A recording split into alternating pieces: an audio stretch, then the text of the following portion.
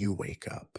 Your job is to chase a wild boar barefoot, dig roots with your face, or scrape hides with a rock. No sick days, no pay, no pants. This story outlines the absurd labor of prehistoric life, foraging for hours just to find bugs, crafting spears that broke instantly, or babysitting by holding screaming toddlers during a thunderstorm. Black humor in every job: poop collector, meat smoker, berry taster, high risk, low reward. The first hint of dawn wasn't a gentle caress of golden light, but rather a grudging seep of pale, watery gray through the cave's gaping maw.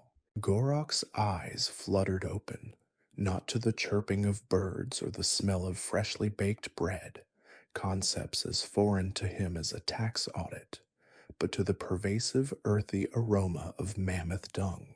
It was the olfactory signature of his existence, a constant reminder of the large, lumbering beasts whose presence, though sometimes a source of potential sustenance, also contributed significantly to the general grime factor of his living quarters. The cave floor, a lumpy tapestry of dried leaves, stray pebbles, and the occasional fossilized insect, offered little in the way of comfort. Gorok attempted to shift his weight, and his joints responded with a chorus of pops and creaks, a symphony of prehistoric aches that played out a daily overture to the upcoming exertions. He vaguely recalled a time, perhaps in a dream or a particularly vivid hallucination brought on by hunger, where limbs moved with a certain fluidity, a sense of ease. Now, every movement was a negotiation, a weary surrender to the inevitable stiffness and pain that came with a life spent wrestling with a world that seemed perpetually determined to kick him in the shins. The idea of leisure was a concept as baffling to Gorok as attempting to explain the intricacies of quantum physics to a particularly dense boulder. There were no weekends, no holidays, no sick days where one could just not. Every single moment of his waking existence was a meticulously calculated expenditure of energy, a desperate, unceasing battle against the gnawing emptiness that resided permanently in his belly. It was a constant, primal negotiation with a world that, frankly, offered a rather meager return on his substantial investment of effort. The sun, a grudging ember peeking over the jagged horizon, served not as a beacon of hope, but as a stark reminder. The clock was ticking, and the daily grind was about to commence. Gorok groaned, the sound a low rumble in his chest, a prelude to the louder rumblings that would soon emanate from his stomach. The day, like all days before it, was a blank slate, but not one that invited artistic expression. It was a slate to be filled with toil, with the relentless pursuit of survival, a grim canvas upon which the stark realities of the grub and the grime would be painted anew. Gorok pushed himself up, his muscles protesting with the tenacity of a stubborn bighorn sheep. The chill of the cave floor seemed to have seeped directly into his bones, a damp, perpetual reminder of his less than luxurious accommodations. Outside, the sun was still a hesitant smudge on the horizon, casting long, distorted shadows that danced with the morning mist. It was the kind of dawn that promised more effort than reward, a muted, grayish affair that lacked any of the cheerful exuberance found in later, more evolved civilizations' awakenings. The air was thick with the mingled scents of damp earth, decaying vegetation, and of course, the ever present aroma of mammoth dung. It clung to everything, a persistent, earthy perfume that was as much a part of Gorok's world as his own skin. He stretched, a series of deliberate, almost painful movements, feeling the familiar symphony of pops and creaks that echoed from his joints. Each crackle was a tiny testament to the day's impending labor, a biological orchestra tuning up for another performance of hardship. The concept of leisure, of simply existing without the immediate pressure of survival, was as alien to him as the notion of a bird willingly grounding itself. His entire existence was a constant, conscious effort to stave off the gnawing emptiness in his belly, a primal, unceasing negotiation with a world that seemed to dole out sustenance, with the miserly hand of a miser counting his last coin. Every waking moment was a calculated expenditure of energy, a desperate gamble against the odds, a relentless pursuit of anything that might fill the cavernous void within. The sun, a grudging ember on the horizon, signaled not the start of a new day, but the continuation of the old grind. It was a relentless cycle, a brutal ballet of survival, and Gorok, like everyone else, was merely a participant, his every move dictated by the primal urge to keep breathing, to keep moving, to keep trying to outwit a world that was as indifferent as it was unforgiving. The internal rumblings in Gorok's stomach had escalated from a gentle murmur to a full-blown operatic demand. It was a desperate plea, a primal drumbeat that drowned out all but the most immediate instinct. Sustenance. He emerged from the cave, his senses immediately on high alert. The world outside was a deceptive tapestry of greens and browns, a seemingly abundant landscape that in reality held its edible treasures with a fierce, almost personal possessiveness. Edible plants were rare commodities, often disguised as their more poisonous cousins or guarded by swarms of irate, iridescent insects with a penchant for inflicting painful, lingering stings. Gorok's foraging expedition was less a leisurely stroll through a botanical garden and more a high-stakes scavenger hunt, punctuated by moments of intense concentration and the occasional panicked retreat. He moved with a practiced wariness, his eyes scanning the undergrowth, his hands already extended, ready to snatch any potential morsel before it could scurry away, or worse, reveal itself to be a deadly impostor. Hours later, the sum total of his efforts was a pathetic handful of pale, squirming grubs, unearthed from the damp, decaying wood of a fallen log, and a single, undeniably suspicious-looking mushroom. It was the color of a bruised plum, its cap unusually soft and yielding to the touch. Gorok eyed it with a mixture of hope and trepidation. Could this be the dietary windfall he craved, or would it be his ticket to a swift and agonizing demise? Before he could make a decision, his attention was drawn to a particularly plump beetle, its iridescent shell glinting in the meager sunlight. It was a prize, a veritable feast in miniature. As he moved to secure his catch, a shadow fell over him. A rival forager, a burly individual with a perpetually scowling face and a decidedly unneighborly disposition, appeared as if summoned by Gorok's burgeoning appetite. With a swift, contemptuous movement, the rival delivered a well-aimed kick to Gorok's flank, sending him sprawling into a patch of prickly nettles. The beetle, sensing opportunity, made its escape. Gorok lay there for a moment, the sting of the nettles a minor annoyance compared to the crushing weight of his hunger and the indignity of the encounter. This wasn't mere hunting or gathering, it was a brutal daily lottery. The prize wasn't wealth or glory, but the simple, desperate act of not getting eaten, and more importantly, not going hungry. The air itself seemed to hum with the unspoken competition, the constant, low level warfare waged for the privilege of simply existing for another day. He picked himself up, wincing, and surveyed his meager haul.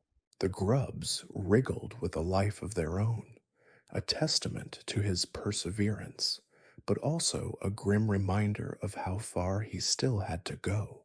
The mushroom remained a potent symbol of the risks involved in his profession, a potential harbinger of either salvation or agonizing oblivion. With his meager findings clutched tightly in his hand, Gorok's mind immediately turned to improving his prospects. The current hunting implements, a couple of sharpened sticks that looked more like oversized twigs, were hardly inspiring confidence. His gaze fell upon a sturdy looking branch lying near his feet, its wood promising a decent heft and a smooth, unblemished surface.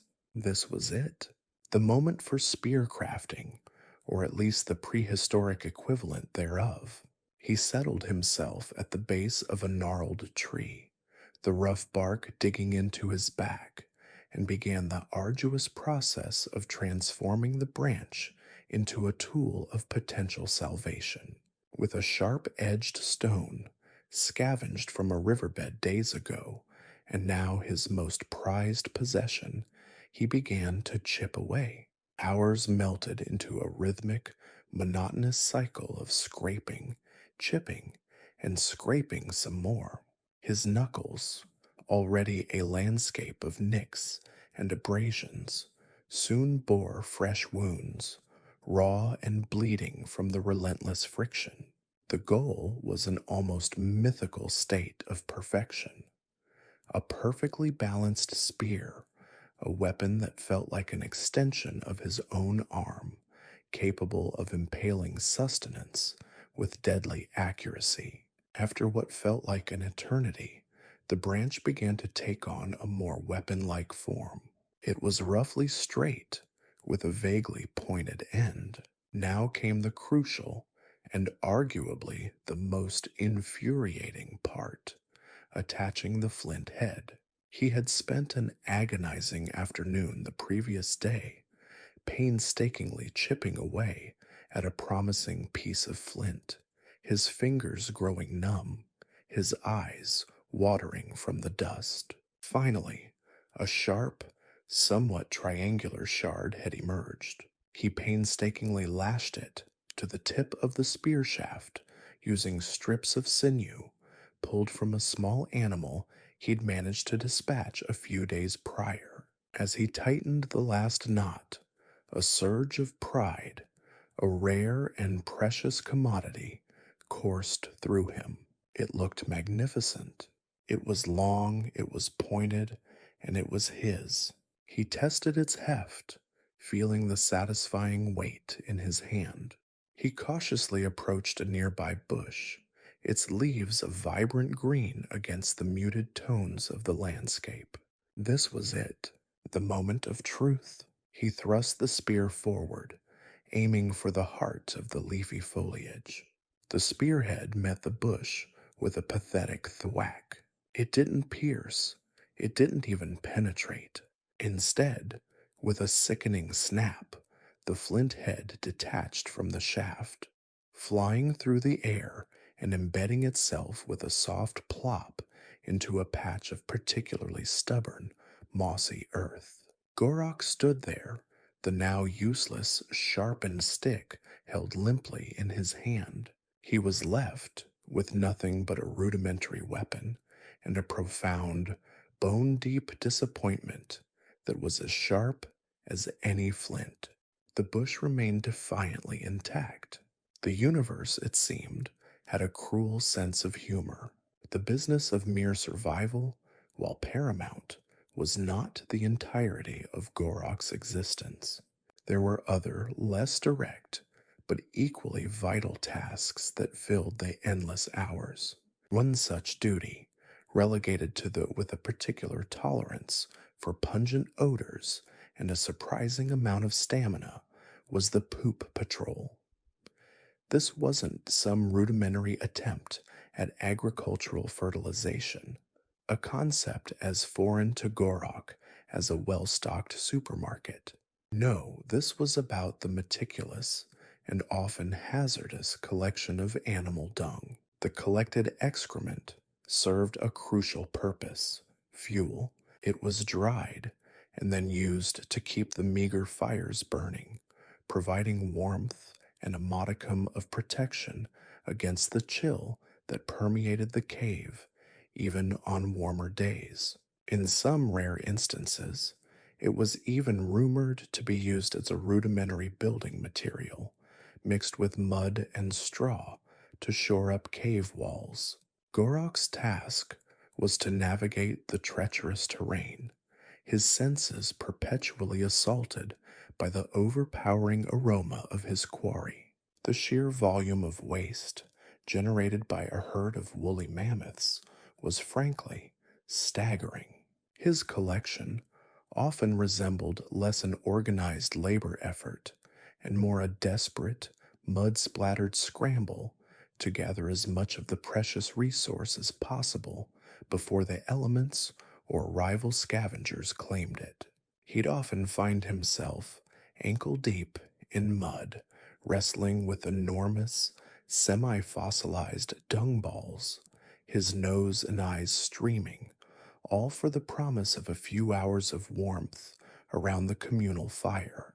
The stench was a constant companion, a thick, cloying blanket that clung to his clothes, his hair, and he suspected his very soul. Yet he persevered, for without this pungent fuel, the nights would be colder, the food less palatable, and the general grime of their existence would be amplified by the gnawing chill of a fireless cave. Among the clan, there existed a role of such critical importance, yet such inherent terror, that it was typically reserved for either the clan's most expendable member, or perhaps more accurately, the individual who had, through some egregious misstep, found themselves with the most to prove.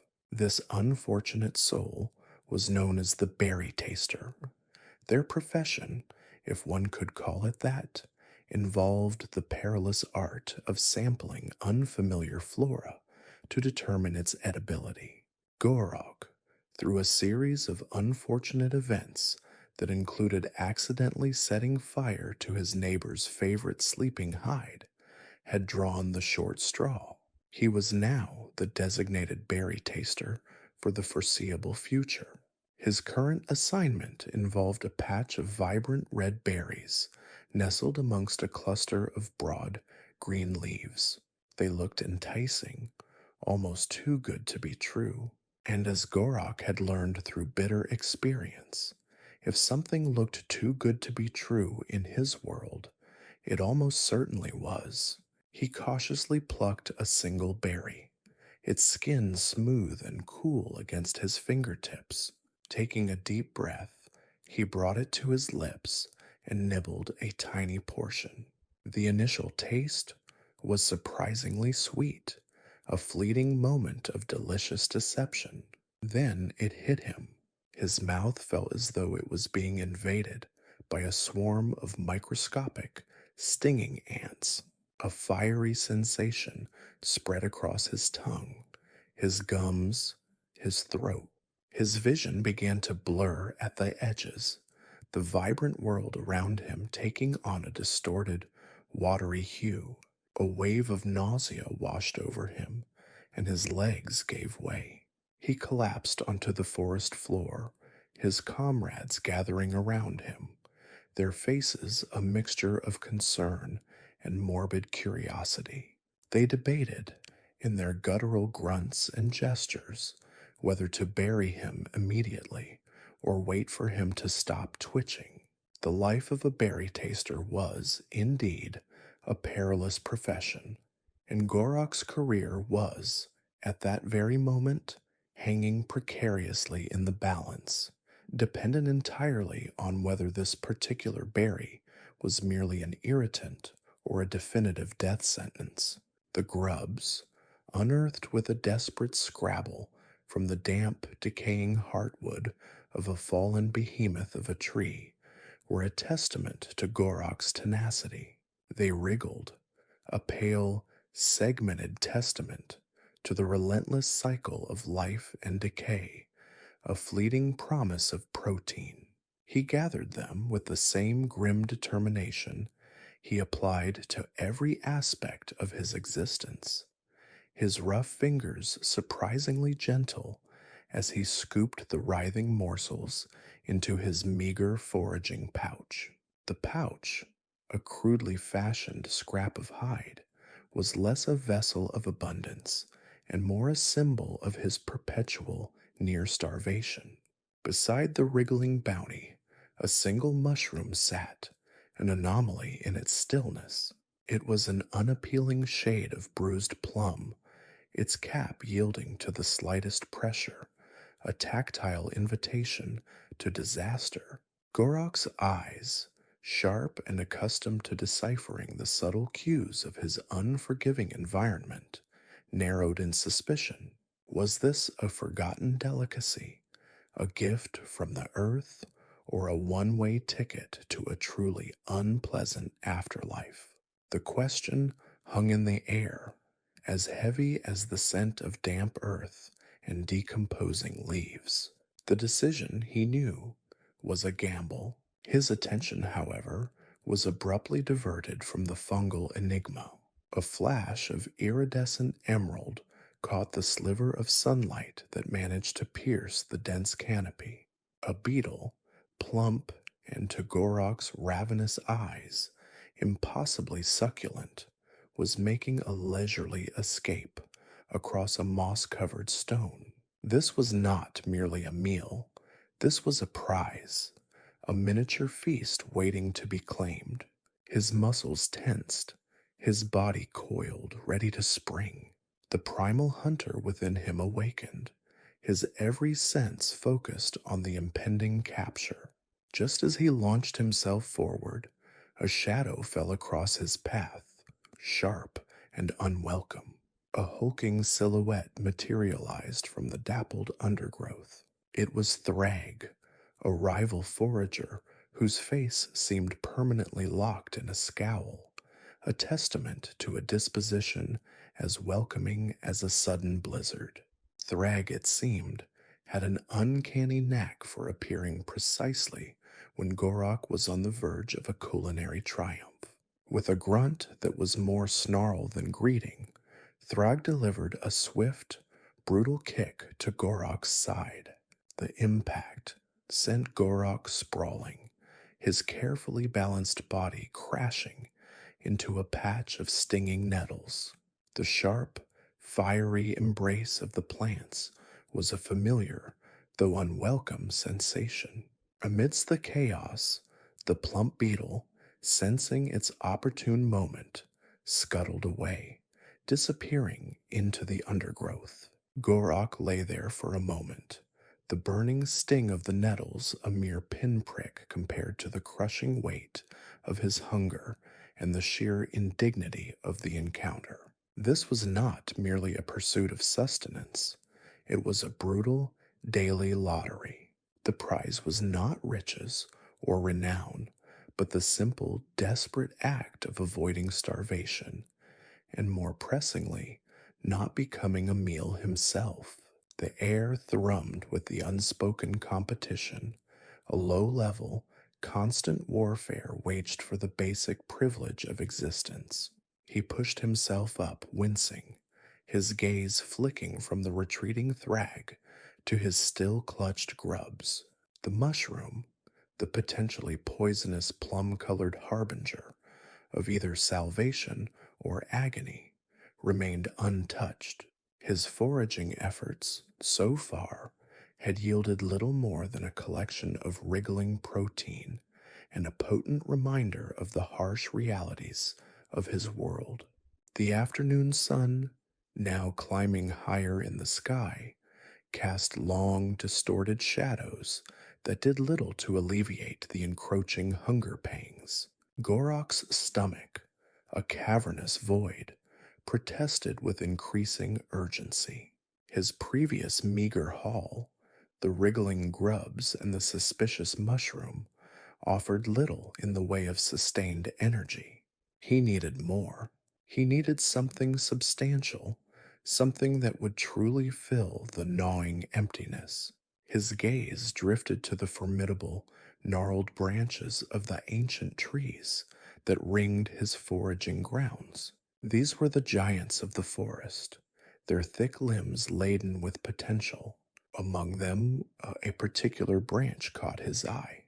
It was a fallen limb, sturdy and straight, its bark worn smooth by time and weather. This, he decided, was more than just a branch. This was the raw material for salvation. This was the genesis of a spear. He found a relatively clear space at the base of a massive, moss covered oak, its roots like gnarled fingers grasping the earth. Settling himself against the rough bark, which offered a surprisingly firm, if unyielding, support, he retrieved his most prized possession, a shard of flint, painstakingly chipped from a promising stone unearthed near the river days ago. It was sharp, its edges honed by hours of dedicated, knuckle-grazing labor. This flint was his chisel, his scalpel, his key to unlocking the potential of the raw wood. The process began, a rhythmic, almost hypnotic cycle of chipping, scraping, and scraping some more. The flint bit into the wood, shaving off thin curls, revealing the pale, unblemished heartwood beneath. His knuckles, already a roadmap of past skirmishes with recalcitrant stones and uncooperative wood, soon bore fresh wounds. The friction of the flint against the branch left raw, bleeding trails, but Gorok barely registered the pain.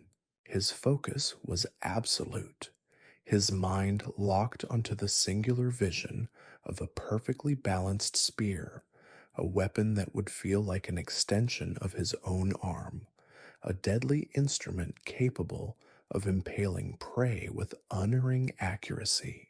He worked with a desperate intensity, each movement deliberate, each scrape a step closer to a fuller belly. The sun began its slow descent, painting the sky in hues of orange and purple, but Gorok remained oblivious. His world had narrowed to the rough texture of the wood, the biting edge of the flint, and the persistent gnawing ache in his stomach that spurred him ever onward. Hours bled into one another, marked only by the changing angle of the sun and the growing pile of wood shavings at his feet. Slowly, painstakingly, the branch began to shed its formless nature. It straightened, its tip sharpened to a rough, yet undeniably pointed apex. It was a crude weapon, lacking the elegance of a finely crafted tool, but it was functional. It was his. Now came the most crucial and often the most frustrating stage, the attachment of the flint head. He had spent a considerable portion of the previous day meticulously shaping a promising piece of flint into a somewhat triangular shard, his fingers growing numb, his eyes watering from the constant shower of fine dust. Now, with strips of sinew, carefully salvaged from the remains of a small creature he'd managed to snare a few days prior, he began the arduous process of lashing the sharpened flint to the spear shaft. His fingers, thick and calloused, moved with a surprising dexterity, pulling the sinew taut, weaving it through the base of the flint and around the shaft. Each knot was tied with a desperate hope, a prayer whispered into the indifferent air. As he tightened the final knot, a rare and precious surge of pride coursed through him. It looked magnificent. It was long, it was pointed, and it was the product of his own hands, his own effort. He tested its heft, the satisfying weights settling into his palm. The balance felt right. With his newly crafted spear held at the ready, Gorok approached a low hanging bush, its leaves a vibrant green, a stark contrast to the muted tones of the surrounding landscape. This was the moment of truth, the test of his creation. He took a deep breath, centered himself, and thrust the spear forward with all the force he could muster, aiming for the thickest part of the leafy foliage. The spearhead met the bush with a pathetic thwack. It didn't pierce, it didn't even penetrate. Instead, with a sickening, sharp crack, the meticulously lashed flint head detached from the shaft, sailing through the air like a rogue projectile. It landed with a soft plop in a patch of particularly stubborn, mossy earth, lost to the embrace of the damp ground. Gorok stood there, the now useless, sharpened stick held limply in his hand. He was left with nothing but a broken tool and a profound, bone deep disappointment that was as sharp as any flint. The bush remained defiantly, mockingly intact. The universe, it seemed, had a particularly cruel sense of humor, a tendency to snatch victory from the jaws of his every hard-won effort. The grubs in his pouch suddenly felt even more meager, the single mushroom an even more perilous proposition. The day's exertions, the spear crafting debacle, and the constant gnawing in his belly left Gorok drained. Yet survival demanded more than just the immediate pursuit of food. There were other, less glamorous, but equally vital tasks that punctuated the relentless cycle of hunger and foraging. One such duty, reserved for those with a particular fortitude for overpowering odors and a surprising amount of endurance, was the poop patrol. This was not a sophisticated exercise in agriculture, a concept as alien to Gorok as a perfectly ordered marketplace. No, this was a grim, often perilous, undertaking focused on the collection of animal dung. The collected excrement served a singular critical purpose: fuel, dried and then carefully stored. It was the lifeblood of their meager fires, the source of warmth that pushed back the gnawing chill of the cave and the surrounding wilderness, and a small measure of protection against the myriad creatures that stirred in the darkness. In rare instances, it was even whispered to be mixed with mud and straw, forming a rudimentary, if pungent, building material to shore up the crumbling cave walls. Gorok's current assignment led him into a rocky ravine, a place where the great woolly mammoths often congregated, their passage leaving behind a staggering testament to their immense appetites. The air here was thick, almost suffocating, with the overpowering, earthy perfume of their waste. The sheer volume of excrement generated by a herd was frankly astounding. His collection efforts often resembled less an organized labor of resource management and more a desperate, mud-splattered scramble to gather as much of the precious fuel as possible before the elements, or more commonly, opportunistic scavengers claimed it. He found himself wading through the damp, yielding ground, wrestling with enormous, semi fossilized dung balls that clung tenaciously to the earth. His nose streamed, his eyes watered, and the stench clung to his clothes, his hair, and he suspected his very soul. Yet he persevered. Without this pungent, unglamorous fuel, the nights would be colder, the already scarce food less palatable, and the general grime of their existence would be amplified by the soul chilling emptiness of a fireless cave. He stuffed the dry, fibrous material into a larger sack, the unpleasant task a necessary evil in the unending fight for warmth and a flicker of comfort. Among the varied and often perilous roles within the clan, there existed one of such critical importance, yet so inherently terrifying, that it was typically assigned to either the clan's most expendable member, or more likely, the individual who had, through some egregious misstep, found themselves with the most to prove. This unfortunate soul bore the title of the berry taster. Their profession, if such a perilous undertaking could truly be called that, involved the art of sampling unfamiliar flora, of venturing into the unknown with nothing but their own fortitude and a prayer to determine its edibility. Gorok, through a series of unfortunate events that had culminated in him accidentally setting fire to his neighbor's favorite sleeping hide, a transgression that had earned him glares that could curdle mammoth milk, had drawn the short straw. He was now the designated berry taster for the foreseeable future, a grim pronouncement that had settled upon him like a suffocating shroud. His current assignment involved a small cluster of bushes, laden with vibrant red berries that seemed to glow with an almost unnatural allure amidst a tangle of broad, green leaves.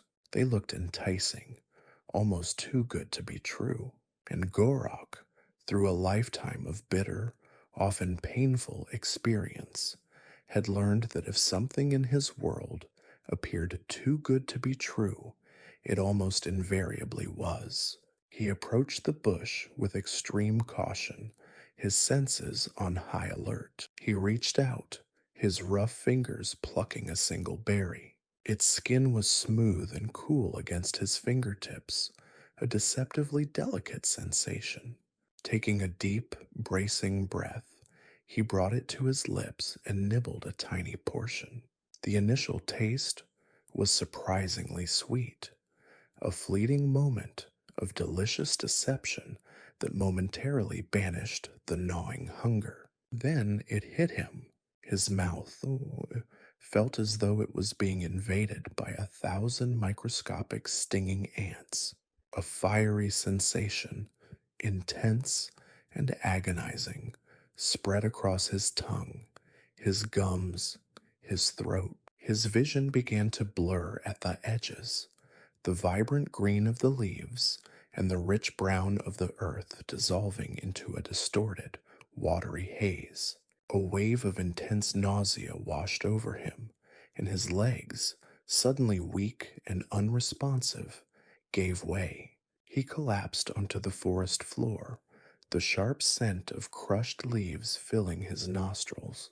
Around him, his clanmates gathered, their faces a mixture of genuine concern and a more pronounced morbid curiosity. He heard their guttural grunts and gestures, the hushed debate about whether to bury him immediately or wait for the cessation of his involuntary twitches. The life of a berry taster, Gorok reflected with a grim, albeit blurry certainty, was indeed a perilous profession, and his own career in that esteemed, terrifying field was at that very moment hanging precariously in the balance, entirely dependent on whether this particular berry was merely a potent irritant or a definitive harbinger of his final descent. The quest for the protein pebble had, it seemed, taken a decidedly hazardous turn.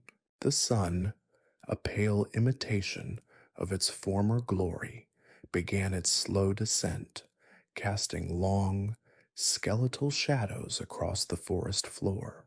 Garak's stomach, a hollow echo chamber of perpetual hunger, rumbled a mournful symphony. The handful of wriggling grubs in his pouch, a meager offering at the best of times, now seemed impossibly insignificant. The plum colored mushroom, still untouched, remained a silent, brooding enigma, its potential for salvation or a swift, agonizing demise hanging precariously in the balance. He'd gambled on it once before, a decision that had involved an extended period of stomach cramps and a profound mistrust of anything that resembled bruised fruit. Today, however, his desperation had clawed its way beyond a simple stomach ache. It had escalated into a full blown existential dread. The gnawing emptiness was more than just a physical discomfort, it was a creeping, insidious enemy, eroding his resolve and dimming the already faint spark of hope in his weary eyes. He needed sustenance, real sustenance, the kind that filled the void and silenced the persistent, humiliating growl that punctuated every thought. His gaze, sharp and accustomed to the unforgiving minutiae of his environment, swept across the landscape, searching for any sign of opportunity, any flicker of a chance to rectify his increasingly dire situation. The dense canopy of the ancient forest, a verdant ceiling of gnarled branches and interwoven leaves, seemed to mock him with its abundance. Yet the bounty was often elusive, protected by the very immensity that housed it. His eyes settled on a fallen limb, a sturdy, straight-grained section of what had once been a majestic oak. It was weathered, its bark worn smooth by the relentless caress of wind and rain, a silent testament to its resilience. This was not merely a piece of dead wood, it was a promise, a tangible manifestation of a potential solution. This, he decided with a surge of renewed, albeit fragile determination, would become his spear. He found a relatively clear space at the base of a colossal, moss draped oak, its roots like the arthritic fingers of a giant, clutching the earth with an ancient, unyielding grip. The rough bark of the oak offered a surprisingly firm, if not entirely comfortable support as he settled himself against its trunk. From the folds of his worn hide pouch, he withdrew his most cherished possession, a shard of flint, painstakingly chipped from a promising stone unearthed near the river days prior. Its edges, honed to a razor's keenness through hours of diligent knuckle-grazing labor, glinted dully in the fading light. This shard of flint was his chisel, his scalpel, his primary weapon against the shapeless potential of the raw wood. He would coax it, cajole it, and if necessary, batter it into submission until it conformed to his will. The process began with a rhythmic, almost hypnotic cadence. Chip, scrape, and then scrape some more. The flint, held firmly in his calloused palm, bit into the wood with a satisfying shik, shaving off thin, pale curls that fell like discarded memories at his feet. The raw, unblemished heartwood beneath was revealed, a pristine canvas awaiting its transformation. His knuckles, already a well-worn map of past skirmishes with recalcitrant stones and uncooperative wood, soon bore fresh wounds. The constant friction of the flint against the stubborn grain of the wood left raw, bleeding trails. but Gorok barely registered the pain. His focus was absolute, his mind a single pointed instrument honed by the primal urge to survive. He envisioned a perfectly balanced spear, a weapon that would feel like a natural extension of his own arm, a deadly instrument capable of impaling prey with unerring accuracy, a silent promise of a full belly. He worked with a desperate, gnawing intensity. Each deliberate movement, each precise scrape, a tangible step closer to alleviating the persistent ache in his stomach that spurred him onward, a relentless taskmaster driving him through the encroaching twilight.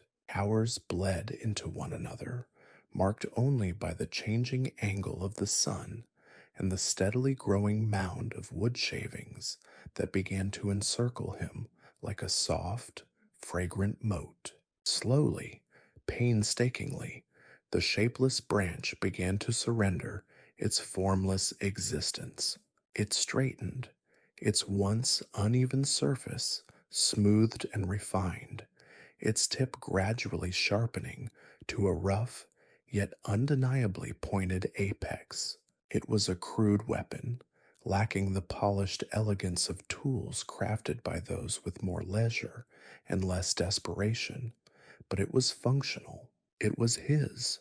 The satisfaction of creation, of wresting potential from raw material, was a rare and precious commodity in Gorok's world, and for a fleeting moment it felt almost as nourishing as a decent meal. Now came the most crucial and often the most disheartening stage of the endeavor, the attachment of the flint head. He had spent a considerable portion of the previous day meticulously shaping a promising piece of flint into a somewhat triangular shard.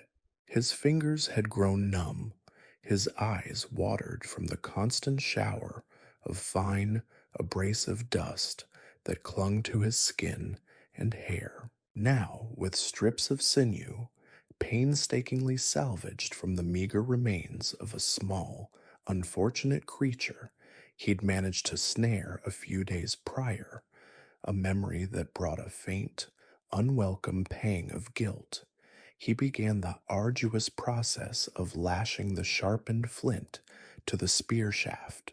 His fingers, thick and calloused, moved with a surprising, almost desperate dexterity, pulling the sinew taut, weaving it through the carefully carved notches at the base of the flint and around the shaft, securing it with an almost prayerful precision. Each knot was tied with a desperate hope, a silent plea whispered into the indifferent air, a testament to his unwavering, albeit battered, optimism. As he tightened the final knot, a rare and precious surge of pride coursed through him. It looked magnificent. It was long, it was pointed, and it was the product of his own hands, his own effort, his own relentless will.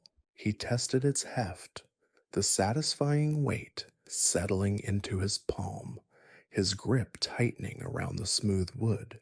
The balance felt right. It felt like possibility.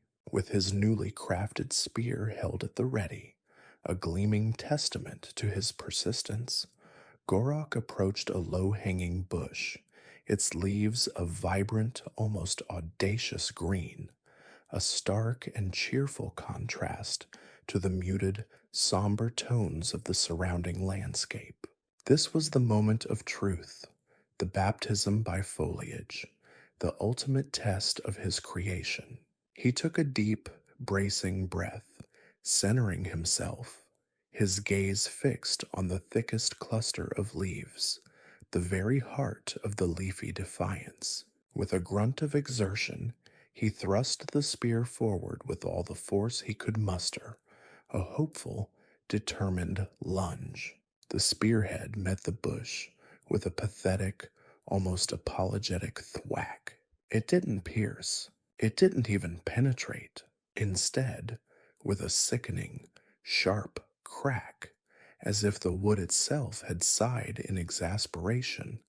The meticulously lashed flint head detached from the shaft. It sailed through the air like a rogue projectile, a fleeting arc against the darkening sky. It landed with a soft, undignified plop in a patch of particularly stubborn, mossy earth, quickly disappearing into the embrace of the damp, forgiving ground. Gorok stood there, the now useless, perfectly sharpened stick held limply in his hand, a monument to his singular, profound disappointment. The bush remained defiantly, mockingly intact, its verdant integrity unbreached. The universe, it seemed, had a particularly cruel and often messy sense of humor, a penchant for snatching victory from the jaws of his every hard won effort, only to leave him with a broken tool and a hollow ache that resonated deeper than his hunger. The grubs in his pouch suddenly felt even more meager, the single mushroom an even more perilous and increasingly unappealing proposition. The art of spear crafting, he mused with a grim, internal sigh, was indeed a fragile dance between aspiration and the unforgiving laws of physics, a dance he had, once again, spectacularly failed to master. The air, thick with the cloying scent of damp earth and decaying vegetation, did little to mask the overriding, inescapable perfume of, well, life, or rather, the prodigious output of life. Gorok trudged through a dense thicket, his hide boots sinking slightly into the yielding loam with each step. The meager remnants of his earlier efforts, a handful of plump, wriggling grubs, and a single dubious looking mushroom, felt like distant memories, overshadowed by the sheer, overwhelming scale of his current assignment. This was not the noble pursuit of the hunt, nor the delicate art of tool making. This was the poop patrol.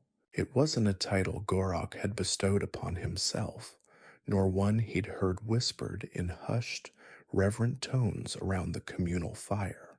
No, this was a task assigned, a duty thrust upon him by the unspoken, yet universally understood, hierarchy of survival. While others honed their spears, chipped at flints, or debated the finer points of fire starting, Gorok had been designated the Dung Wrangler, a less glamorous, albeit arguably more pungent calling. His quarry, or rather his resource, was not of the furry, scurrying variety, but something considerably more abundant. The recent passage of a herd of woolly mammoths through the valley had left in its wake a landscape dotted with colossal, steaming piles. These weren't mere droppings. They were monuments to mammalian digestion, geological formations of organic matter that defied polite description. And Gorok, armed with little more than a sturdy hide sack and a grim, resolute expression, was tasked with their collection. The smell was, to put it mildly, overwhelming. It wasn't just the sharp, ammoniac tang of fresh waste. It was a complex bouquet of fermented vegetation, digestive byproducts, and the lingering earthy musk of the colossal beasts themselves. It clung to everything: his hair, his worn tunic, the very pores of his skin. He'd long since learned to breathe through his mouth, a strategy that offered minimal relief, but at least prevented his nostrils from staging a full-scale revolt. Navigating the terrain was an exercise in extreme caution. The ground, already churned and disturbed by the mammoth's passage, was a treacherous minefield of soft mud, hidden roots, and of course, the prize itself. Each step was a calculated risk, a gamble against a sudden ankle twisting plunge into viscous, unmentionable goo. He'd already had one unfortunate encounter with a particularly deep and yielding patch that had resulted in a significant portion of his meager midday meal being unceremoniously deposited back onto the earth. The grubs, at least, had found a new, albeit temporary, home. The sheer volume was staggering. One mammoth's worth of dung could fill Gorok's entire sack, and then some. He'd learned to work methodically, approaching each pile with a mixture of respect for its sheer mass and utter disdain for its contents. His technique involved a delicate dance of probing with his foot, testing the consistency, and then, with a swift, decisive scooping motion, filling his sack. It was less collection and more desperate, mud splattered scramble. He recalled with a shudder the first few attempts. He'd been idealistic then, picturing himself as some sort of resourceful gatherer, a pioneer of sustainable energy. He'd imagined carefully selecting the freshest, most nutrient rich specimens, perhaps even drying them for later use. Reality, however, had been a far messier, smellier affair. The freshest were often the hottest, and the nutrient rich were frequently accompanied by an alarming assortment of unidentifiable and occasionally wriggling parasites. Today's mission was particularly challenging. The mammoths had apparently spent the night grazing in a rather boggy area, meaning the ground was a quagmire and the dung was, well, let's just say moist, was a charitable descriptor. Gorok found himself navigating ankle deep muck, his movements slow and deliberate, his eyes scanning the ground for the most promising, least liquefied deposits. He spotted a particularly large specimen, a dark, steaming mound that seemed to radiate a primal heat. This was prime material. He approached cautiously, his hide sack already half full from earlier, less substantial efforts. He took a deep breath, braced himself, and plunged his makeshift shovel, a sharpened, flattened piece of bone, into the heap. The consistency was like thick, unctuous clay, clinging stubbornly to the bone. He strained, his muscles bunching, his knuckles white where he gripped the makeshift tool. Slowly, agonizingly, he managed to dislodge a substantial portion, transferring it into his sack with a splat that echoed in the relative silence of the forest. As he worked, his mind drifted. He wondered what, precisely, this salvaged material was intended for. He'd heard whispers around the fire, theories bandied about by the elders. Some suggested it was a primitive form of fuel to be dried and burned for warmth and light. Others believed it might be used as a binding agent in construction, mixed with mud and reeds to create sturdier shelters. Gorok himself harbored a less noble, more pragmatic theory. It was simply an excuse to keep him busy, to prevent him from interfering with more important tasks, like the aforementioned spear crafting or the equally frustrating art of mushroom identification. After all, who was going to complain about the state of the dung piles if Gorok was too busy wading through them? He paused, wiping a bead of sweat from his brow with the back of a mud-caked hand. His sack was now commendably full, its weight a testament to his perseverance. The aroma emanating from it was a potent, almost corporeal presence. He could practically taste it. The thought of returning to the settlement, of unloading this pungent cargo, brought with it a weary resignation. There would be no accolades, No songs sung in his honor. Perhaps a grunt of acknowledgement from the elder in charge of whatever this was. He started back, the sack slung over his shoulder, its contents shifting uncomfortably with each step. The sun, now a hazy disk behind a veil of persistent cloud, offered little warmth. The forest, which had seemed so full of potential just hours ago, now felt like an indifferent, soggy expanse, dominated by the ever present olfactory reminder of his unique contribution to the community. He passed a group of hunters returning, their faces grim, but their spears, thankfully intact, held proudly.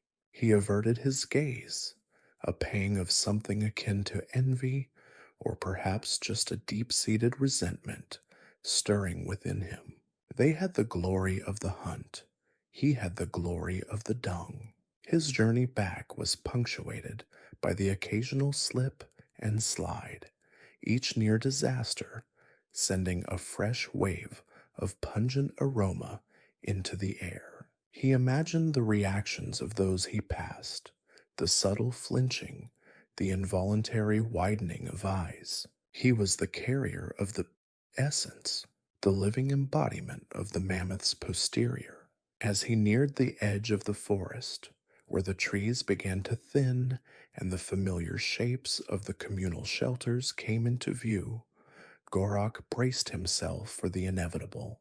He could already hear the faint sounds of activity, the murmur of voices, the crackle of a distant fire. He squared his shoulders, adjusted the weight of his burden, and prepared to present his offering to the gods of prehistoric sanitation. The poop patrol, he thought with a grimace, was indeed a noble calling, albeit a very, very smelly one, and tomorrow the mammoths would likely be back, and his noble calling would be waiting, steaming and ready once more. The air, thick with the cloying scent of damp earth and decaying vegetation, did little to mask the overriding, inescapable perfume of, well, life, or rather, the prodigious output of life. Gorok trudged through a dense thicket, his hide boots sinking slightly into the yielding loam with each step. The meager remnants of his earlier efforts, a handful of plump, wriggling grubs, and a single dubious-looking mushroom, felt like distant memories, overshadowed by the sheer, overwhelming scale of his current assignment. This was not the noble pursuit of the hunt, nor the delicate art of tool making. This was the poop patrol. It wasn't a title Gorok had bestowed upon himself, nor one he'd heard whispered in hushed, reverent tones around the communal fire. No, this was a task assigned, a duty thrust upon him by the unspoken yet universally understood hierarchy of survival. While others honed their spears, chipped at flints, or debated the finer points of fire starting, Gorok had been designated the Dung Wrangler, a less glamorous, albeit arguably more pungent calling.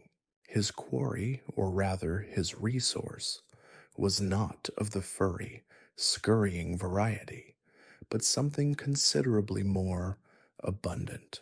The recent passage of a herd of woolly mammoths through the valley had left in its wake a landscape dotted with colossal, steaming piles. These weren't mere droppings. They were monuments to mammalian digestion, geological formations of organic matter that defied polite description.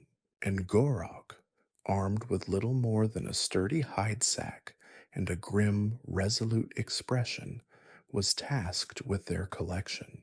The smell was, to put it mildly, overwhelming. It wasn't just the sharp, ammoniac tang of fresh waste.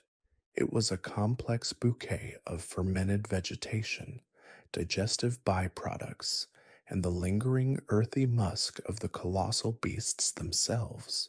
It clung to everything: his hair, his worn tunic, the very pores of his skin.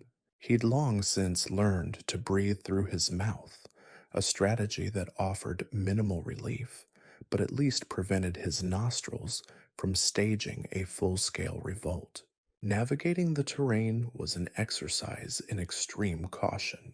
The ground, already churned and disturbed by the mammoth's passage, was a treacherous minefield of soft mud, hidden roots, and, of course, the prize itself. Each step was a calculated risk, a gamble against a sudden, ankle twisting plunge into viscous, unmentionable goo. He'd already had one unfortunate encounter with a particularly deep and yielding patch that had resulted in a significant portion of his meager midday meal being unceremoniously deposited back onto the earth.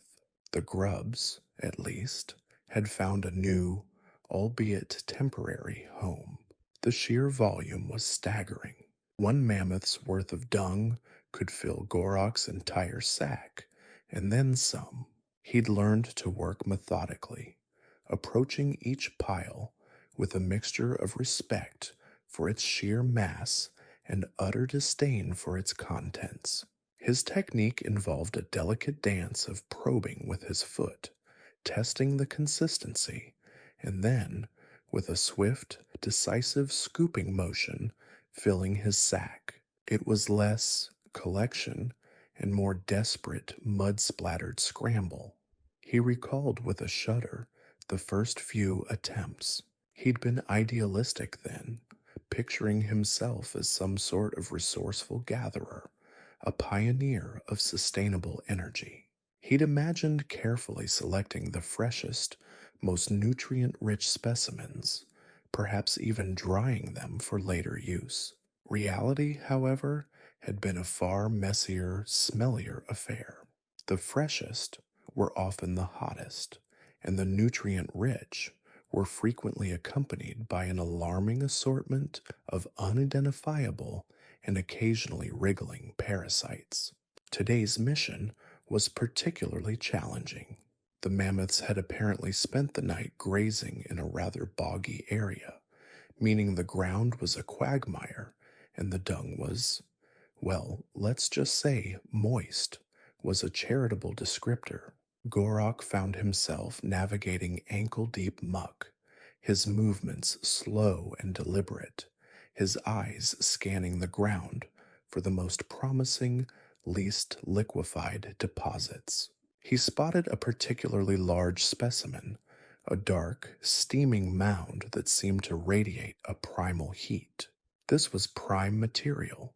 He approached cautiously, his hide sack already half full from earlier, less substantial efforts. He took a deep breath, braced himself, and plunged his makeshift shovel, a sharpened, flattened piece of bone, into the heap. The consistency was like thick, unctuous clay, clinging stubbornly to the bone.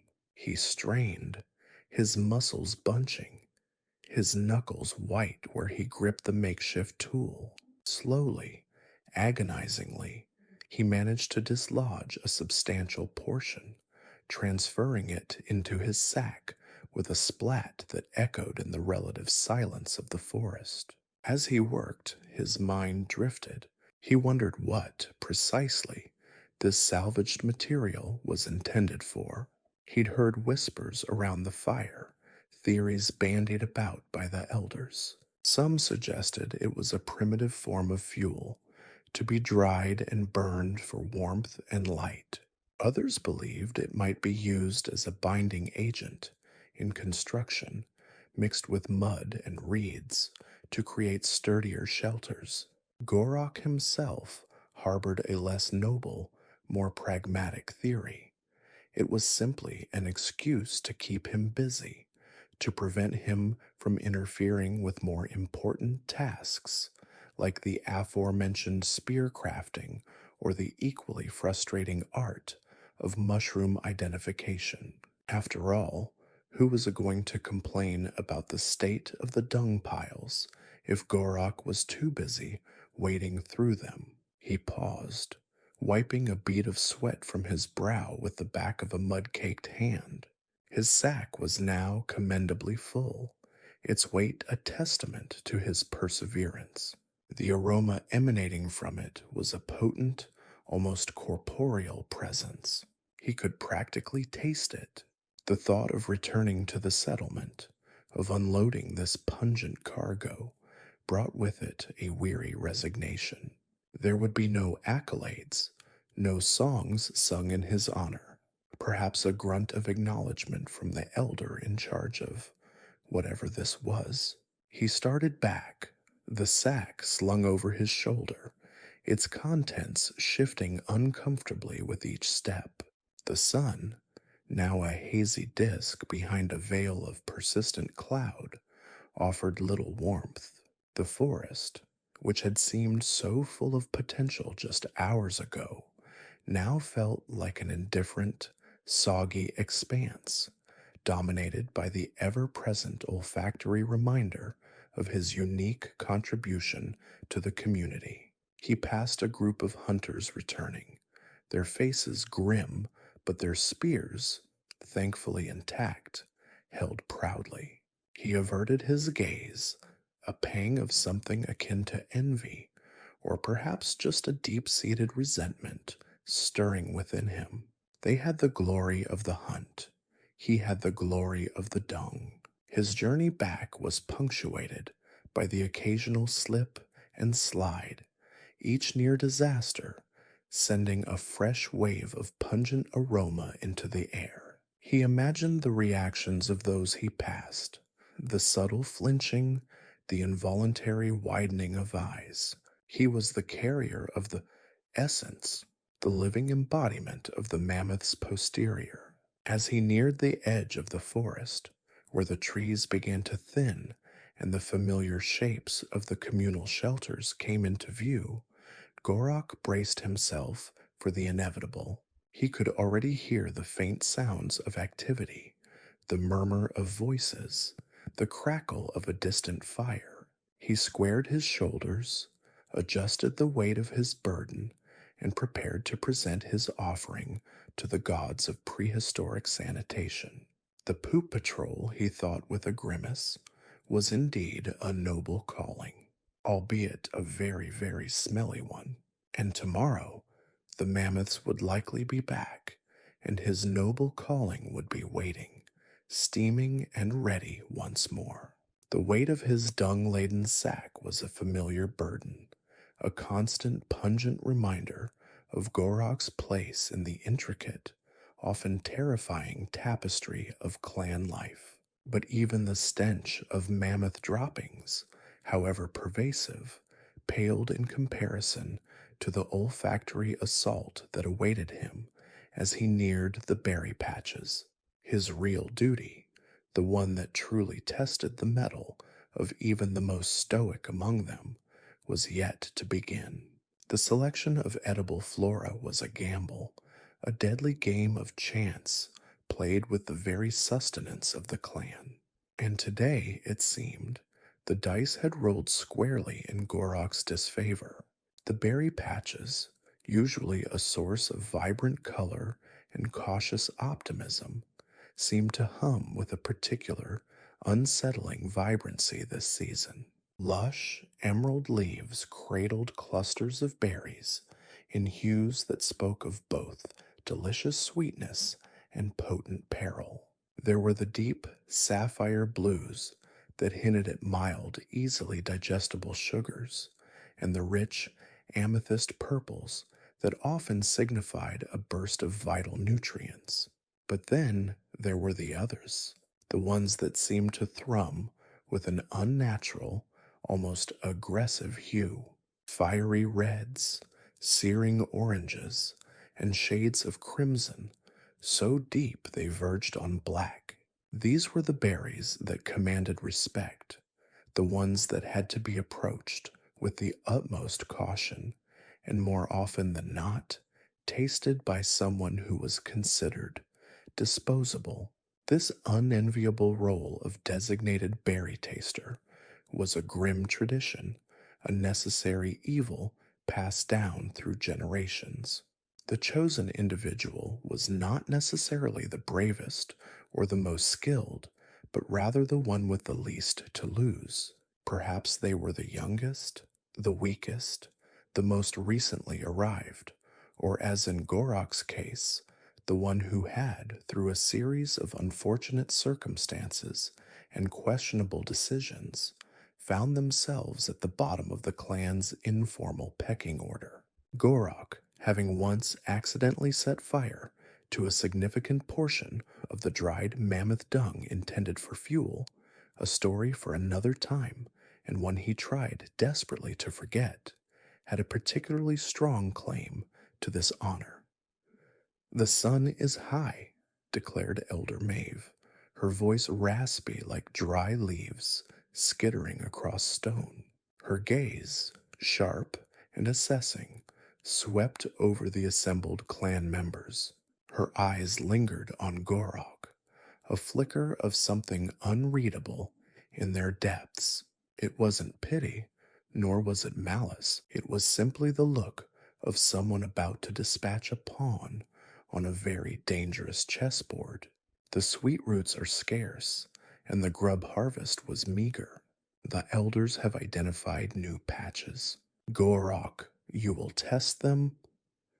Gorok's stomach plummeted, a sensation not entirely unfamiliar, but far more acute than the usual dread of mammoth dung collection. He swallowed hard, his throat feeling suddenly parched. He knew the drill. He would approach the designated patch, meticulously select a single representative berry, a task requiring an unnerving intuition for which berries were merely slightly poisonous versus outright lethal, and then, with bated breath, consume it. The subsequent reactions, a mild stomach ache, a fleeting dizziness, a temporary loss of vision, or in the worst case scenario, a swift and agonizing demise, would determine the fate of the entire clan's foraging efforts for weeks to come. He was led to a small clearing, bathed in the dappled sunlight filtering through the dense canopy. Before him, spilling from a rocky outcrop, was a patch of low-lying bushes, laden with the most alarmingly vibrant red berries Gorok had ever seen. They pulsed with an inner light, a siren song of sweetness that was deeply, intrinsically untrustworthy. They were the color of a fresh wound, the hue of a sunset that promised a chilling night. His fellow clan members gathered at a respectful, yet morbidly curious distance. Their faces, usually etched with the hardships of their daily existence, were now a mixture of apprehension and a strange, almost detached fascination. They watched him, not with encouragement, but with the detached interest of spectators at a particularly gruesome spectacle. It was a familiar feeling. Gorok approached the bushes with a caution honed by bitter experience.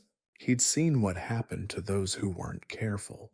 Old Man Thistle, a man whose beard was as tangled as the forest floor, had once sampled a berry that looked remarkably similar. He'd spent a full day writhing on the ground, his skin turning a ghastly shade of purple, his screams echoing through the valley until he finally went still, leaving behind only a lingering scent of regret and something akin to burnt honey.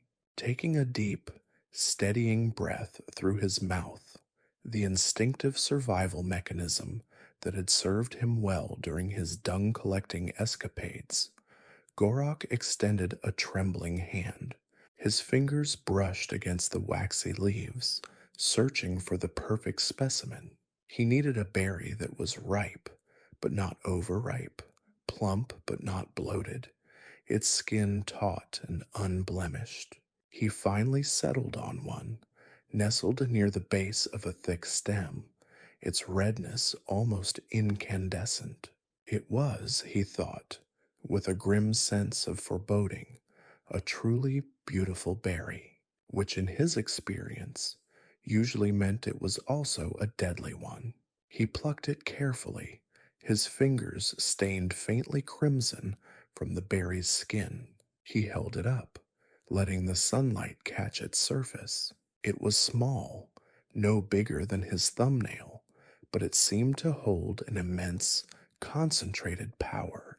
The silence of the surrounding forest pressed in on him, amplifying the thumping of his own heart. He could feel the eyes of his clan upon him, waiting, judging, hoping he wouldn't be the one to succumb. With a final, silent prayer to whatever ancient spirits might be listening, Gorok brought the berry to his lips. The initial sensation was surprisingly pleasant. A burst of sweet tart juice flooded his mouth, a fleeting moment of delicious relief. It tasted like sunshine and summer storms, a complex, invigorating flavor that promised sustenance and vitality. He almost allowed himself a moment of hopeful anticipation. Then it began. The sweetness curdled, transforming into an acrid bitterness that scraped at the back of his throat. A prickling sensation, like 1,000 tiny needles, erupted across his tongue and gums. It intensified rapidly, spreading like wildfire, an invasive, fiery invasion. His mouth felt as though it were being filled with hot coals, his tongue swelling, making speech impossible. He gagged, trying to spit out the offending fruit, but it was too late.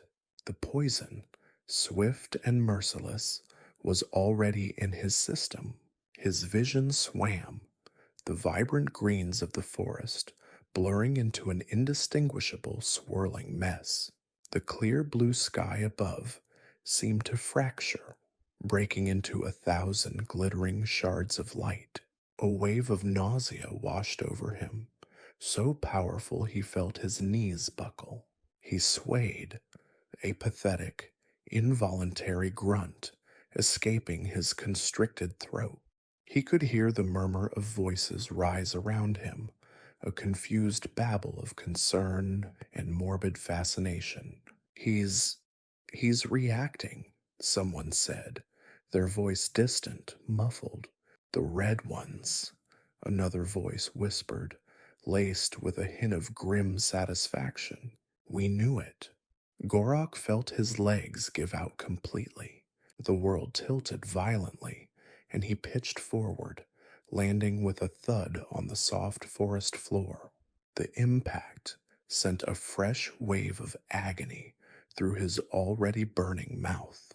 He tried to push himself up, to sit, to do anything but lie there like a felled sapling, but his limbs felt heavy, unresponsive, as if they belonged to someone else. The burning sensation spread from his mouth to his throat, down into his stomach, a churning, agonizing inferno. He could hear them now, his clan, their hushed, urgent whispers. Is he going to die? A young voice, trembling with a mixture of fear and morbid excitement, piped up. He's still twitching. Another, older voice, remarkably calm, observed. Give him a moment. Gorok's body, against his will, responded to the observation. His limbs spasmed, a series of uncontrolled twitches and jerks that sent ripples through his already distorted perception of reality. It was a grotesque, involuntary dance, a final desperate protest from a body being systematically dismantled. He heard the sound of feet shuffling, the rustle of leaves. He sensed movement, the shapes of his clan members looming over him, their faces a blur of concerned and analytical gazes. What do we do? If he dies, the rest are safe to eat. But if he lives, he'll know for sure. Gorok heard the words, or perhaps felt them resonating through the primal chaos engulfing him. If he lives, he'll know for sure. The thought, buried beneath the agony, was a flicker of dark humor. His entire existence, it seemed, had been leading up to this, becoming the living litmus test for poisonous berries. He felt a nudge, rough and impersonal, against his side. Then another. The world was a confusing kaleidoscope of pain and muffled sounds. He vaguely registered the feeling of being lifted, of being awkwardly carried. Were they carrying him back to the settlement, to be nursed back to health, to suffer the indignity of his failure? Or were they carrying him to a shallow grave, a premature burial before his final twitch had even ceased? The debate, he dimly perceived, was ongoing, a pragmatic discussion about resource allocation, even in the face of imminent death. Should they waste precious time and energy tending to him, or was it more efficient to simply dispose of the problem and move on to the more promising and presumably safe berry patches? Gorok, caught between the fiery agony of the poison and the chilling indifference of his clan, could only lie there, a quivering testament to the perilous nature of their existence. He had tasted the berry, and now the berry was tasting him. The question remained, however, whether he would live long enough to offer his verdict, or if he would become just another cautionary tale, a ghostly whisper on the wind warning of the vibrant red berries that pulsed with a deadly, deceitful beauty. The grubs and the grime felt like a distant, almost pleasant memory now, a far cry from the agonizing, berry-induced inferno that was consuming him. The raw, visceral triumph of the hunt, the breathless adrenaline that surged through Gorok's veins as the mighty Orok finally succumbed to their spears, was a fleeting, ephemeral sensation. It was a moment of pure, unadulterated victory, etched against the harsh canvas of their existence. But victory, as Gorok was rapidly learning, was a notoriously messy affair. The sheer, colossal weight of the beast meant that the elation of the kill quickly gave way to the grim, logistical reality of what came next. The Auroch, a magnificent specimen of prehistoric power, was not merely a meal. It was a larder, a winter's worth of sustenance, and a considerable challenge in preservation. The initial butchering was a communal effort, a flurry of sharpened stone and grunting exertion under the pale, indifferent sky. Gorok, his earlier berry-induced ordeal, having thankfully resolved into a lingering, bitter aftertaste rather than a permanent departure from this mortal coil, found himself assigned a task that, while less directly life-threatening, promised a unique form of existential torment. His role was to oversee the smoking of the meat, a process that was as much about endurance as it was about culinary artistry. In their rudimentary lexicon, it was simply the long smoke, a term that conjured images of endless hours, acrid fumes, and a taste that was, at best, an acquired one. The designated smoking area was a large cavern, its mouth gaping open to the elements, a natural amphitheater where the efforts of the clan could be concentrated. Gorok's primary objective was to build a fire that would smolder, not blaze. This was crucial. A roaring inferno would simply char the meat, rendering it as inedible as a lightning-struck tree. What was required was a slow, relentless exhalation of smoke, a persistent, pungent cloud that would, over the course of days, painstakingly dehydrate and preserve the precious cuts. He began by gathering fuel, not the dry, easily ignitable wood that fueled their nightly fires, but wetter, greener branches, leaves, and even damp moss. These were the ingredients for smoke, not for a roaring flame. He painstakingly arranged a base of larger, slow burning logs, then layered upon them the greens, the leaves, the damp detritus of the forest floor. It was a delicate balance, an exercise in controlled decay, a miscalculation, a too eager hand with the flint and striker, and the whole endeavor would go up in smoke, the wrong kind of smoke, a destructive inferno rather than a preservative mist.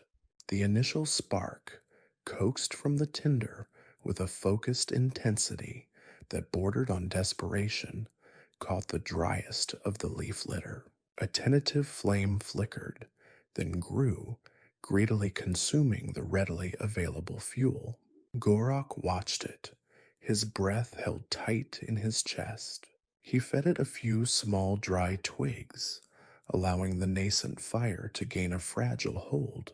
Then, with deliberate slowness, he began to introduce the damper materials. The flames, initially eager and bright, faltered, sputtered, and then with a frustrated hiss, transformed into a thick, gray plume. It was a promising start. The cavern, which had been a relatively open and airy space, began to fill. The smoke, heavy and moist at first, hugged the ground, clinging to the rock formations like a persistent fog. Gorok added more fuel, the damp branches and leaves, and the smoke thickened, rising higher, its color deepening from a wispy gray to a dense, almost opaque pallor. The air became heavy, cloying, and the familiar scent of wood smoke, usually a comforting harbinger of warmth and cooked food, was here a suffocating, eye-watering assault. He continued to feed the fire, tending it with the meticulousness born of necessity. The goal was a constant, unwavering stream of smoke. Too little, and the meat would spoil. Too much in one area, and it would become overly acrid, imbued with the unpleasant taste of burnt hair and something akin to despair. He found himself constantly adjusting the position of the burning material, adding fresh, damp leaves to one side, removing overburned embers from another, all while trying to maintain a steady temperature and an even distribution of the life-giving yet suffocating haze. The meat, already expertly cut into manageable strips by the other members of the clan, was hung on racks fashioned from bone and sinew, suspended from the cavern ceiling. Long crimson ribbons of auroch flesh, glistening with their own natural juices, were now enveloped in the burgeoning smoke. Gorok could see the transformation beginning, the raw red slowly deepening, taking on a darker, more weathered hue as the smoke began its work. Hours bled into days.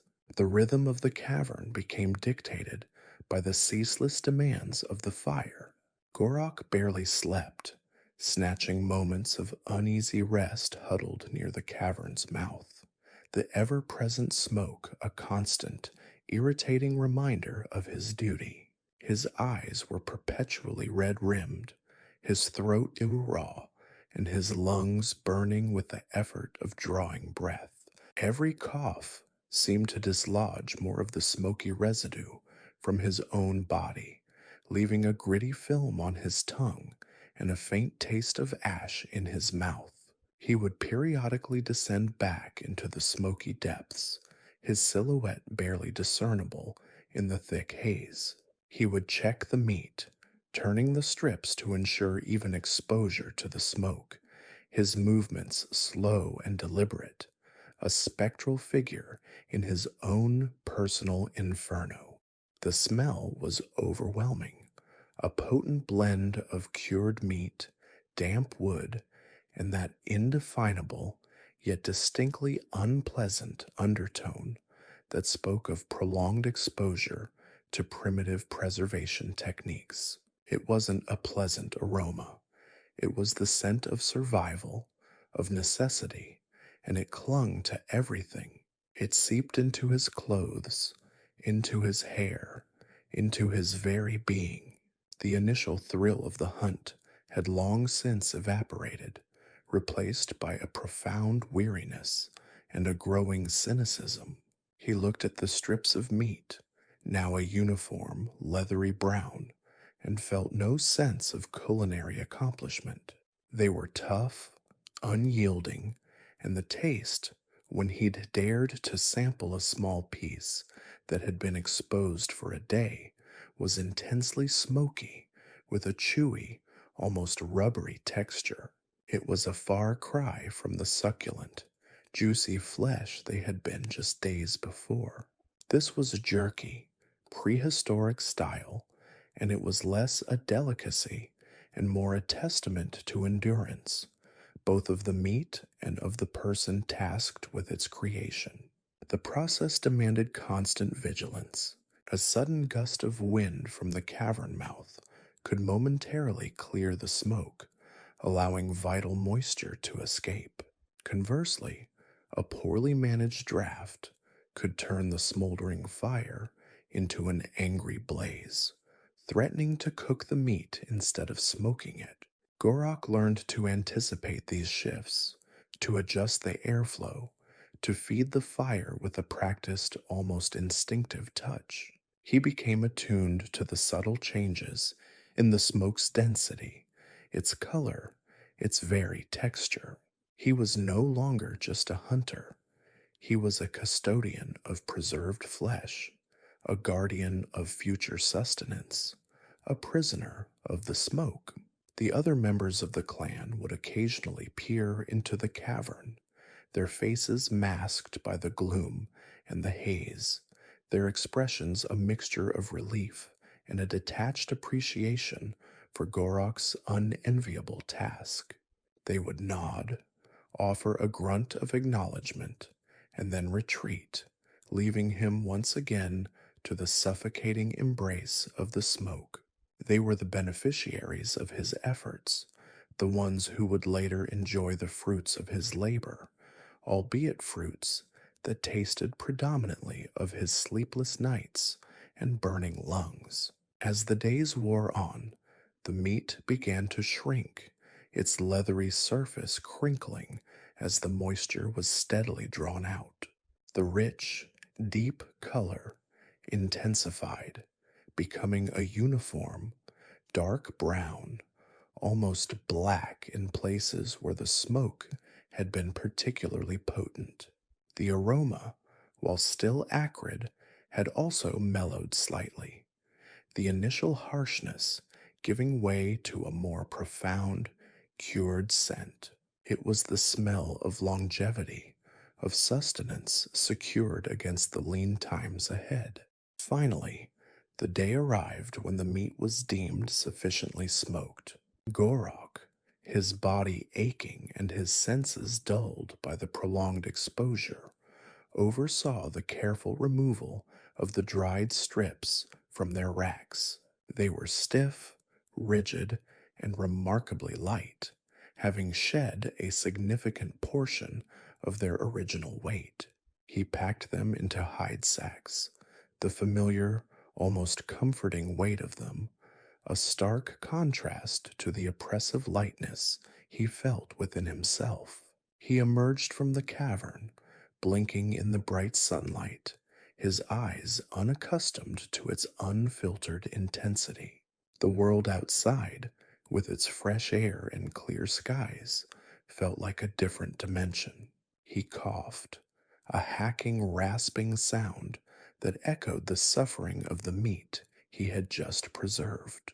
The taste of smoke still lingered, a phantom presence that he suspected would remain with him for days, perhaps weeks, to come. The clan gathered, their eyes fixed on the sacks of jerky.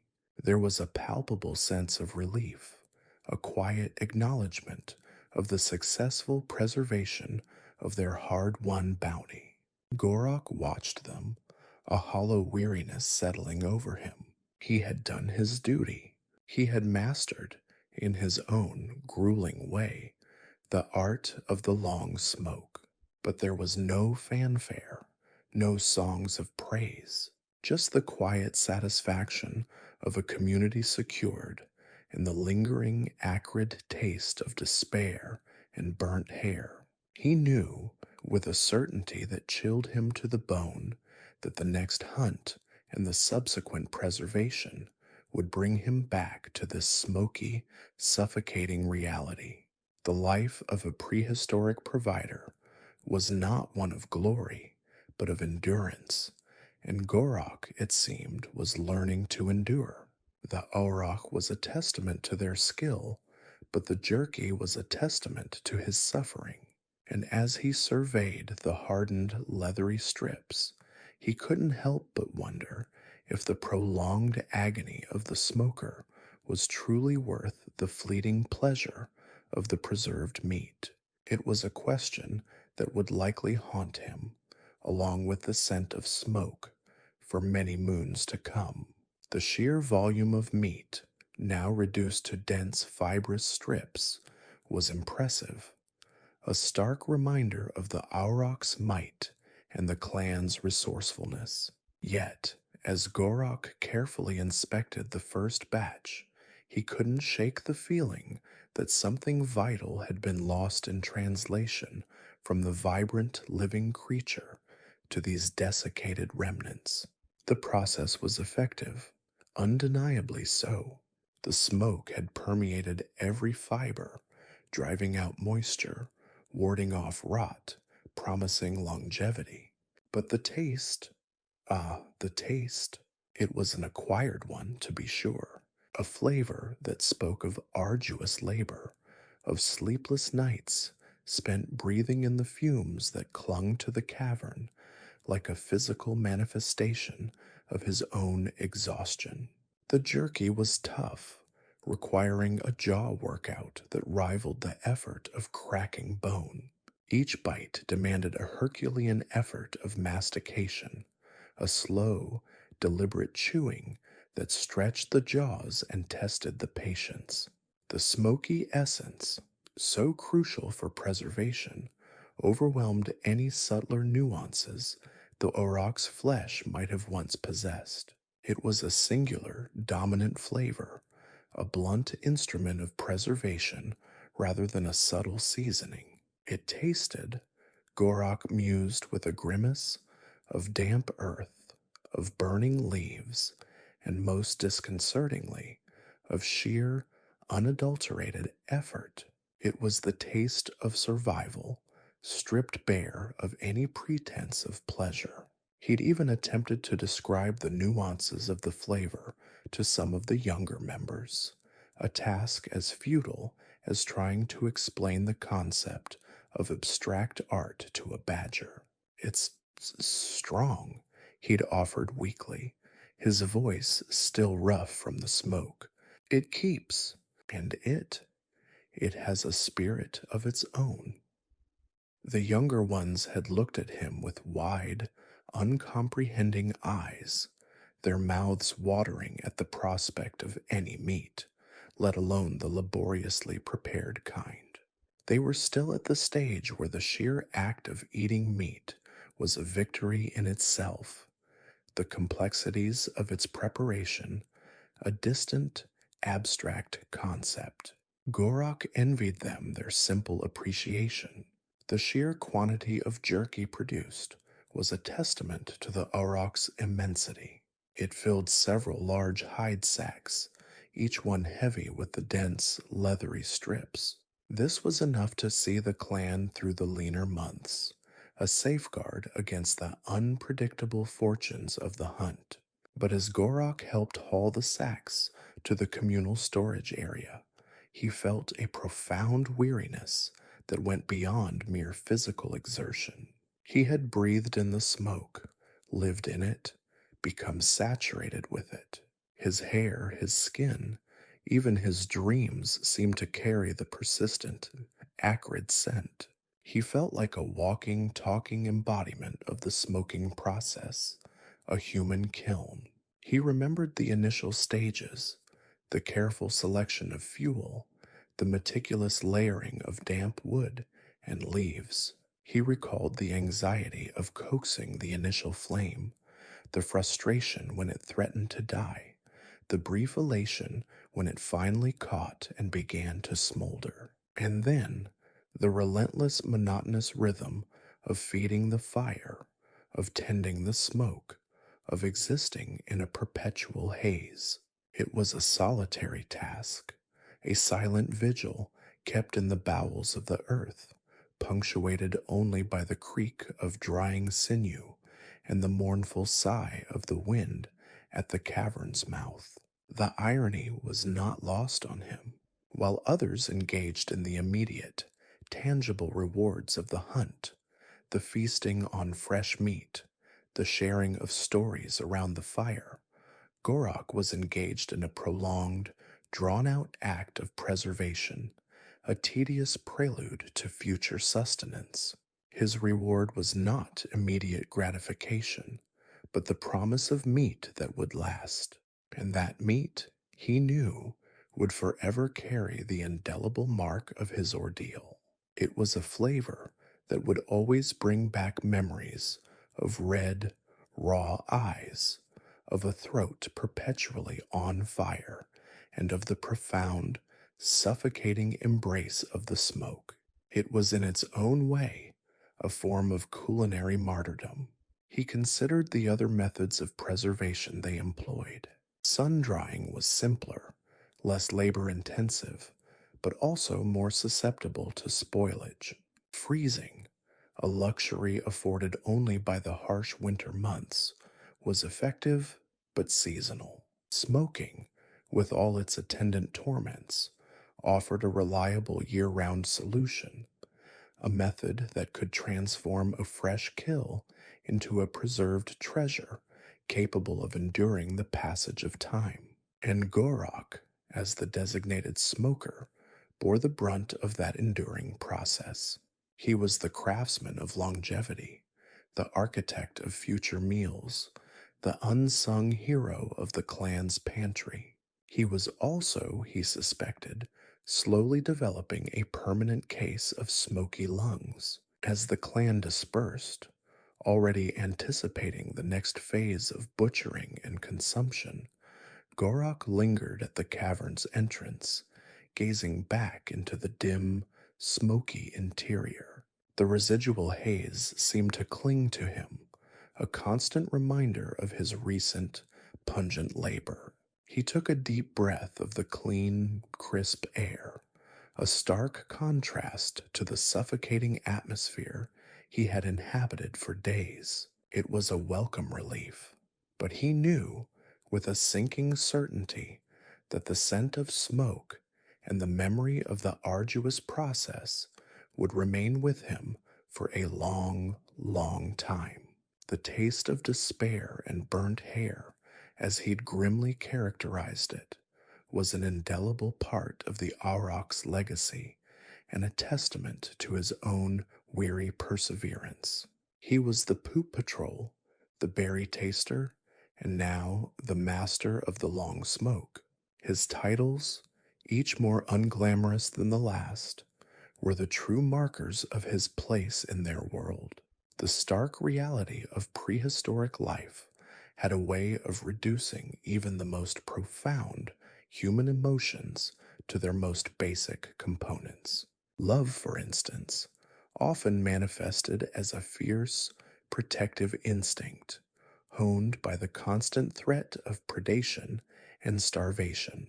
Joy was a rare, fleeting commodity, usually associated with a successful hunt or the discovery of a particularly succulent patch of berries. And then there was the sheer, unadulterated terror. This was the primal fear that gripped the gut when a shadow fell too quickly or a sound was too unnatural. And Gorak was discovering this was the omnipresent emotion that accompanied the task of actually keeping the next generation alive. Parenting in the Stone Age was less about gentle lullabies and more about a relentless, guttural struggle for survival. Forget the soothing melodies of modern childcare.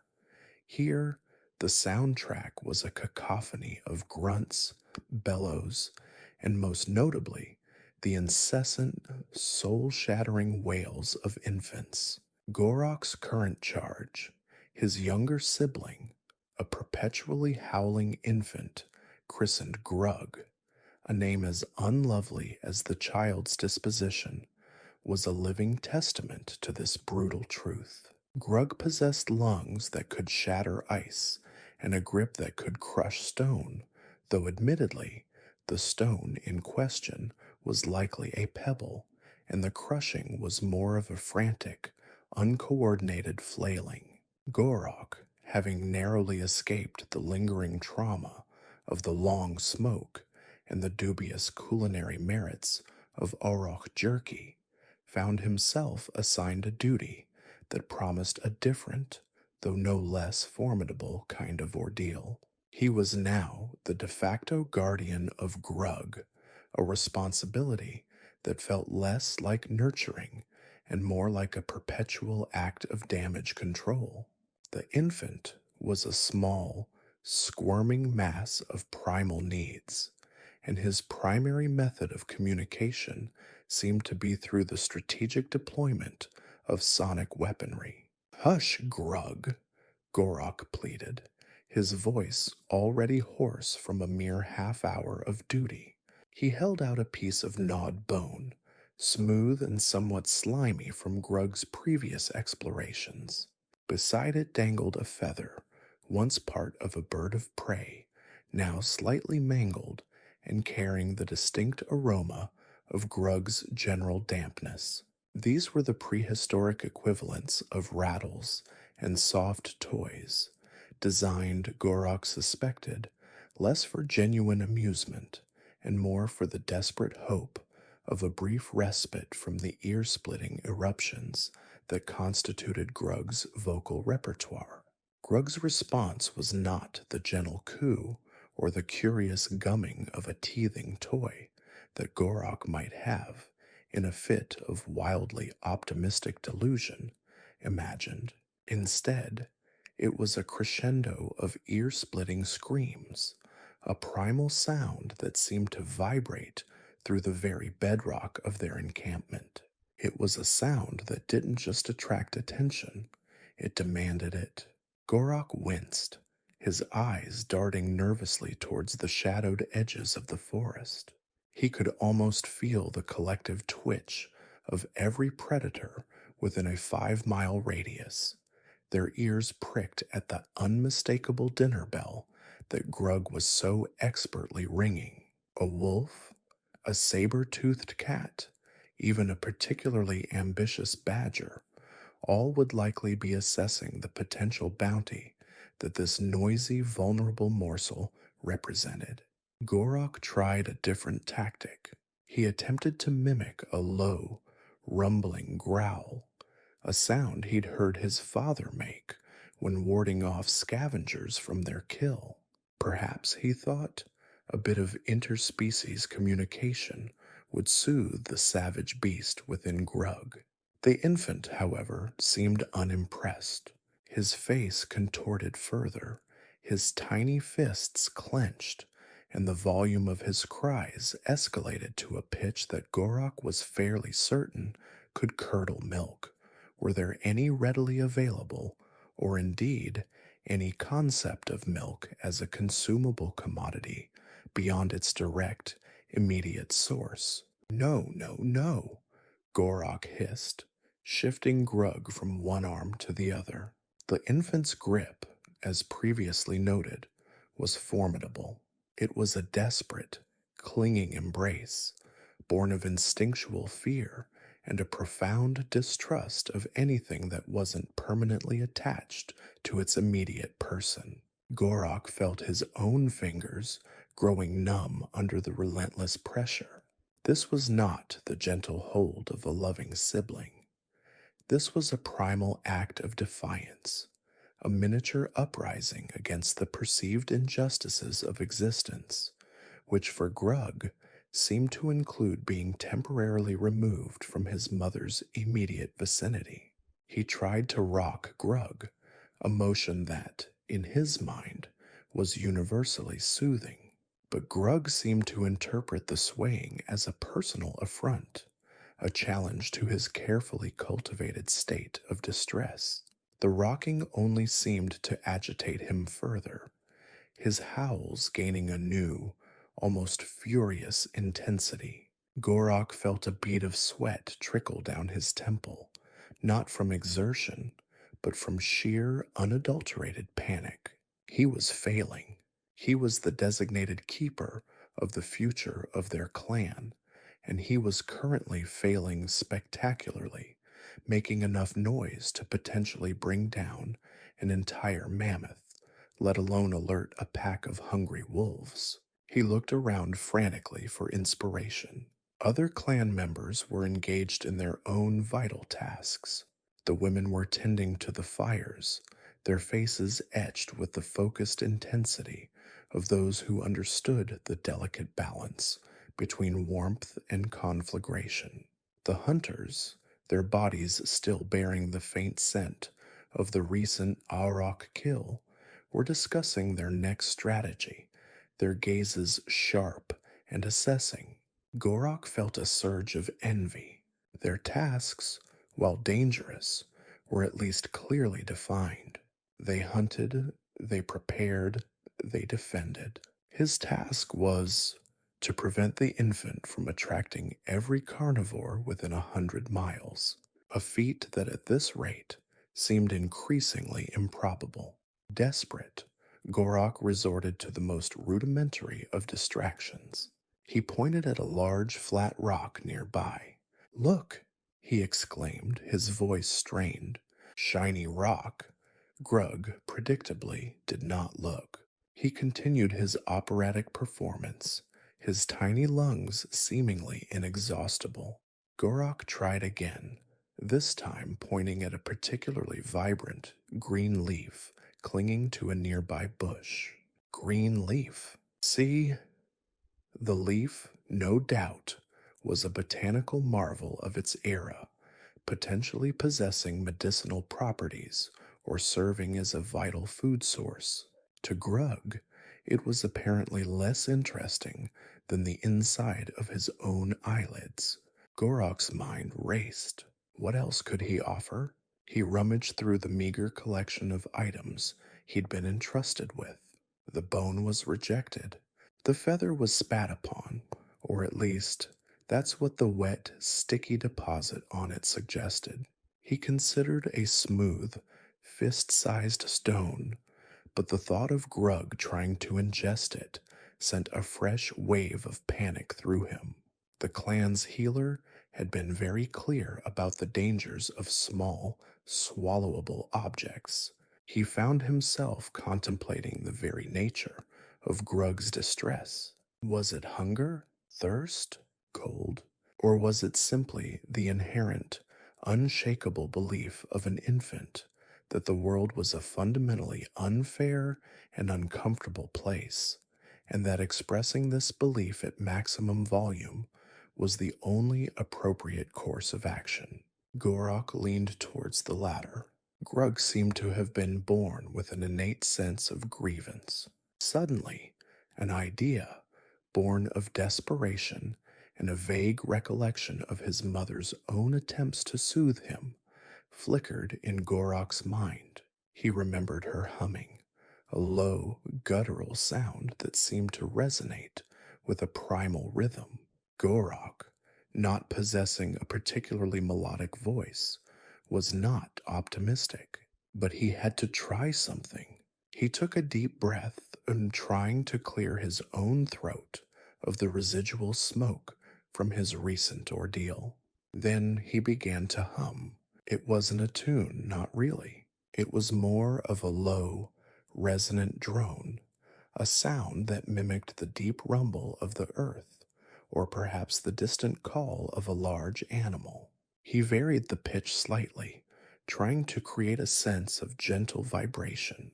He held Grug close, feeling the tremor of the infant's cries against his own chest. For a moment, nothing changed.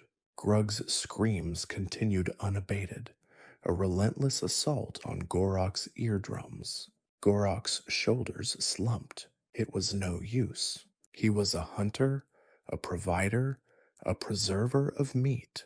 He was not a soother of infants. He was not a childminder. He was a man who had faced down an Auroch and emerged victorious, only to be defeated by a creature that weighed less than a well-fed rabbit. Then something shifted. The piercing quality of Grug's cries seemed to soften, to deepen.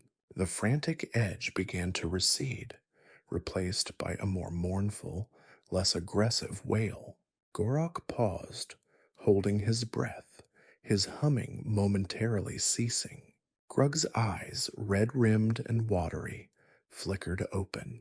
He was still crying, but it was a different kind of crying now. It was the sound of a child who was still unhappy, but perhaps, just perhaps, a child who was beginning to feel a sense of connection, a faint echo of comfort in the face of overwhelming existential dread. Encouraged, Gorok resumed his droning hum, infusing it with a gentle sway. He found himself adjusting his movements, anticipating Grug's subtle shifts in posture.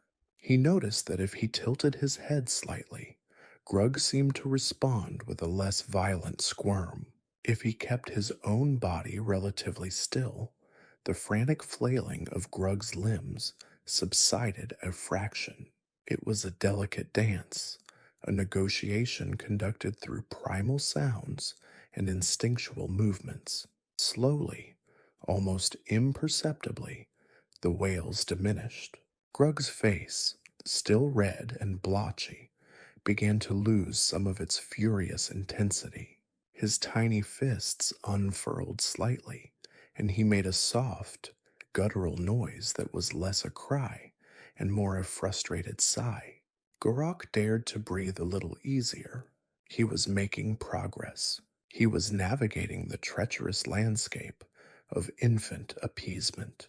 He continued to hum, his throat growing dry, his voice a low rumble that seemed to blend with the rustling leaves and the distant chirping of unseen insects. He looked down at the small, squirming creature in his arms. Grug's eyes, now less red, seemed to focus on Gorok's face, his gaze uncomprehending but present.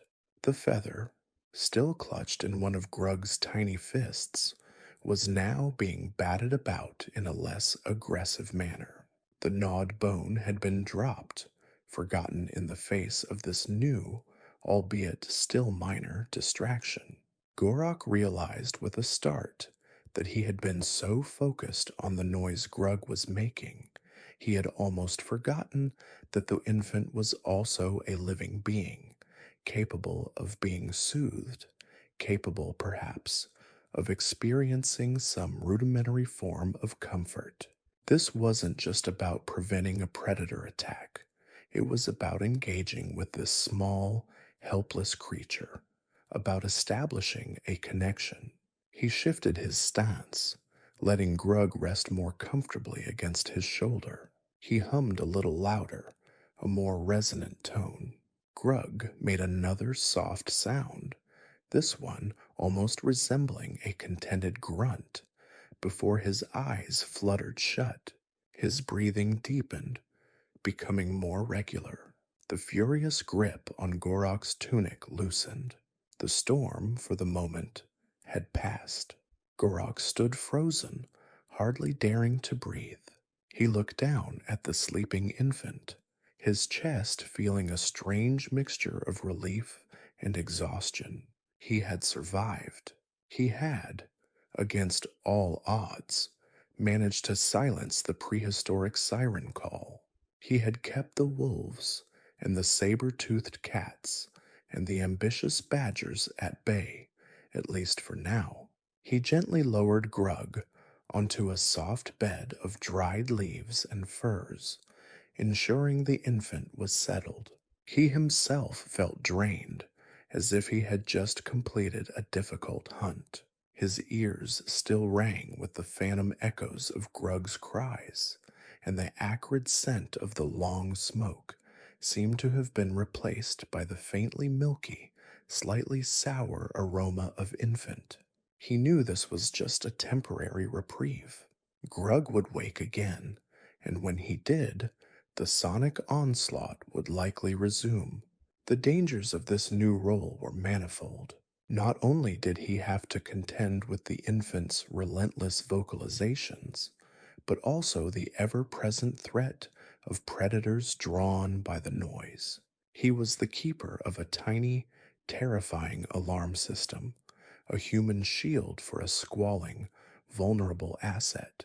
He looked back towards the main encampment, where the rhythm of life continued, oblivious to his internal struggle. The women continued to manage the fires, their movements economical and purposeful. The hunters prepared for their next excursion, their minds focused on the immediate challenges of sustenance. Gorok, the keeper of the wailing infant, felt a profound sense of isolation. His task was not one of glory, nor of tangible reward. It was a thankless, nerve-shredding duty, a constant test of his patience and resilience. He sighed, a weary sound that was lost in the rustling leaves. He had faced the Orok, he had mastered the smoke, and now he was tasked with mastering the infant. In the grand scheme of prehistoric survival, perhaps this was the most challenging hunt of all. The hunt for silence, the hunt for peace, the hunt for a moment's respite from the unceasing, ear-splitting howl of the future. He was Gorok, the childminder, the infant appeaser, the protector of the noisy, the vulnerable, and the utterly, terrifyingly helpless. He just hoped he could learn to hum louder than the ravenous jaws of the wild. He knew, with a chilling certainty, that the skills he'd honed, the keen observation of animal behavior, the ability to predict movement, the resilience in the face of overwhelming odds, would all be tested in this new arena. Grug was, in his own way, a more unpredictable and potentially more dangerous quarry than any beast of the plains. A hungry wolf was a known quantity. A screaming infant was a force of nature capable of unleashing chaos with an efficiency that would make a charging auroch seem positively docile. He recalled the previous day when he had been tasked with finding edible roots. He had diligently scoured the forest floor, identifying promising plants, digging them up with his bare hands, and bringing back a modest but satisfactory haul. That had been a tangible victory. Today, his victory consisted of a sleeping infant, a slightly less deafened pair of ears, and the lingering phantom sensation of tiny, bone-crushing fingers digging into his own. The sheer physical exertion of holding and rocking Grug was also beginning to take its toll. His arms ached, his back felt stiff, and he was acutely aware of the dampness that had seeped through his tunic where Grug had been pressed against him. This wasn't the clean, sharp exertion of the hunt. This was a draining, persistent strain, a constant demand on his physical resources. He considered the possibilities of what might happen if he failed. Grug, if left unattended or unsoothed for too long, would undoubtedly escalate his protests. This would attract unwanted attention. A pack of wolves, their senses honed by hunger, would swiftly investigate the source of such persistent noise. A saber-toothed cat, lurking in the shadows, would see an opportunity for an easy meal. Even a territorial bear, its cubs nearby, might be drawn by the commotion. Gorok's role was not just to prevent the noise, it was to prevent the consequences of the noise.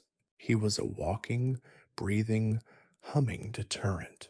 He watched Grug's chest rise and fall with each quiet breath. The small, vulnerable body, so utterly dependent on others for survival, was a stark contrast to the fierce, independent spirit of the hunter that Gorok embodied. Yet, here he was, cradling this fragile life, his own survival now inextricably linked to the well being of this tiny, demanding creature. It was a profound and frankly bewildering shift in his priorities. He found himself wondering what kind of man Grug would grow to be. Would he be a fierce hunter, like their father, or a wise gatherer, like their mother? Or would he, Gorok mused with a faint, grim smile, possess the same potent vocal cords and a natural talent for attracting danger? Only time and Gorok's ability to keep him alive long enough to grow would tell. The sun began to dip lower in the sky, casting long shadows across the encampment.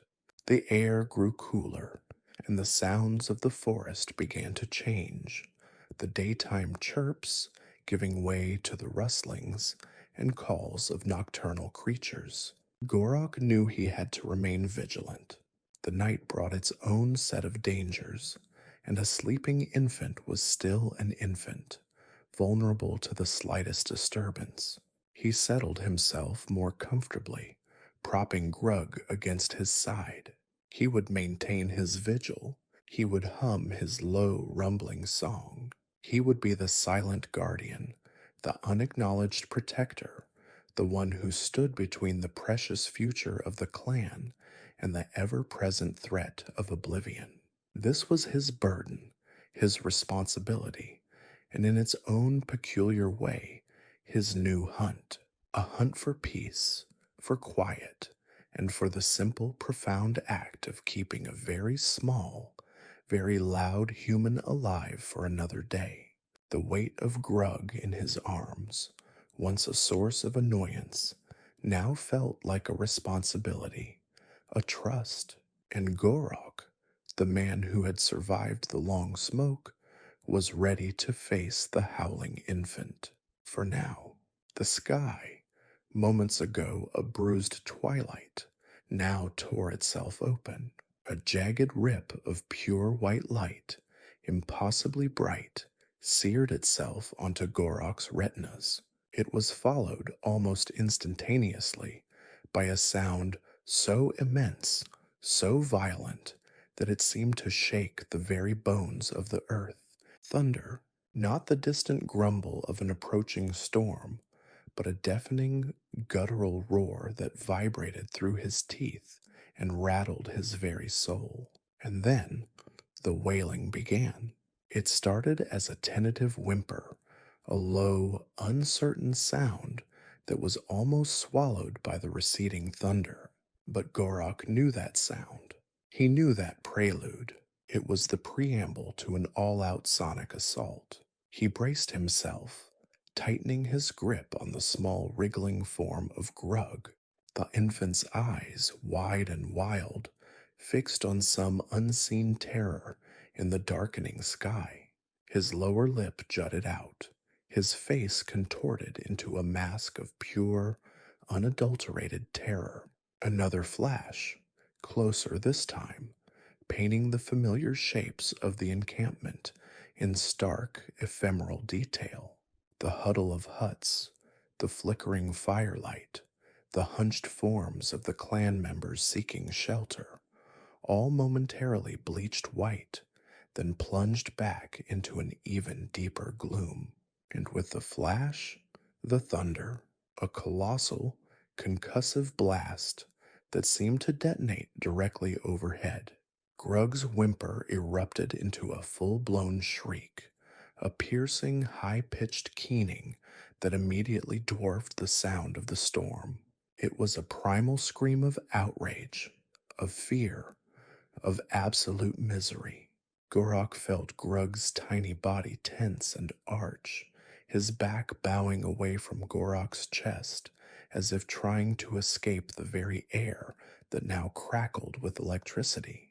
The infant's fists, usually clenched with a desperate, possessive grip, now beat a frantic, unfocused rhythm against Gorok's shoulder. Shh, Grug, shh, Gorok murmured, his voice already strained. He tried to replicate the low, resonant hum that had, miraculously, brought a brief period of quiet earlier. But the thunder was a cruel, unforgiving counterpoint.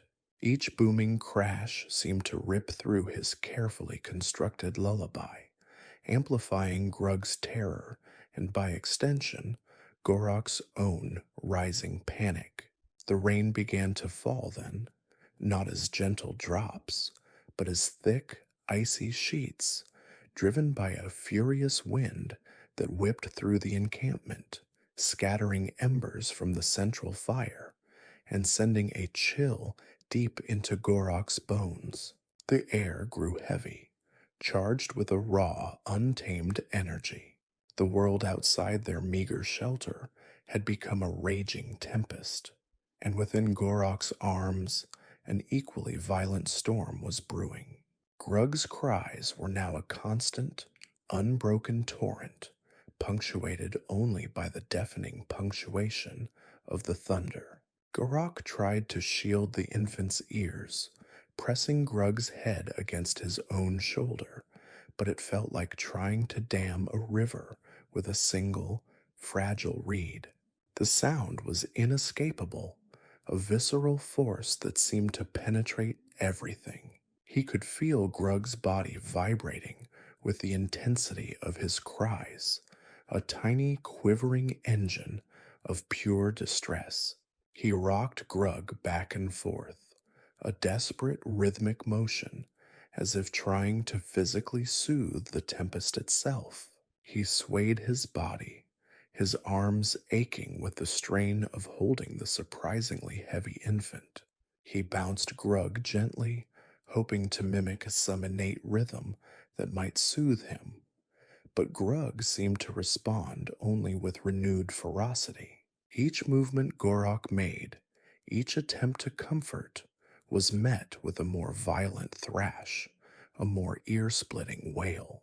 The world was a canvas of flashing light and booming noise, and Grug was the furious artist, splashing his terror across the entirety of Gorok's senses. Gorok's own ears were ringing, a dull throb that competed with the phantom echo of Grug's screams. He could feel his jaw muscles clenching, his own body tensing against the relentless sonic assault. A particularly violent clap of thunder, closer and more prolonged than any before, sent a jolt through both of them. Grug's cry reached a new, almost unbearable pitch, a sound that Gorok was convinced could shatter stone. And in that moment, as Grug arched his back and let out another soul-rending shriek, a dangerous, seductive thought flickered through Gorok's mind. He looked around the temporary shelter. The clan members were huddled together, their faces illuminated by the flickering firelight, their expressions a mixture of apprehension and weary resignation. They were all enduring the storm, each in their own way. Gorok's task was to endure Grug, and the sheer, overwhelming futility of it was beginning to wear him down. He glanced towards a large mossy rock that sat near the edge of their makeshift camp, partially sheltered by a low hanging overhang. It was a place where, on a calmer day, one might sit and watch the world go by. Right now, it represented a fleeting, impossible dream, a moment of peace, a moment where the cacophony in his arms ceased, even for a heartbeat.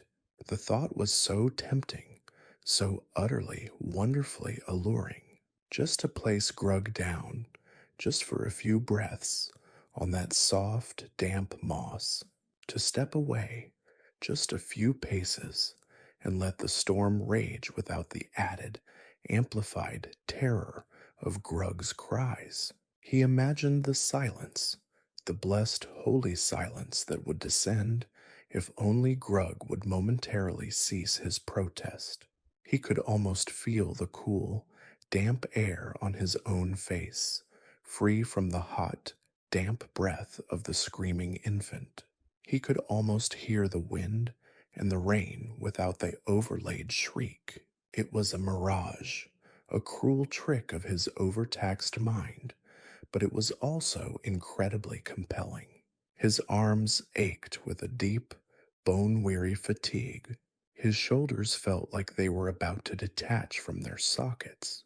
He had been holding Grug for what felt like an eternity, rocking, swaying, humming, pleading, and all to no avail.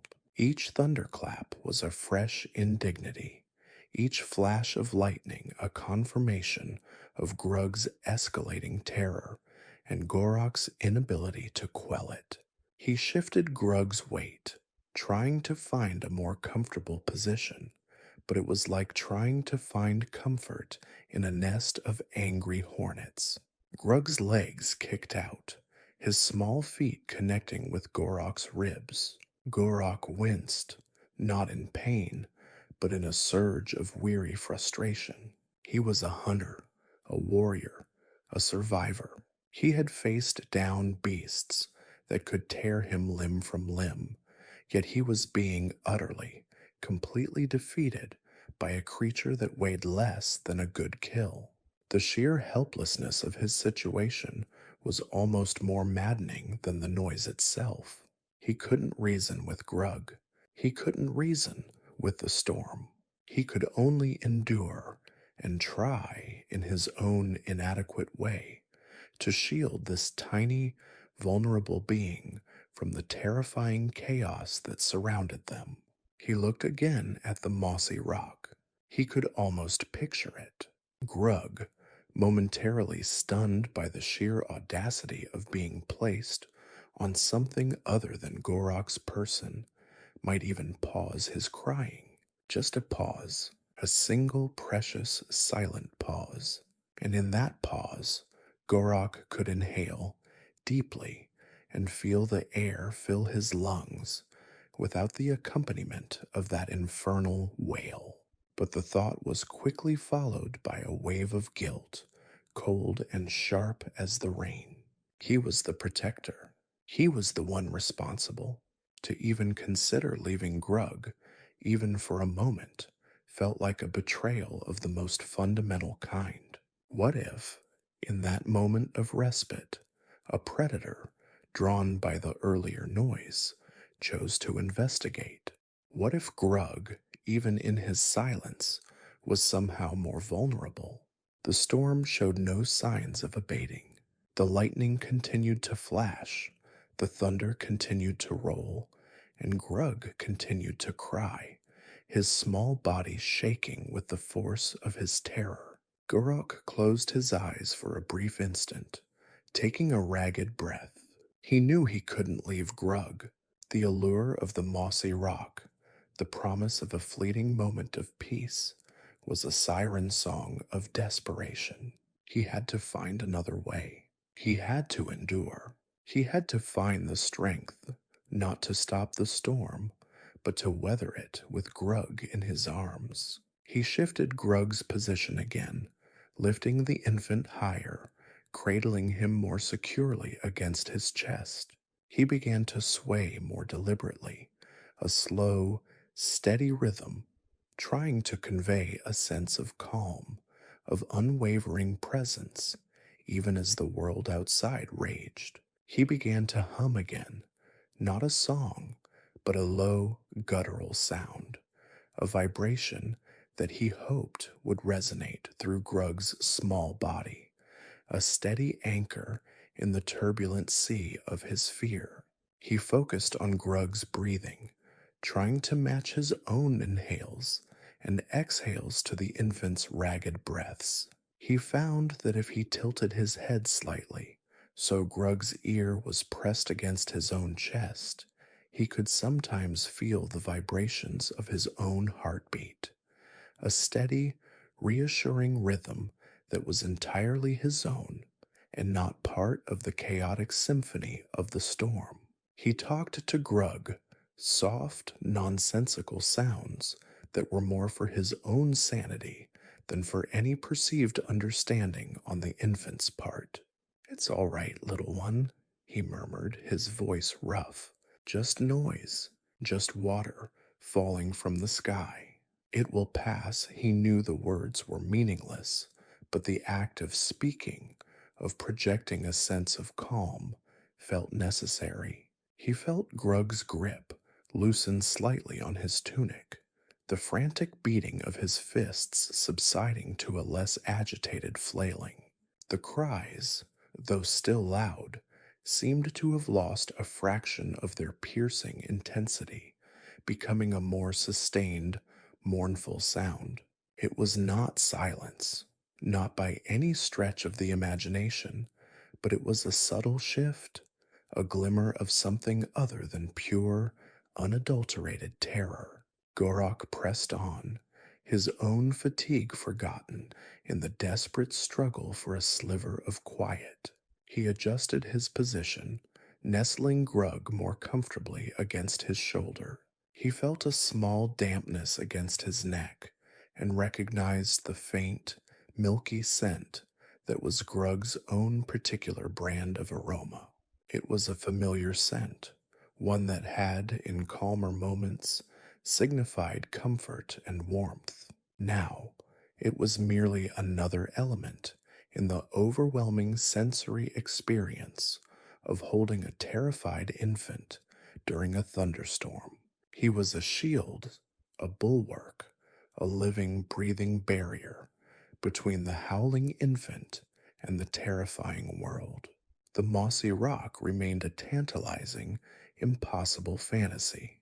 His reality was the small, trembling weight in his arms, the constant need for vigilance, and the ceaseless, deafening sound of a storm, both outside and within. He would hold on, he would sway, he would hum, he would endure, for Grug, and for the fragile hope of a dawn that would break after this relentless night. He just prayed that his own strength would last as long as the storm. The primal urge to simply survive the gnawing hunger, the bone-chilling cold, and the ever-present threat of predators was only the first hurdle. Once the immediate crisis of existence was averted, a more insidious, yet equally crucial challenge presented itself, making the cave more than just a hole in the ground. It was about transforming a damp, echoing cavern into something that resembled a home, a sanctuary, a place where one could retreat from the unforgiving wilderness and find a semblance of comfort. This was the dawn of what, in a more enlightened age, might be termed cave decorating. The process, as Gorok understood it, was less about aesthetic refinement and more about a brutal, pragmatic battle against the sheer unpleasantness of their chosen abodes. It began with the grim task of excavation, not of earth, but of accumulated detritus from seasons and likely epochs past. Animal carcasses, long since desiccated and petrified into grotesque sculptures of death, were the primary offenders. Some were the remains of unlucky prey that had wandered too far into the cave's depths. Others were perhaps previous occupants, driven out by some long forgotten terror. Whatever their origin, they were obstacles, breeding grounds for unseen nuisances, and frankly, a profound insult to any lingering sense of dignity. Gorok's own recent efforts were a testament to this fundamental principle of cave beautification. His current dwelling, a moderately sized grotto carved into the side of a sheer cliff face, had been a particularly challenging canvas. The previous occupants, a family of cave bears with a penchant for territoriality and an apparent disdain for basic hygiene, had left behind a considerable legacy. Layers of dried mud, matted with coarse fur and fragments of bone, coated the floor and lower walls. Cobwebs, thick as spun wool and the size of dinner plates, hung from the ceiling like macabre chandeliers, each an intricate, eight-legged masterpiece of neglect. The air itself carried a dense, earthy scent, overlaid with the pungent, musky odor of bear and something else, something vaguely putrid that Gorok preferred not to identify too closely. His personal contribution to the refinement of this space had been a Herculean and olfactory challenging undertaking. Nestled in the main sleeping area, a semicircular alcove that offered some protection from drafts, lay a colossal, calcified mammoth intestine.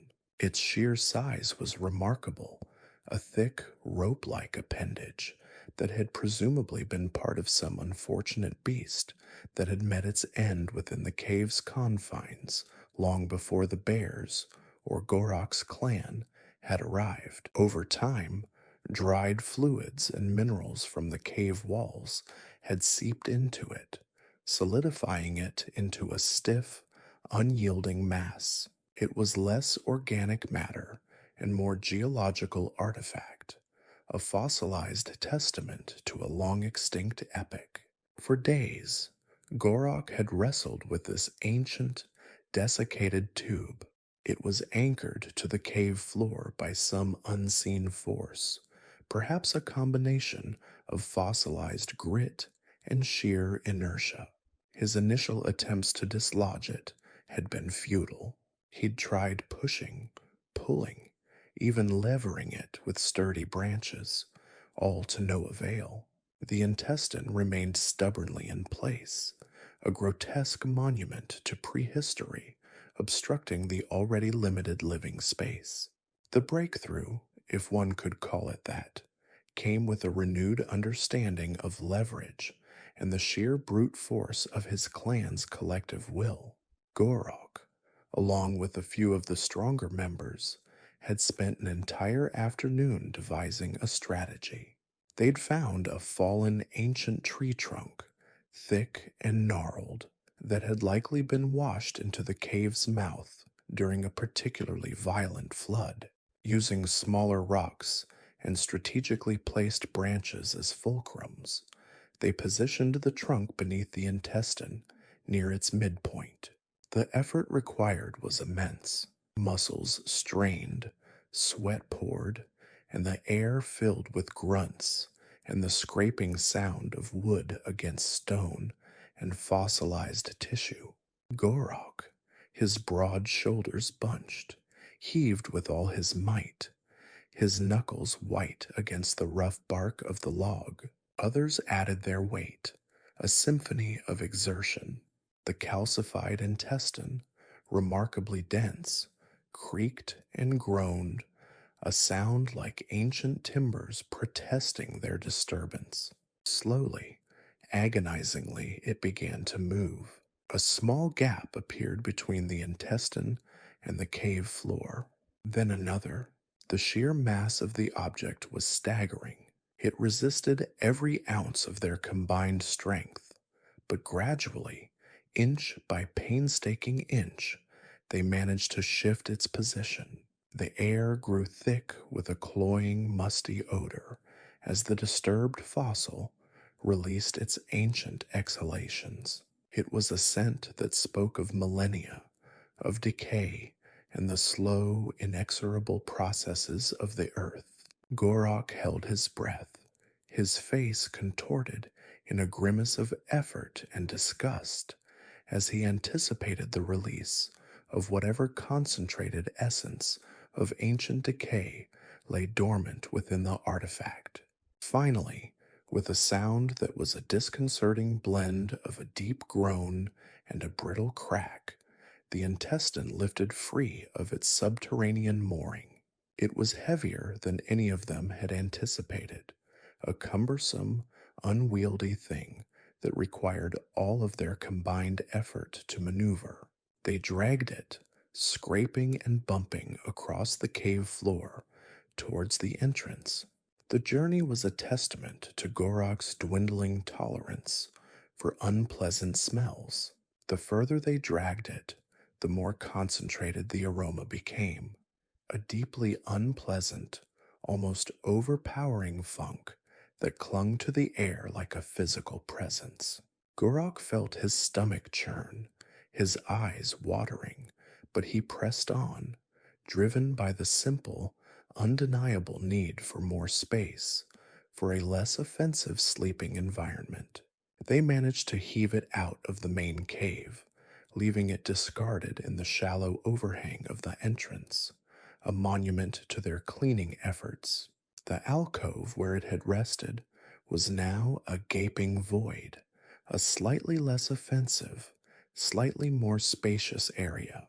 Gorok surveyed the cleared space, a weary sense of accomplishment washing over him.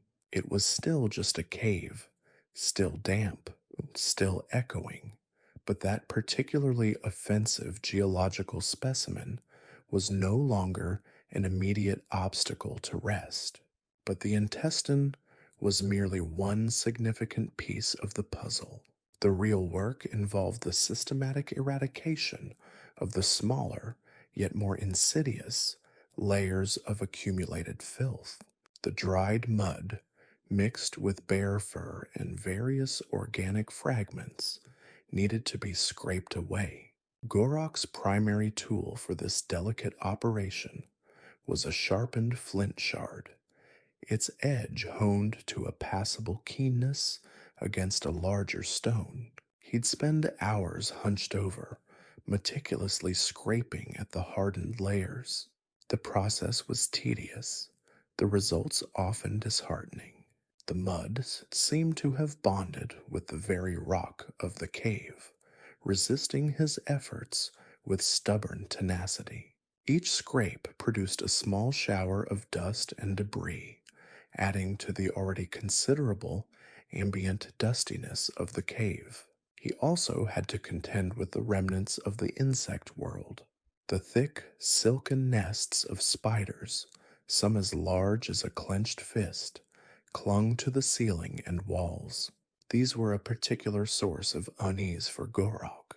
He'd always harbored a healthy, perhaps even excessive, respect for spiders, those eight-legged weavers of intricate traps. While he'd cleared out the larger, more obvious webs, smaller, more insidious networks were everywhere.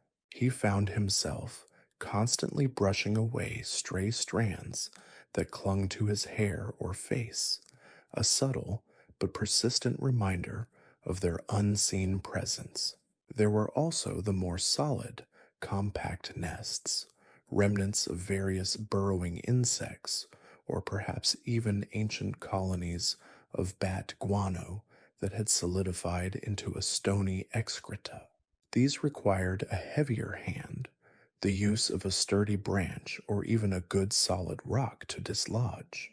The sound of these nests breaking apart, releasing a puff of ancient dust and a faint, musty odor, was a sound Gorok had come to associate with progress, however minuscule.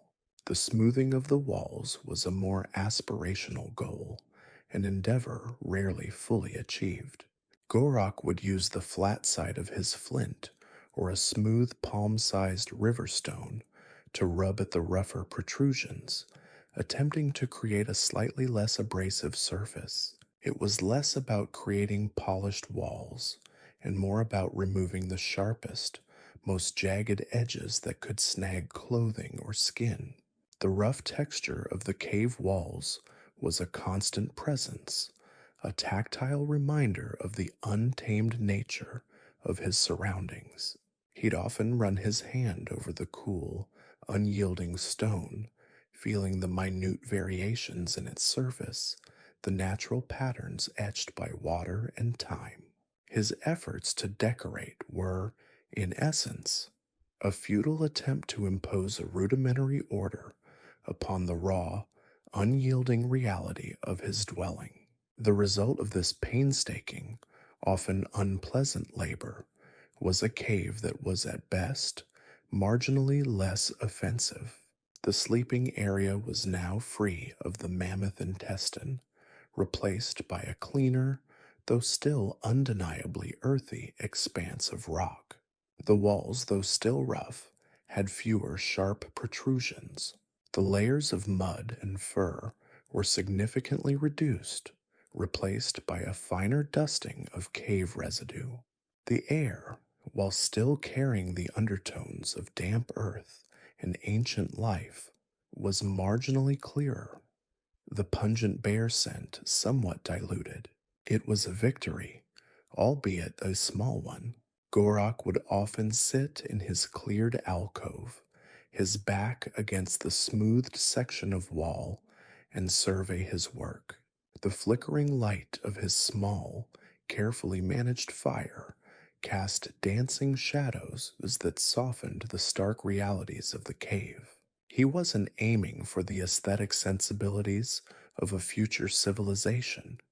He was simply trying to carve out a space that was less actively hostile, a place where one could sleep without the immediate, visceral threat of being buried by ancient carcasses, or finding oneself intimately acquainted with the remains of extinct megafauna. This cave decorating was a vital part of his clan's existence. It was a tangible manifestation of their will to endure, to not just survive the elements, but to impose a semblance of order upon them.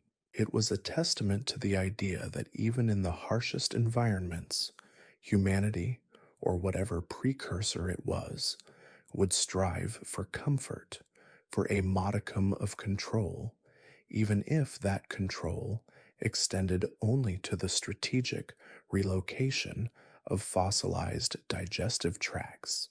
Gorok, as he sank onto his bed of dried grasses, a rough blanket pulled around his shoulders, felt a quiet satisfaction. His cave was still a far cry from a palace, but it was, at least, a little more his own. It was a space cleared of the most egregious affronts to life, a small victory in the ongoing war against the wild, a testament to the enduring and often surprisingly unglamorous art of making a home out of a hole. The smell of the mammoth intestine, though fading, was a lingering reminder of the labor, a peculiar perfume of progress in this primitive age. The flickering firelight, a precious commodity painstakingly nurtured from smoldering embers, cast long, wavering shadows across the rough-hewn walls of Gorok's newly improved grotto. It illuminated the cleared space where the monumental calcified mammoth intestine had once resided, a testament to his considerable effort. He sank onto a bed of dried grasses, a rough pelt pulled around his shoulders, the scent of damp earth, and a faint, lingering mustiness, his new olfactory companions. A weary satisfaction settled upon him. The cave was, at the very least, less actively hostile. Yet, As the embers pulsed, a new, equally primal, and far more irritating problem began to surface. It was the pervasive, inescapable reality of communal living. Gorak was not alone in his grotto. While his personal space was a significant improvement from the bear infested, fossil filled abyss he had inherited, the clan's overall dwelling was a sprawling, interconnected network of caves and tunnels. This proximity, while offering a semblance of collective security against the gnawing cold and the predatory howl in the darkness, also fostered a unique brand of friction. It was a friction born not of outright warfare, but of the constant low grade skirmishes that arose from sharing limited resources. His foraging expedition that day had been particularly fruitful, a small victory in the ceaseless battle for sustenance. He had unearthed a cluster of plump, wriggling grubs, a delicacy that promised a much needed boost of protein. He'd carefully gathered them, his calloused fingers delicately plucking each one from the damp earth, and placed them in a small, woven pouch he'd fashioned from tough grasses. These were not just food, they were a carefully curated reward for hours of arduous labor, a tangible symbol of his survival prowess. He'd returned to his grotto with a quiet sense of accomplishment, envisioning the satisfying crunch of their chitinous shells as he consumed them. He'd deposited the pouch by the entrance, intending to savor them after he'd finished mending a fraying spearhead, a task that required his full attention. The rhythmic scraping of flint against bone had filled his grotto for a good while, a soothing sound that was punctuated only by the occasional gust of wind whistling through the cave mouth. When he finally turned his attention back to his meager bounty, his hand reached into the pouch only to find emptiness. A cold dread, entirely unrelated to the chill of the cave, washed over him.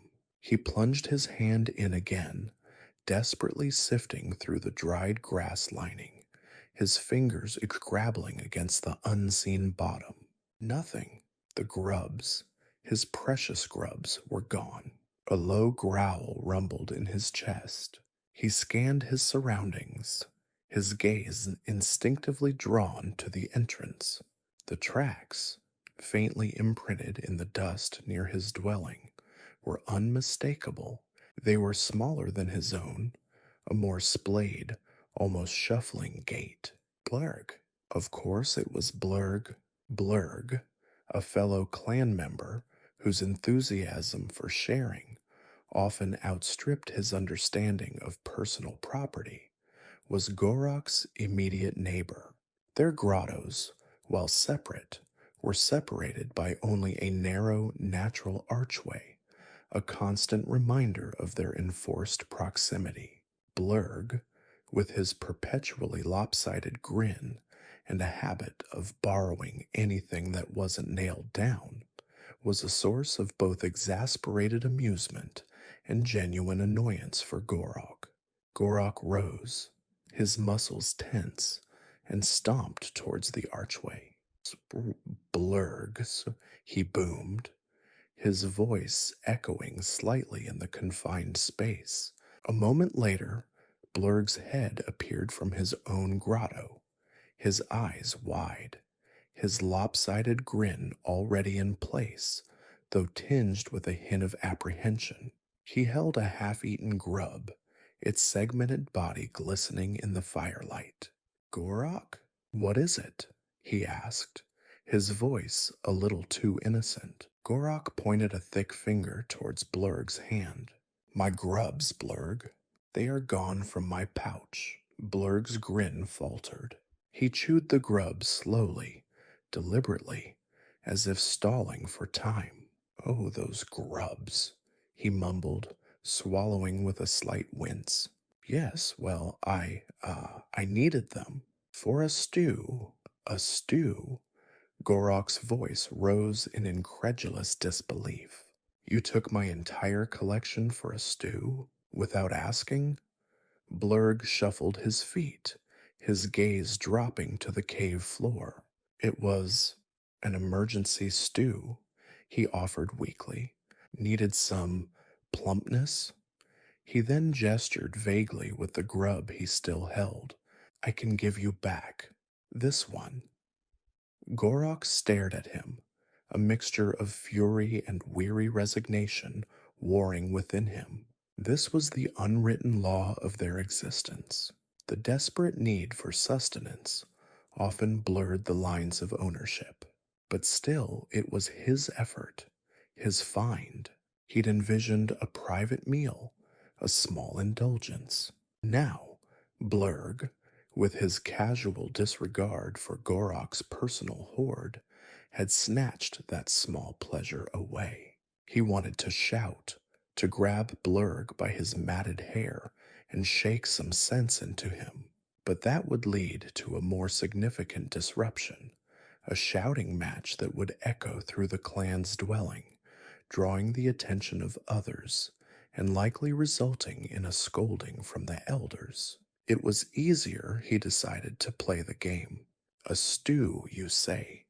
Gorok repeated, his voice now unnervingly calm. A very good stew, I hope.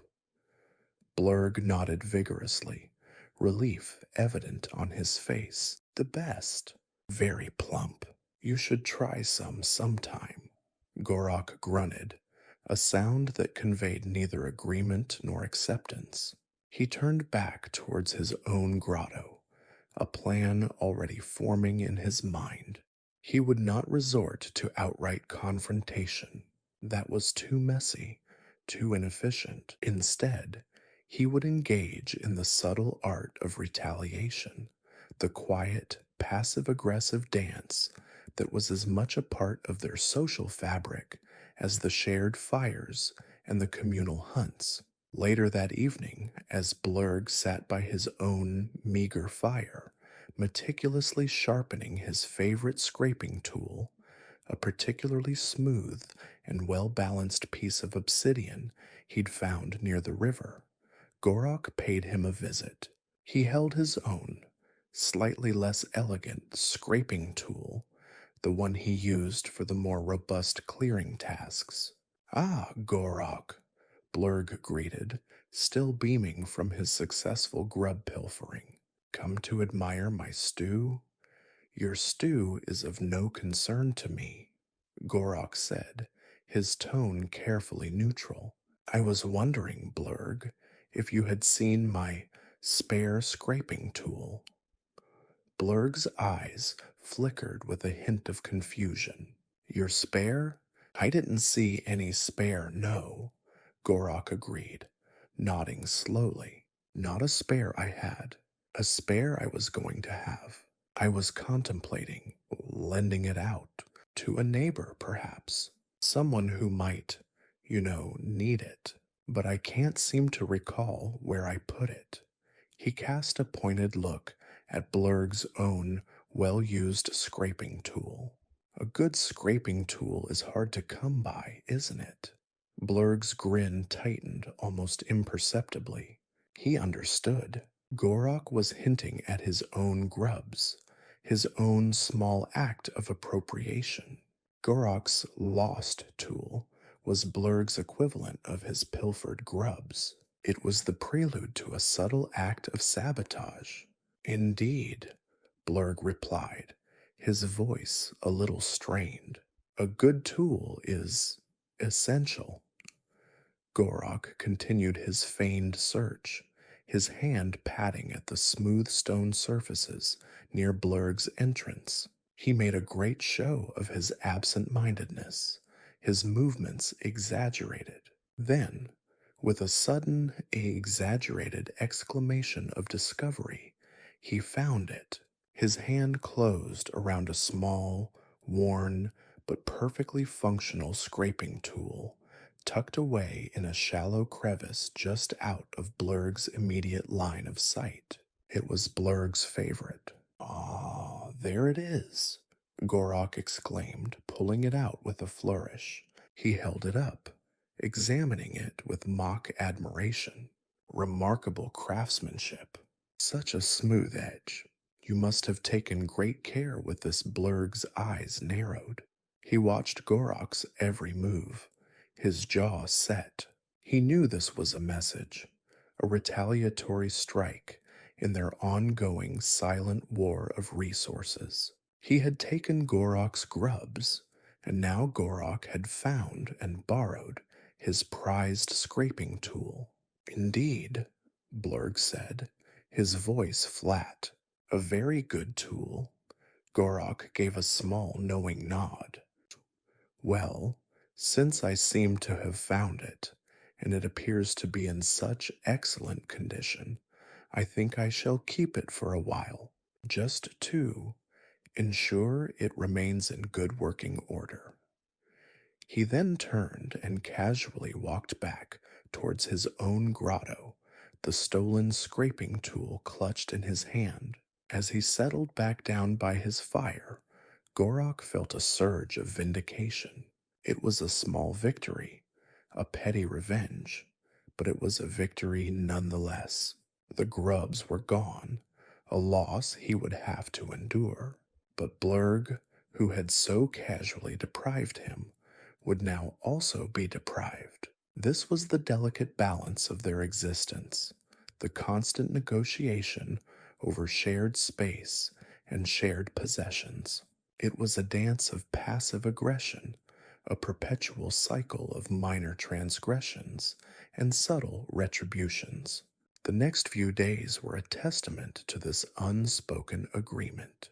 Gorok found himself constantly on the lookout for Blurg's movements, anticipating his neighbor's needs, and more importantly, his covetous glances. When Blurg was seen heading towards the river, Gorok made sure to casually mention the abundance of particularly juicy river roots he had discovered there, a clear hint that he might be going there himself and that Blurg would have to share. When Gorok noticed Blurg eyeing a particularly sturdy piece of driftwood he intended to use for reinforcing his sleeping platform, Gorok made a point of claiming it first, dragging it laboriously to his own grotto with an exaggerated display of effort.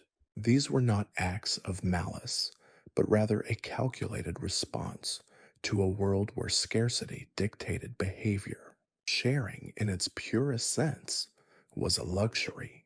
In their reality, sharing was a constant, often begrudging compromise. It was the foundation of their community, yes, but it was also the source of endless, low-level skirmishes. Even the most basic elements of their shared existence were subject to this subtle negotiation. Sleeping spots, for instance. While Gorok had his own grotto, the clan often congregated in a larger central cavern for warmth and protection during the coldest nights. This cavern, with its rough, uneven floor, offered a multitude of potential sleeping hollows. Each one was a small territory, and each new arrival was subtly assessed for their potential to disrupt the existing pecking order.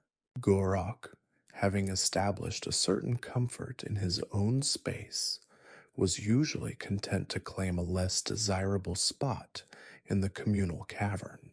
But even there, he was not immune.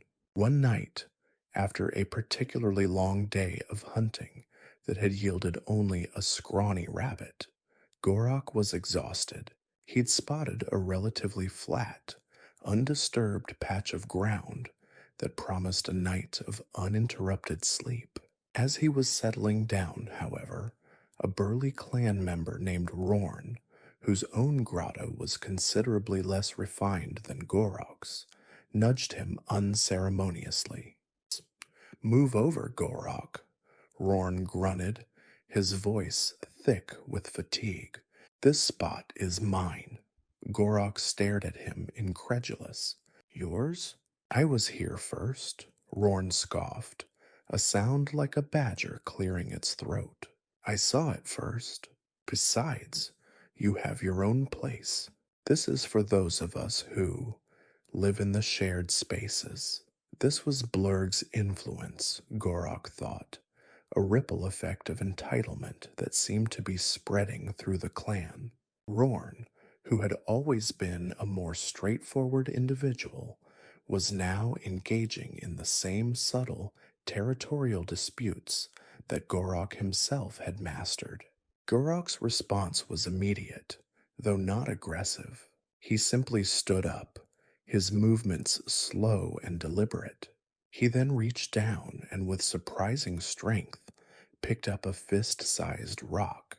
He placed it squarely in the center of the spot Rorn had claimed, then returned to his original, less comfortable location, settling down with a sigh. Rorn blinked, confused. What is that for? A marker, Gorok said, his voice low and even. So you don't forget where it is. Wouldn't want anyone else to claim it by mistake. He saw the flicker of understanding in Rorn's eyes, the dawning realization that his own transgression had been met with a quiet but firm rebuttal. Rorn's claim had been challenged, not with force, but with a subtle assertion of ownership, a silent declaration that the social contract was being observed, and that any deviation would be met with an equally subtle but equally effective counter move. This was the essence of their lives, a constant low level friction born from shared existence. It was the pilfered grubs, the misplaced tools, the claimed sleeping spots. It was the unwritten social contract, a perpetual dance of passive aggression and subtle sabotage, played out against the backdrop of a harsh and unforgiving world. Gorok, as he drifted off to sleep, felt a grudging respect for the ingenuity of it all. They were not warriors in the grand sense, but they were survivors, and survival in this primitive age was often a matter of the most artful and the most persistent form of subtle manipulation.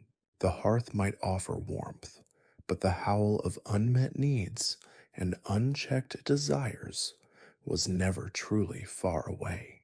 The flickering firelight, a precious commodity painstakingly nurtured from smoldering embers, cast long, wavering shadows across the rough-hewn walls of Gorok's newly improved grotto.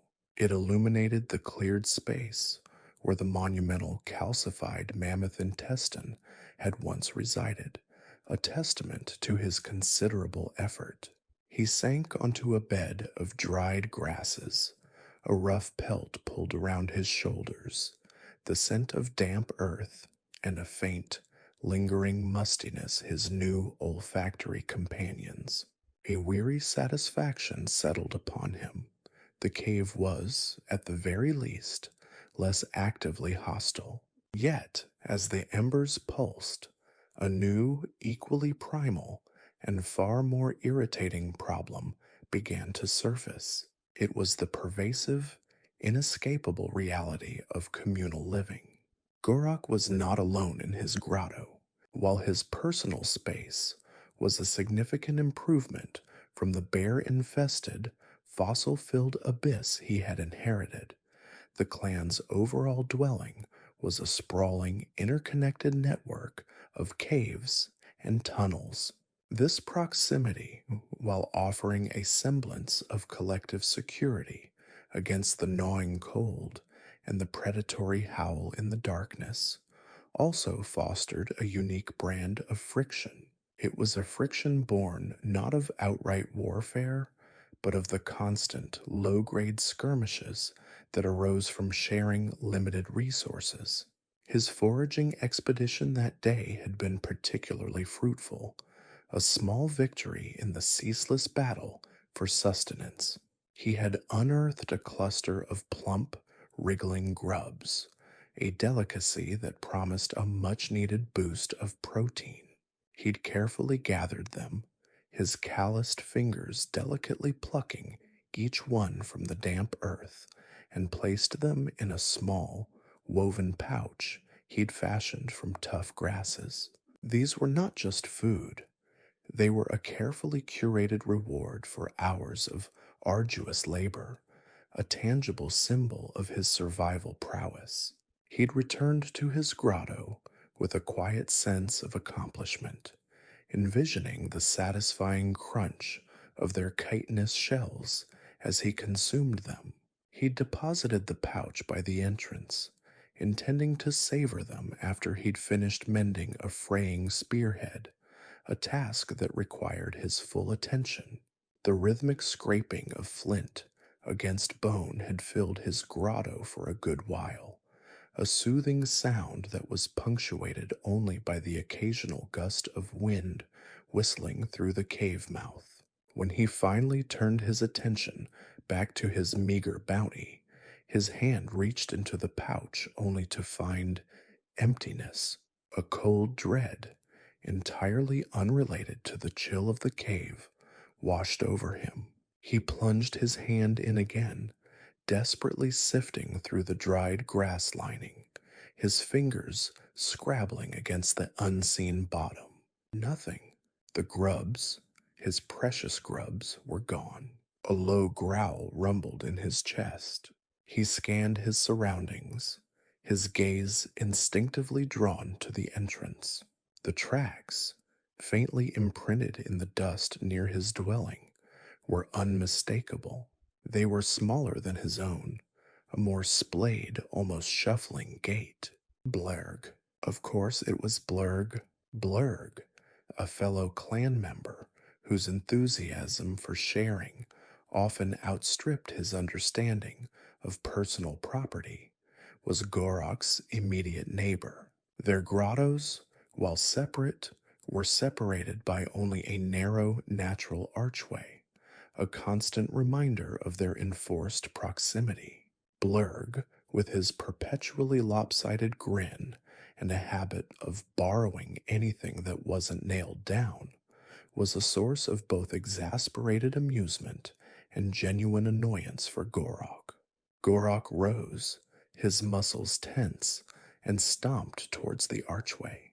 Blurg, he boomed, his voice echoing slightly in the confined space. A moment later, Blurg's head appeared from his own grotto, his eyes wide, his lopsided grin already in place, though tinged with a hint of apprehension.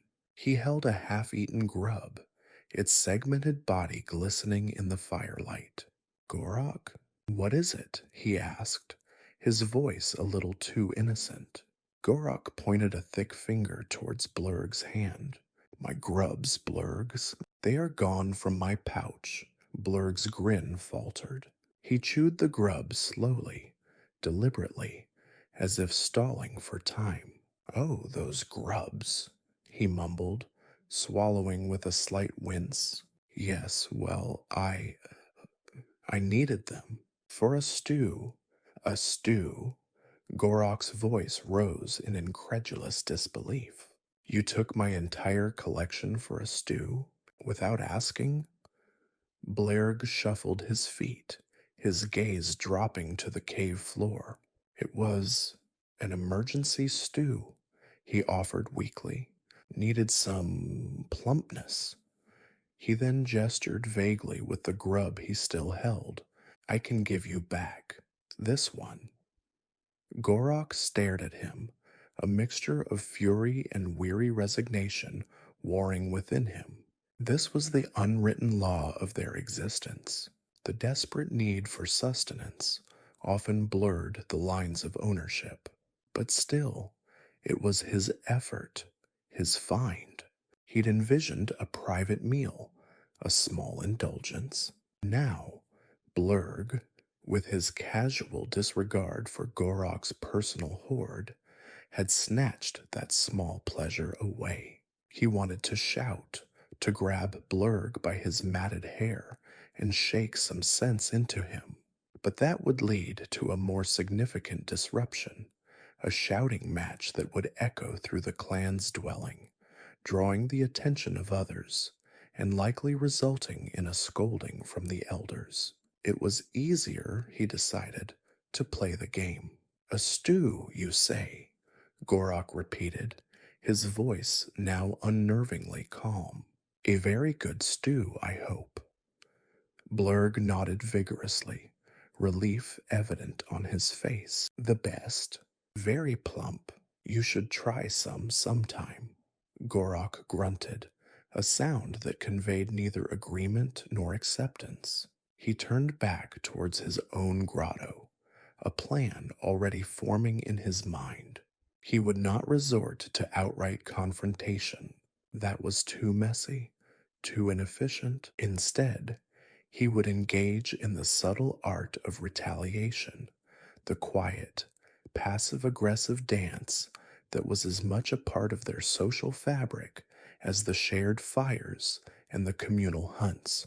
Later that evening, as Blurg sat by his own meager fire, meticulously sharpening his favorite scraping tool, a particularly smooth and well balanced piece of obsidian he'd found near the river, Gorok paid him a visit. He held his own, slightly less elegant scraping tool, the one he used for the more robust clearing tasks. Ah, Gorok, Blurg greeted, still beaming from his successful grub pilfering. Come to admire my stew? Your stew is of no concern to me, Gorok said, his tone carefully neutral. I was wondering, Blurg, if you had seen my Sapixper scraping tool. Blurg's eyes flickered with a hint of confusion. Your spare? I didn't see any spare, no, Gorok agreed, nodding slowly. Not a spare I had, a spare I was going to have. I was contemplating lending it out to a neighbor, perhaps, someone who might, need it, but I can't seem to recall where I put it. He cast a pointed look at Blurg's own well used scraping tool. A good scraping tool is hard to come by, isn't it? Blurg's grin tightened almost imperceptibly. He understood. Gorok was hinting at his own grubs, his own small act of appropriation. Gorok's lost tool was Blurg's equivalent of his pilfered grubs. It was the prelude to a subtle act of sabotage. Indeed, Blurg replied, his voice a little strained. A good tool is essential. Gorok continued his feigned search, his hand patting at the smooth stone surfaces near Blurg's entrance. He made a great show of his absent-mindedness, his movements exaggerated. Then, with a sudden, exaggerated exclamation of discovery, he found it. His hand closed around a small, worn, but perfectly functional scraping tool, tucked away in a shallow crevice just out of Blurg's immediate line of sight. It was Blurg's favorite. Ah, there it is, Gorok exclaimed, pulling it out with a flourish. He held it up, examining it with mock admiration. Remarkable craftsmanship. Such a smooth edge. You must have taken great care with this. Blurg's eyes narrowed. He watched Gorok's every move, his jaw set. He knew this was a message, a retaliatory strike in their ongoing silent war of resources. He had taken Gorok's grubs, and now Gorok had found and borrowed his prized scraping tool. Indeed, Blurg said, his voice flat. A very good tool. Gorok gave a small, knowing nod. Well, since I seem to have found it, and it appears to be in such excellent condition, I think I shall keep it for a while, just to ensure it remains in good working order. He then turned and casually walked back towards his own grotto, the stolen scraping tool clutched in his hand. As he settled back down by his fire, Gorok felt a surge of vindication. It was a small victory, a petty revenge, but it was a victory nonetheless. The grubs were gone, a loss he would have to endure. But Blurg, who had so casually deprived him, would now also be deprived. This was the delicate balance of their existence, the constant negotiation over shared space and shared possessions. It was a dance of passive aggression, a perpetual cycle of minor transgressions and subtle retributions. The next few days were a testament to this unspoken agreement. Gorok found himself constantly on the lookout for Blurg's movements, anticipating his neighbor's needs, and more importantly, his covetous glances. When Blurg was seen heading towards the river, Gorok made sure to casually mention the abundance of particularly juicy river roots he had discovered there, a clear hint that he might be going there himself and that Blurg would have to share. When Gorok noticed Blurg eyeing a particularly sturdy piece of driftwood he intended to use for reinforcing his sleeping platform, Gorok made a point of claiming it first, dragging it laboriously to his own grotto with an exaggerated display of effort. These were not acts of malice, but rather a calculated response to a world where scarcity dictated behavior. Sharing, in its purest sense, was a luxury. In their reality, sharing was a constant, often begrudging compromise. It was the foundation of their community, yes, but it was also the source of endless, low level skirmishes. Even the most basic elements of their shared existence were subject to this subtle negotiation. Sleeping spots, for instance. While Gorok had his own grotto, the clan often congregated in a larger central cavern for warmth and protection during the coldest nights. This cavern, with its rough, uneven floor, offered a multitude of potential sleeping hollows. Each one was a small territory, and each new arrival was subtly assessed for their potential to disrupt the existing pecking order. Gorok, having established a certain comfort in his own space, was usually content to claim a less desirable spot in the communal cavern. But even there, he was not immune. One night, after a particularly long day of hunting that had yielded only a scrawny rabbit, Gorok was exhausted. He'd spotted a relatively flat, undisturbed patch of ground that promised a night of uninterrupted sleep. As he was settling down, however, a burly clan member named Rorn, whose own grotto was considerably less refined than Gorok's, nudged him unceremoniously. "Move over, Gorok," Rorn grunted, his voice thick with fatigue. "This spot is mine." Gorok stared at him, incredulous. "Yours? I was here first," Rorn scoffed, a sound like a badger clearing its throat. "I saw it first. Besides, you have your own place. This is for those of us who live in the shared spaces." This was Blurg's influence, Gorok thought, a ripple effect of entitlement that seemed to be spreading through the clan. Rorn, who had always been a more straightforward individual, was now engaging in the same subtle, territorial disputes that Gorok himself had mastered. Gorok's response was immediate, though not aggressive. He simply stood up, his movements slow and deliberate. He then reached down and, with surprising strength, picked up a fist-sized rock. He placed it squarely in the center of the spot Rorn had claimed, then returned to his original, less comfortable location, settling down with a sigh. Rorn blinked, confused. "What is that for?"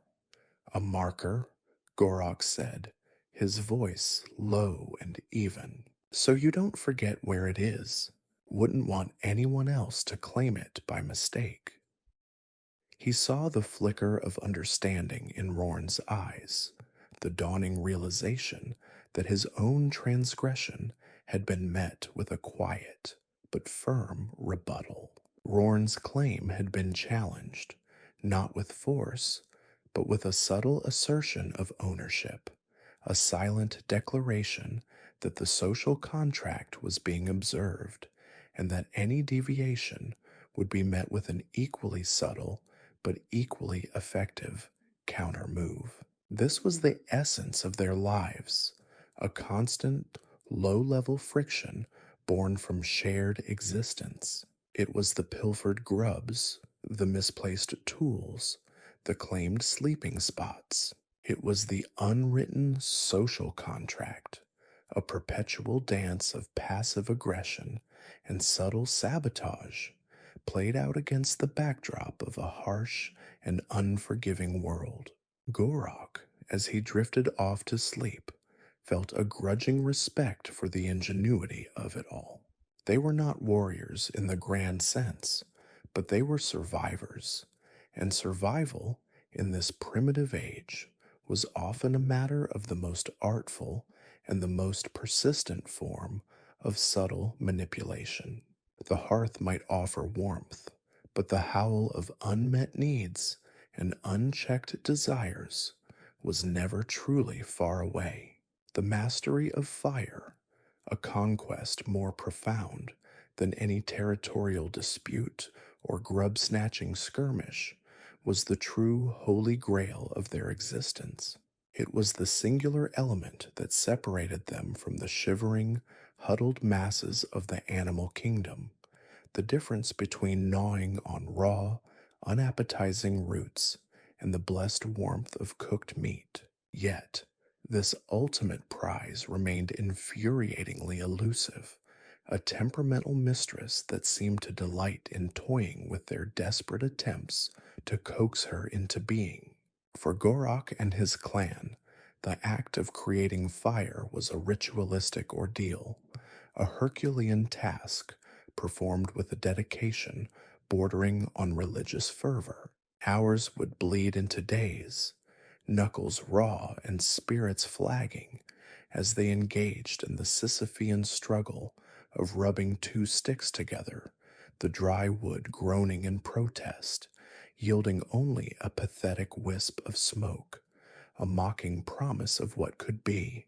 Or they would engage in the percussive ballet of striking flint against rock, the sharp reports echoing through the caverns, showering them with a cascade of seemingly useless sparks that winked out of existence as quickly as they appeared. It was a frustrating, soul crushing endeavor, a constant test of their perseverance. The sheer volume of failed attempts was staggering. A small mountain of meticulously prepared tinder, each dried grass stalk, each sliver of bark, each fluffy seed head, lay discarded and still inert, a testament to their collective lack of success. The air itself seemed to conspire against them. A stray gust of wind could extinguish the nascent glow before it had a chance to truly take hold. A hint of dampness in the air, a common occurrence in their subterranean dwellings, could render their most meticulously prepared tinder as useless as a stone. Even the quality of the wood itself became a point of obsessive study. Was it too hard? Too soft? Too dry? Not dry enough? They would examine sticks with the intensity of jewelers appraising diamonds, their brows furrowed in concentration, their whispers filled with the arcane knowledge of fire making. The process was a finely tuned, yet maddeningly inconsistent dance. One would meticulously prepare the tinder bundle, arranging the finest, fluffiest fibers in a loose, airy nest, ready to embrace the spark. Another would select the hearth board, a piece of soft, yielding wood, and carve a small notch into its surface. Then came the spindle, a harder piece of wood, its tip shaved to a fine point. The goal was to spin this spindle with incredible speed and pressure against the hearthboard, creating friction. Friction, they understood, was the key. Friction generated heat. Heat ignited the tinder. It was a simple equation, brutally difficult to execute. Gorok himself had spent an entire day, from the first hint of dawn filtering through the cave mouth to the deepening twilight, hunched over his hearthboard. His arms ached, his back screamed in protest, and the sweat trickling into his eyes stung with the effort. The spindle, a twisted piece of elder wood, had become almost an extension of his own hand. He'd spun it, pressed it, coaxed it, his breathing shallow and controlled, trying to generate the necessary heat. A faint wisp of smoke would appear, a tantalizing sign. He'd blow gently, his breath a measured puff of encouragement, hoping to coax a flame. But each time, the smoke would dissipate, leaving behind only a black smudge on the wood and a growing sense of despair in Gorok's chest. The clan, observing his efforts from the periphery, offered their own brand of encouragement. "Blow harder, Gorok," someone would shout. "No, softer," another would advise, their voices a chorus of well-meaning but ultimately unhelpful advice. They knew the theory, they understood the principle, but the practical execution was a beast of its own. The sheer physical exertion required was immense. It was not a casual undertaking. It demanded stamina, precision, and an almost supernatural level of patience. Often, the spindle would slip from their grasp, sending it skittering across the cave floor, or the hearthboard would crack under the pressure, rendering the entire setup useless. Each failure was a small defeat, a chipping away at their resolve. Then there were the flint and steel, or rather flint and a harder rock, enthusiasts. They would hold a sharp flake of flint, poised precariously over a heap of tinder. Another clan member, often a younger, more agile individual, would then strike the flint with a piece of iron pyrite, aiming to create a shower of incandescent sparks. The hope was that one of these sparks, a tiny ember, would land in the tinder and begin to glow. It was a process that required incredible coordination and a healthy dose of luck. Gorok had witnessed such attempts countless times. A frantic scraping, a flash of bright light, and then nothing. The tinder remained stubbornly unignited. The sparks, like fleeting thoughts, would vanish into the cool cave air. The frustration was palpable.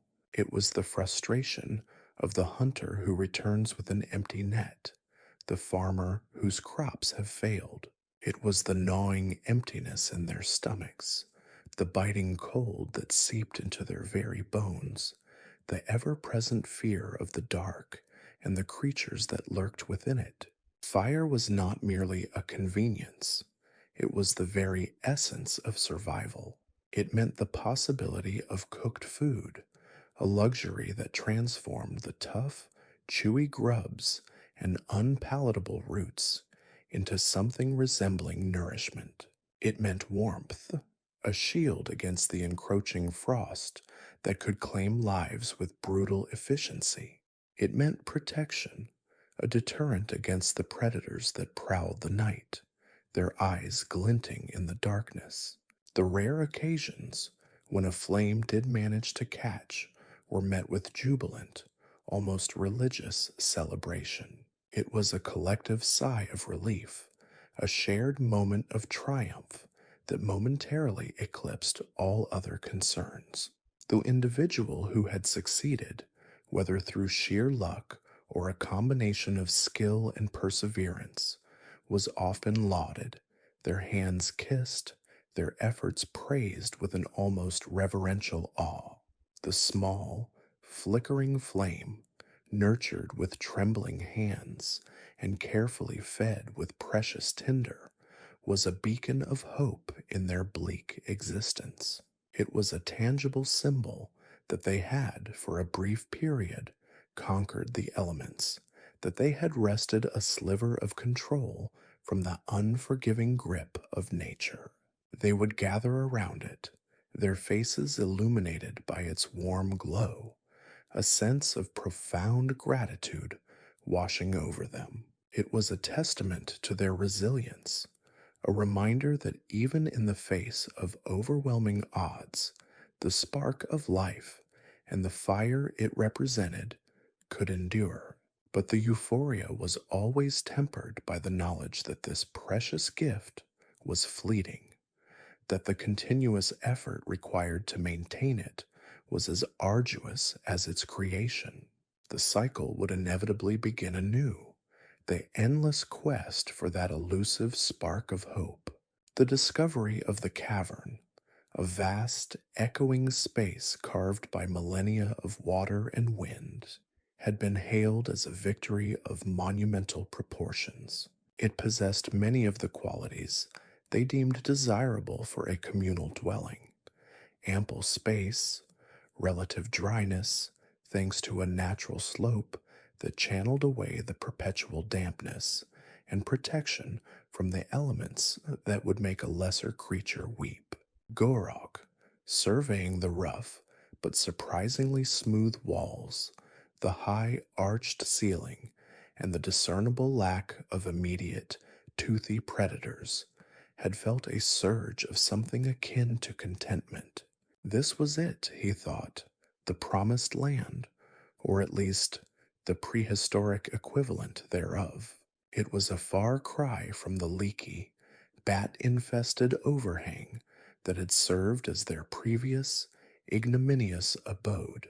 Here they could spread out, organize their meager belongings, and perhaps, just perhaps, experience a fleeting moment of domestic tranquility.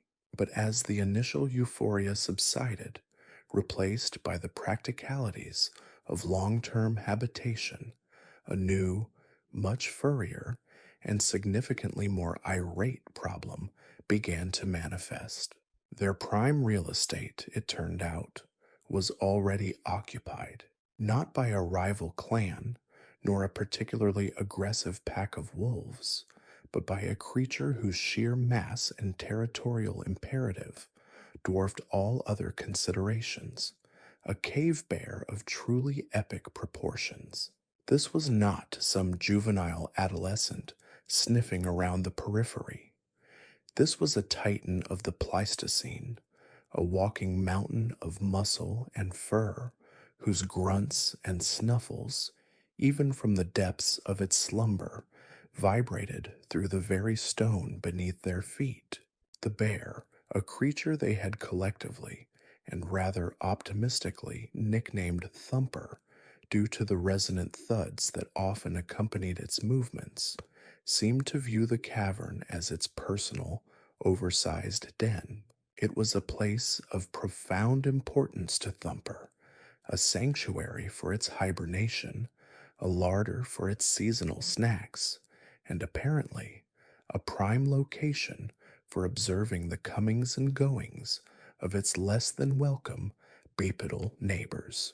Their arrival had clearly been met with about as much enthusiasm as a mammoth's hoof in a delicate moss garden.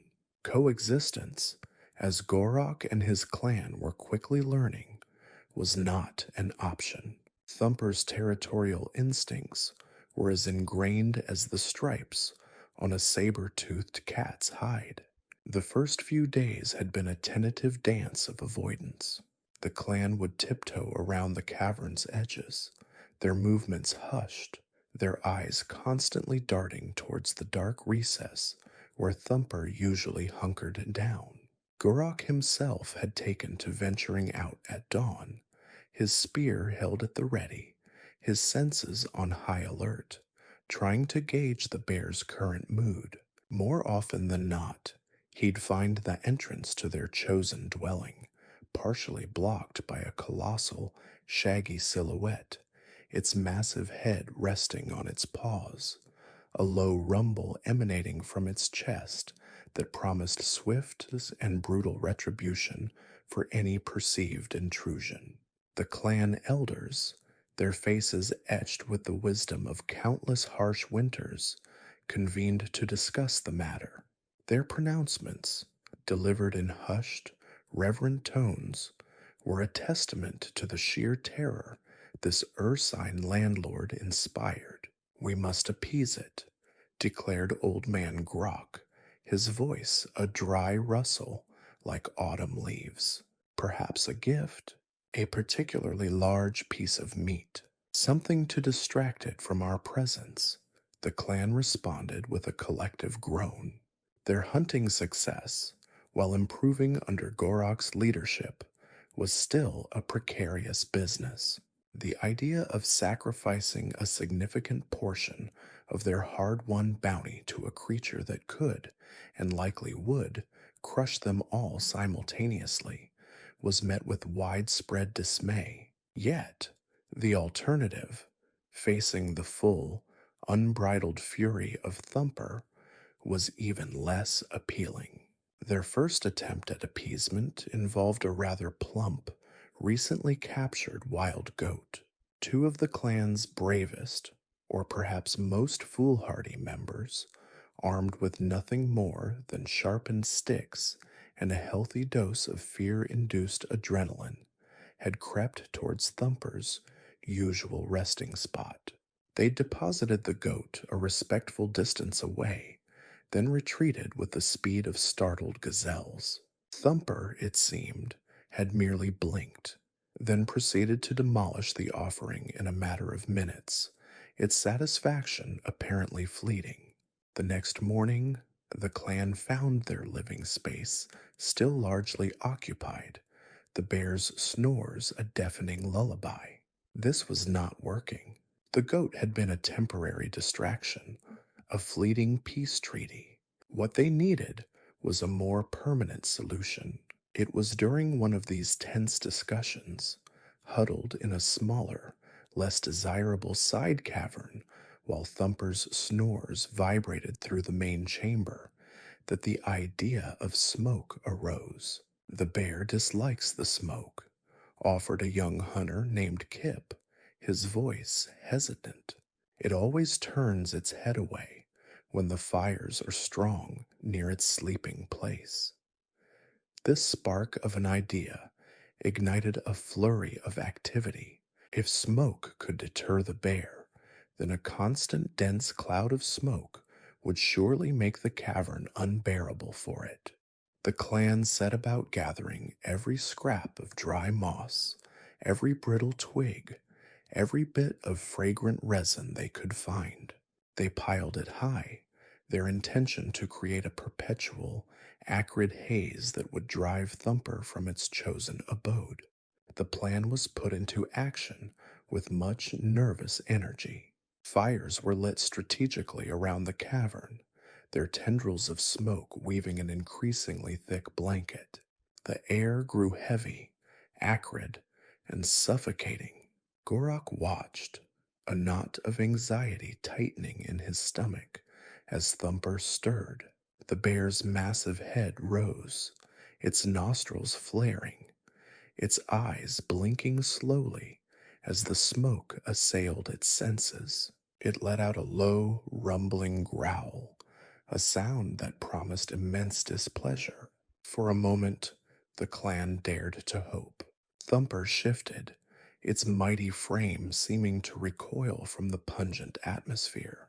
It ambled a few steps towards the cavern entrance, its movements ponderous. Then it stopped. It shook its massive head, a single powerful movement that sent ripples through its thick fur. It let out a roar that seemed to shake the very foundations of the earth, a sound of pure, unadulterated rage. The smoke, it seemed, was not a deterrent, but an insult. Instead of driving the bear away, it had merely enraged it.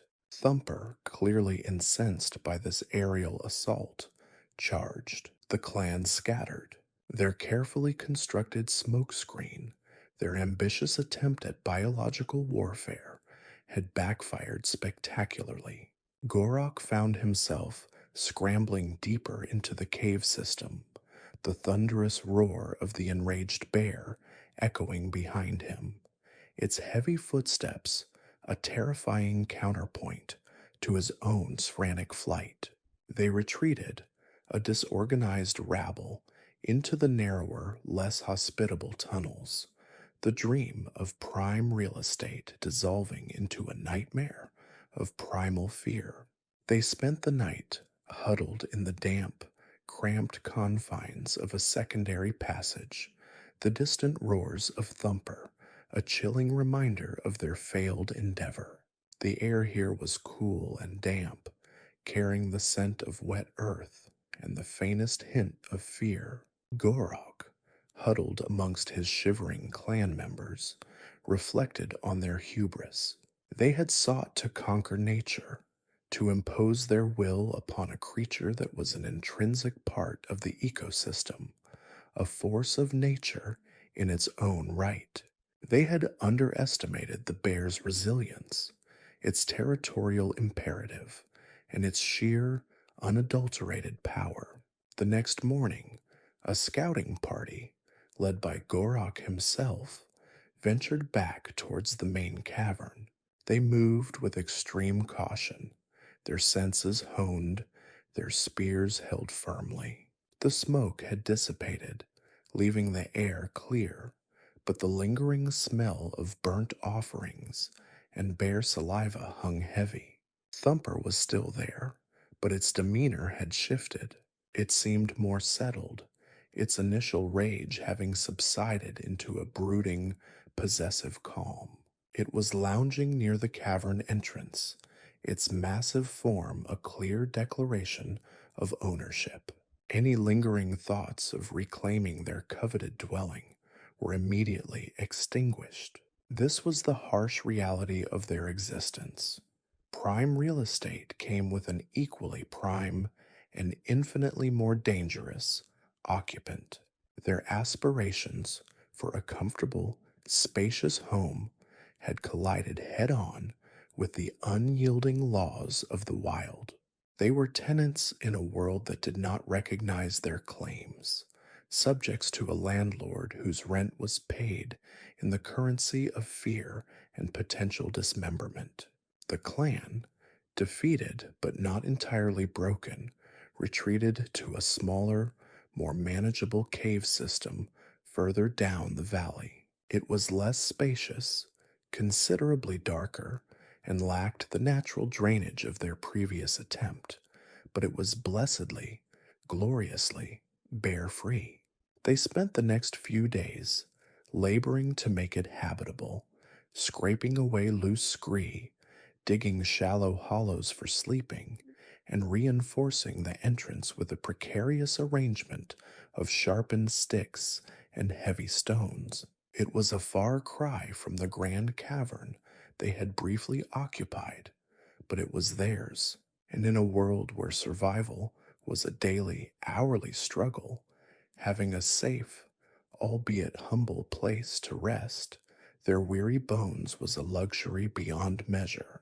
Yet, the memory of the grand cavern, of the potential for comfort and space, lingered. It was a tantalizing glimpse of a better existence, a reminder of what could be if only they could find a way to coexist with the apex predators of their environment, or perhaps learn to outsmart them. The lesson had been brutally clear. Claiming territory was one thing, but holding on to it, especially when a creature of Thumper's magnitude had its own designs, was an entirely different and far more perilous undertaking.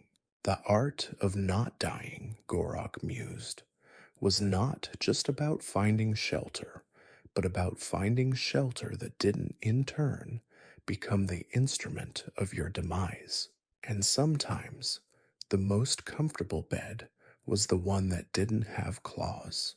The new cave, though lacking the grandeur of the bear's former domain, presented its own unique set of challenges, chief among them the constant struggle against the creeping dampness. This particular dwelling, while blessedly free of territorial megafauna, was situated in a low lying area, prone to the slow, insidious seep of groundwater. What began as a mere glistening on the cave walls soon escalated into persistent trickles, pooling in inconvenient locations and transforming cozy sleeping hollows into miniature, albeit chilly, lakes. Gorok, ever the pragmatist, saw this not as an insurmountable obstacle, but as a problem requiring a tangible solution. He spent hours studying the water's path, tracing the subtle gradients of the cave floor, identifying the points of ingress. His initial attempts involved digging rudimentary trenches, channeling the water towards the cavern's mouth. This proved to be a Sisyphean task. The constant seepage, coupled with the soft earth, meant his channels quickly collapsed or became clogged with mud and debris. It was like trying to bail out the ocean with a leaky clamshell. He observed his clan members as they struggled to adapt. Those sleeping closer to the seeped areas found their furs growing perpetually damp, their sleep disturbed by the chilling sensation of moisture clinging to their skin. Illness, a constant specter in their lives, began to creep in, manifesting as hacking coughs and feverish shivers. The very air of their new home grew thick with the smell of mildew and decay, a stark contrast to the clean, crisp air they had briefly enjoyed. One of the elders, a stooped, wizened woman named Mara, whose knowledge of medicinal herbs was as extensive as her wrinkles, lamented, "This dampness will weaken us. It will invite the cough, the wasting sickness. We cannot thrive in a place that constantly tries to drown us." Gorok, his brow furrowed in concentration, continued his investigations. He noticed that while water seeped in everywhere, it flowed most readily along certain natural fissures and cracks in the rock. These were the pathways the water naturally chose, the lines of least resistance. He began to experiment with different materials to block these fissures. Sticky mud, while effective for a short time, dried and cracked, allowing the water to resume its relentless march. Larger stones, wedged into the cracks, offered some respite, but the sheer number of fissures made this an impossibly time-consuming endeavor. It was during a foraging expedition, while searching for edible fungi in a damper, more shaded area of the forest, that Gorok stumbled upon a revelation. He found a patch of a particular type of moss, its texture unusually dense and spongy. When he plucked a clump of it, he noticed how the water seemed to be absorbed into its very fibers, held there without dripping. He brought a handful back to the cave, and on a whim, stuffed a few clumps into some of the smaller fissures. To his astonishment, it worked. The moss acted like a natural sponge, absorbing the seeping water and holding it within its structure. It wasn't a perfect solution.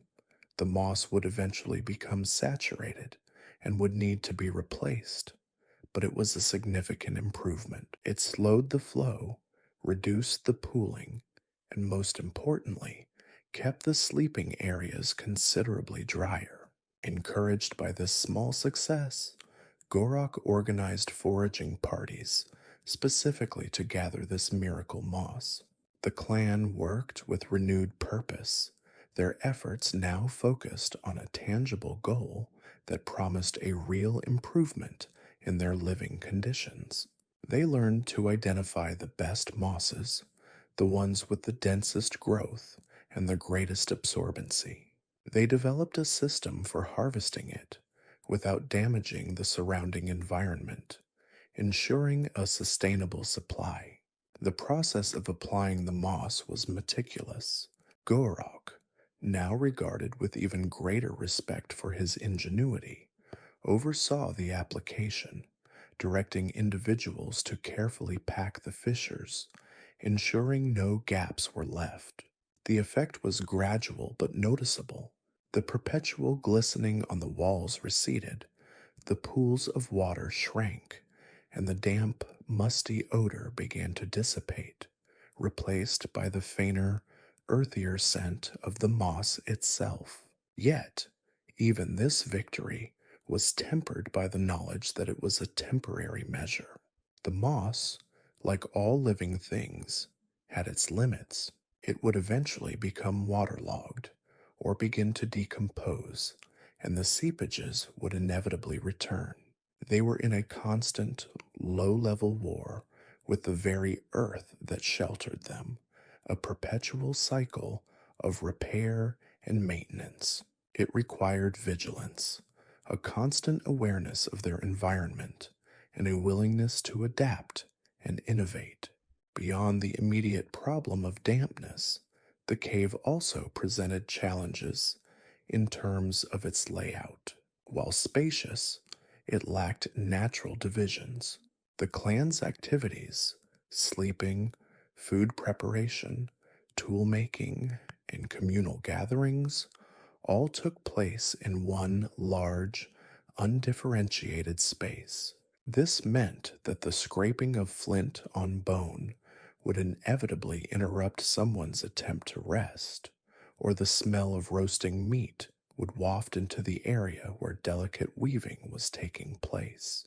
Gorok, ever the observer of human and indeed prehistoric nature, recognized the inherent inefficiencies of this arrangement. He envisioned distinct zones for different activities, a rudimentary form of spatial organization that would minimize conflict and maximize productivity. He began by suggesting that the sleeping areas be consolidated at one end of the cavern, further away from the main entrance, where the wind and the elements were most likely to intrude.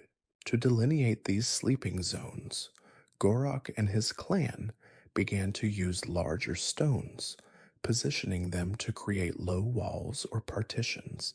This was not a sophisticated architectural endeavor, but it served its purpose, creating a subtle sense of personal space within the communal dwelling. It also helped to contain the heat from their small central fire, concentrating it in the area where the majority of the clan slept. The food preparation area was established near a natural rock shelf that could serve as a rudimentary counter. Here, they would process their catches, clean their foraged goods, and prepare their meals.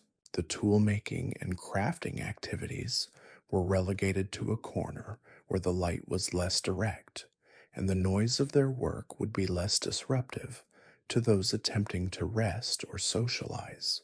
This spatial organization, while basic, brought a subtle but significant improvement to their daily lives. The constant friction of overlapping activities began to diminish. There was a greater sense of order, a reduction in the petty squabbles that arose from disruptions and intrusions. Even the elders, who had initially been resistant to any change in their established routines, begrudgingly admitted that the new arrangement had its merits. However, the most persistent and unsettling aspect of their new abode was not the dampness nor the lack of spatial division, but the lingering psychological imprint of their previous encounter with Thumper. The grand cavern, the one they had so optimistically claimed, was still within their reach, a mere short trek through the connecting tunnels, and Thumper, Their ursine landlord remained there, a silent, furry sentinel. The clan, now firmly ensconced in their damp, partitioned cave, found themselves with an unusual amount of time on their hands. The constant vigilance required in their previous, more exposed dwelling was no longer paramount.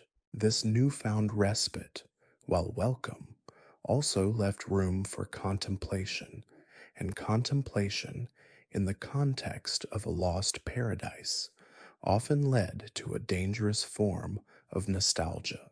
Whispers began to circulate. The old cave was so much larger, one hunter would murmur, his voice barely above a whisper, and the light, it was so much better. And the air, another would add, sighing. So clean, so open, not like this damp earth we breathe. Gorok, though he tried to suppress these sentiments, found himself succumbing to them as well.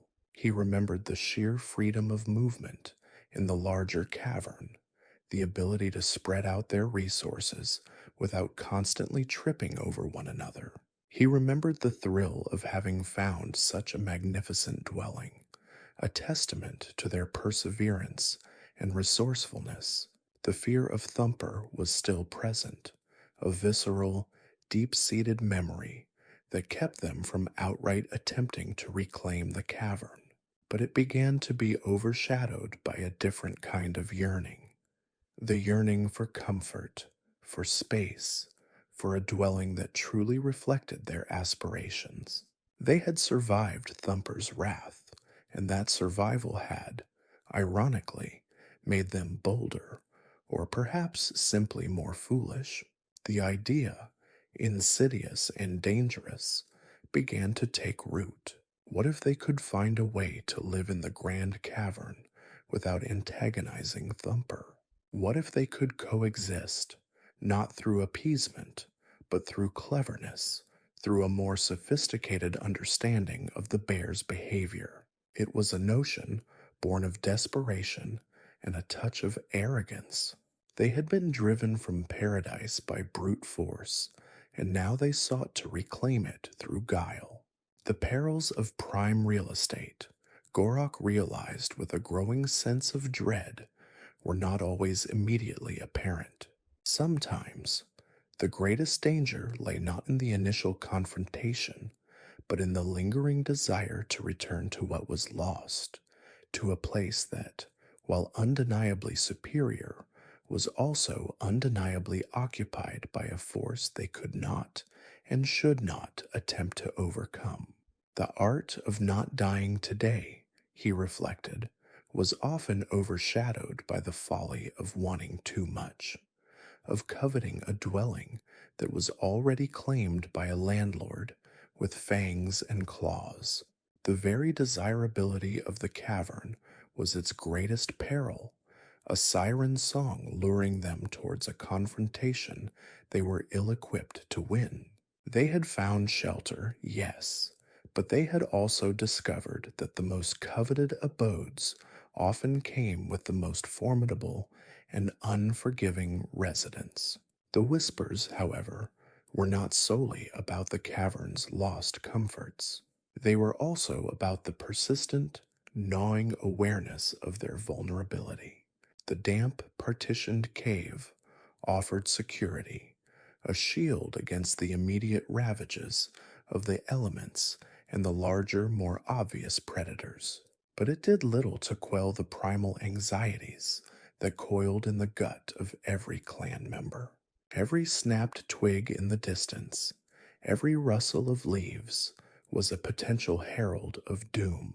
And in this environment of perpetual unease, a new, more insidious understanding of survival began to dawn, an understanding that placed less emphasis on brute strength and more on the subtle, often underestimated art of not being seen. Gorok, despite his leadership aspirations and his knack for practical solutions like moss-based waterproofing, was not built for the forefront of battle. His physique was wiry, his strength adequate but not exceptional, and his natural inclination was towards observation rather than confrontation. He was a listener, a watcher, a creature of quiet contemplation who often found himself most at ease when he was simply present without being noticed. This wasn't born of a conscious decision to be cowardly, but rather an ingrained instinct, a primal wiring that prioritized the avoidance of conflict over its resolution. He possessed an almost supernatural ability to fade into his surroundings, to become a part of the dappled sunlight filtering through the trees or the rough texture of a rock face. He could melt into the shadows with an ease that would make a chameleon blush, his presence becoming as unremarkable as a common pebble. This was a skill that had, more often than not, kept him alive. While others boasted of their prowess in bringing down game or fending off rivals, Gorok's victories were often silent, unacknowledged triumphs of sheer invisibility. He could position himself near a hunting party, observing their techniques, learning from their mistakes, all while remaining utterly undetected. If a predator stalked their camp, it was Gorok, with his uncanny stillness, who would be the last to be spotted, the first to register the danger, and crucially, the most likely to survive the initial, chaotic scramble for safety. The clan, however, often viewed his quietude with a mixture of confusion and mild disdain. They understood the roar of the lion, the charge of the boar, the fierce loyalty of the pack. They understood strength, aggression, and overt displays of dominance. Gorok's brand of survival, this passive, almost apologetic existence, was alien to their more boisterous sensibilities. It wasn't fighting, it was in their eyes simply not dying, a subtle but significant distinction. The true test of this passive strategy came with the arrival of the saber-toothed cat. It wasn't a sudden, dramatic appearance. Rather, it was a slow, creeping dread that permeated the clan's awareness. First, it was the unnerving silence that fell over the forest, the birds ceasing their chirping, the smaller creatures scattering with an invisible cue. Then came the scent, a musky, predatory odor that prickled the nostrils and sent a jolt of icy fear through the veins. Finally, it was the sight. It emerged from the dense undergrowth at the edge of their foraging territory, not with a roar, but with a fluid, predatory grace that was far more terrifying. Its coat was a mottled gray-brown, perfectly camouflaged against the dry leaves and shadowed earth. But it was the saber-like canines, gleaming ominously in the dim light, that truly announced its terrifying presence. This was not an animal to be reasoned with, nor intimidated. This was a creature of pure, unadulterated instinct, a finely tuned killing machine. Panic, as it always did, threatened to engulf the clan. Men scrambled for their spears, women shielded their young, and a cacophony of shouts and cries arose, a desperate, futile attempt to ward off the inevitable. But Gorok, in that moment of pure terror, did not join the frantic scramble. His mind, honed by years of quiet observation, immediately sought a solution that did not involve direct confrontation. His eyes scanned the surroundings, not for a weapon, but for refuge. He saw the dense thicket of thorny bushes to his left, the shallow depressions in the ground near a cluster of fallen logs to his right, and a small, almost insignificant mound of loose soil directly in front of him. It was the soil. It was dry, dusty, and looked remarkably like the earth that already covered the ground. Without a second thought, Gorok dropped. He didn't dive or roll. He simply sank to his knees, then flattened himself against the earth. He pushed his hands into the loose soil, scooping it over his body, burying himself until only the very top of his head remained exposed, and even that he tried to obscure by tilting it down. He focused on his breathing, trying to make it as shallow and as silent as possible, willing his heart to slow its frantic thrumming against his ribs. He squeezed his eyes shut, not in fear, but in concentration, trying to erase his own presence, to become one with the dirt, the leaves, the very essence of the ground beneath him. From his buried vantage point, he could hear the terrified cries of his clan, the sharp, guttural growls of the saber-tooth as it moved closer, testing the air, its senses seeking out the scent of prey. He heard the clatter of spears striking rock, the desperate shouts that only seemed to excite the predator further. He heard the cat's low, rumbling purr, a sound of pure anticipation that vibrated through the earth and into his very bones. He imagined the saber-tooth's perspective. It was a creature of sight and smell. Its eyes were accustomed to spotting movement, to discerning the subtle signs of life. Its nose was trained to detect the faintest whiff of blood or fear. Gurok's strategy was to deny it both. He stilled every muscle, suppressed every twitch, every involuntary gasp. He was no longer Gorok, the clan member, the hunter, the observer. He was simply a part of the landscape, an inert mass of organic material indistinguishable from the surrounding dirt. The saber-tooth moved past his position, its massive paws crunching on the dry leaves just inches from his hidden form. Gorok could feel the vibrations of its movement, could smell the rank odor of its fur.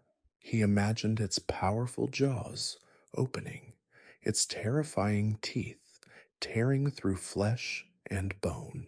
He could feel the phantom sensation of being ripped apart, the searing pain of claws sinking into his body. But still, he remained motionless, his will a fortress against the rising tide of panic. He heard the thud of a spear striking home, followed by a pained yowl from the saber-tooth. The cat, it seemed, had found a more tempting target, or perhaps had been successfully repelled by a more direct, albeit risky defense.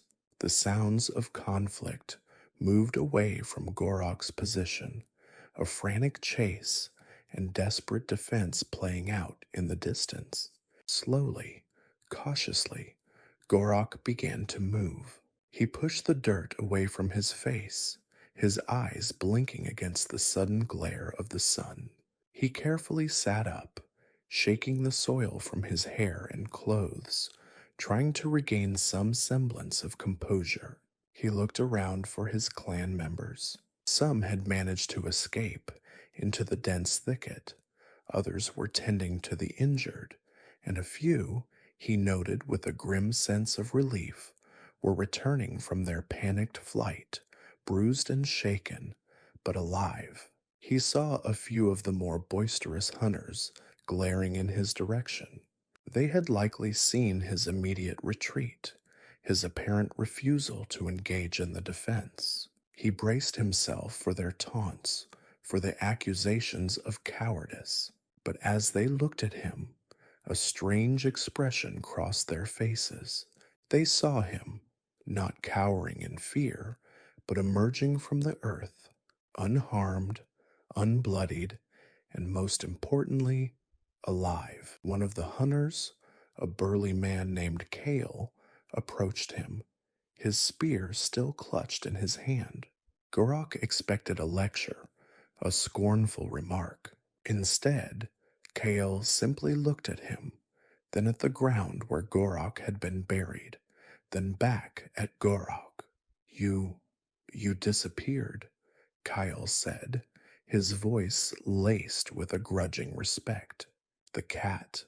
It didn't see you. Gorok simply nodded, too drained to offer an explanation. He knew that to them, it was still cowardice. It was the absence of a fight. But for him, it was the ultimate victory. He had faced the saber-toothed cat, a creature that could end his life with a single swipe, and he had survived not by meeting its strength with his own, but by denying it the very opportunity to engage him. He had employed the ultimate camouflage, the camouflage of oblivion. This encounter solidified Gorok's understanding of his own unique place within the clan. He would never be the one to fell a mammoth with a perfectly aimed throw of his spear, nor would he be the one to stand defiantly against a charging beast, spear thrust forward. His contribution was different, more subtle, and in its own way just as vital. He was the clan's living embodiment of avoidance, their passive shield against the most immediate and lethal threats. He began to actively cultivate this skill. He learned to identify the best places to hide, the most effective ways to blend into any environment. He studied the patterns of predators, learning their hunting styles, their preferred ambush points. He wasn't training to fight. He was training to disappear. He would practice for hours, lying still in tall grass, camouflaging himself against tree trunks, or burrowing into soft earth, focusing on the absolute stillness required to fool the keen eyes of predators. His clan members, while still sometimes bemused by his methods, began to see the practical value of his approach. When the threat was too great, when direct confrontation was suicidal, Gorok's ability to simply vanish became an invaluable asset. He could scout ahead, observing enemy movements or the presence of dangerous animals without risking discovery. He could be a living alarm system, the first to sense danger, the first to signal retreat, all while remaining himself a difficult target to dislodge. The art of not dying, Gorok realized, was not always about courage. Sometimes it was about the quiet understanding that sometimes the greatest act of bravery was to simply refuse to be a victim. It was about knowing when to fade into the background, when to let the world pass you by, when to become so insignificant that even the most ravenous predator would overlook you. It was the art of camouflage, yes, but it was also the art of calculated, deliberate cowardice, a strategy that, in its own peculiar way, ensured the survival of not just himself, but also, by extension, the clan. He was not a warrior, but he was a survivor, and in the brutal calculus of their existence, that was often more than enough. His silence, his stillness, his ability to become one with the earth, these were his weapons, and they were as sharp and as deadly as any spear. He was the clan's invisible guardian, a testament to the fact that survival didn't always require a roar, but sometimes just a whisper of stillness.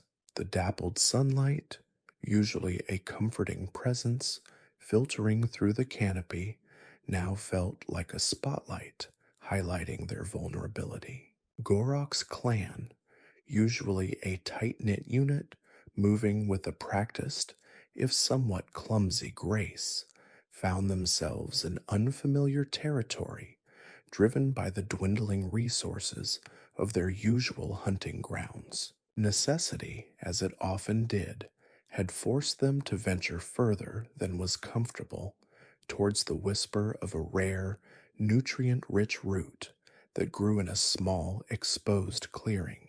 It was a gamble, a venture into land rumored to be claimed by others, a silent understanding of potential conflict hanging heavy in the air like the scent of damp earth after a rain.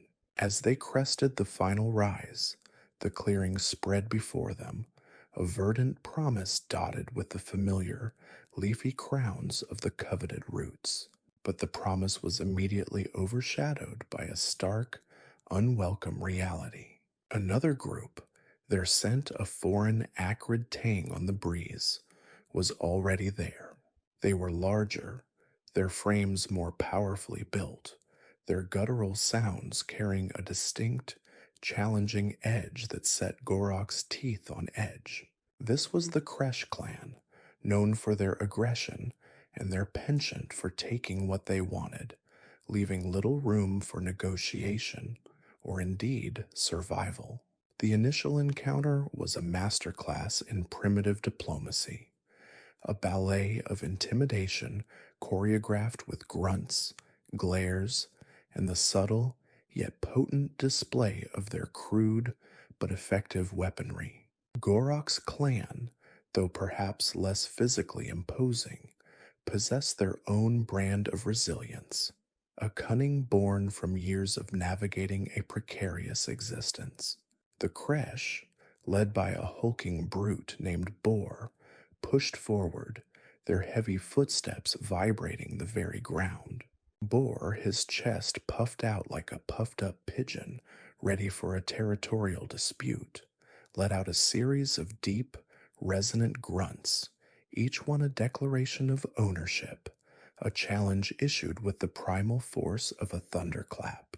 His clan echoed his sentiment, a chorus of guttural affirmations, their spear shafts tapped rhythmically against their calloused hands.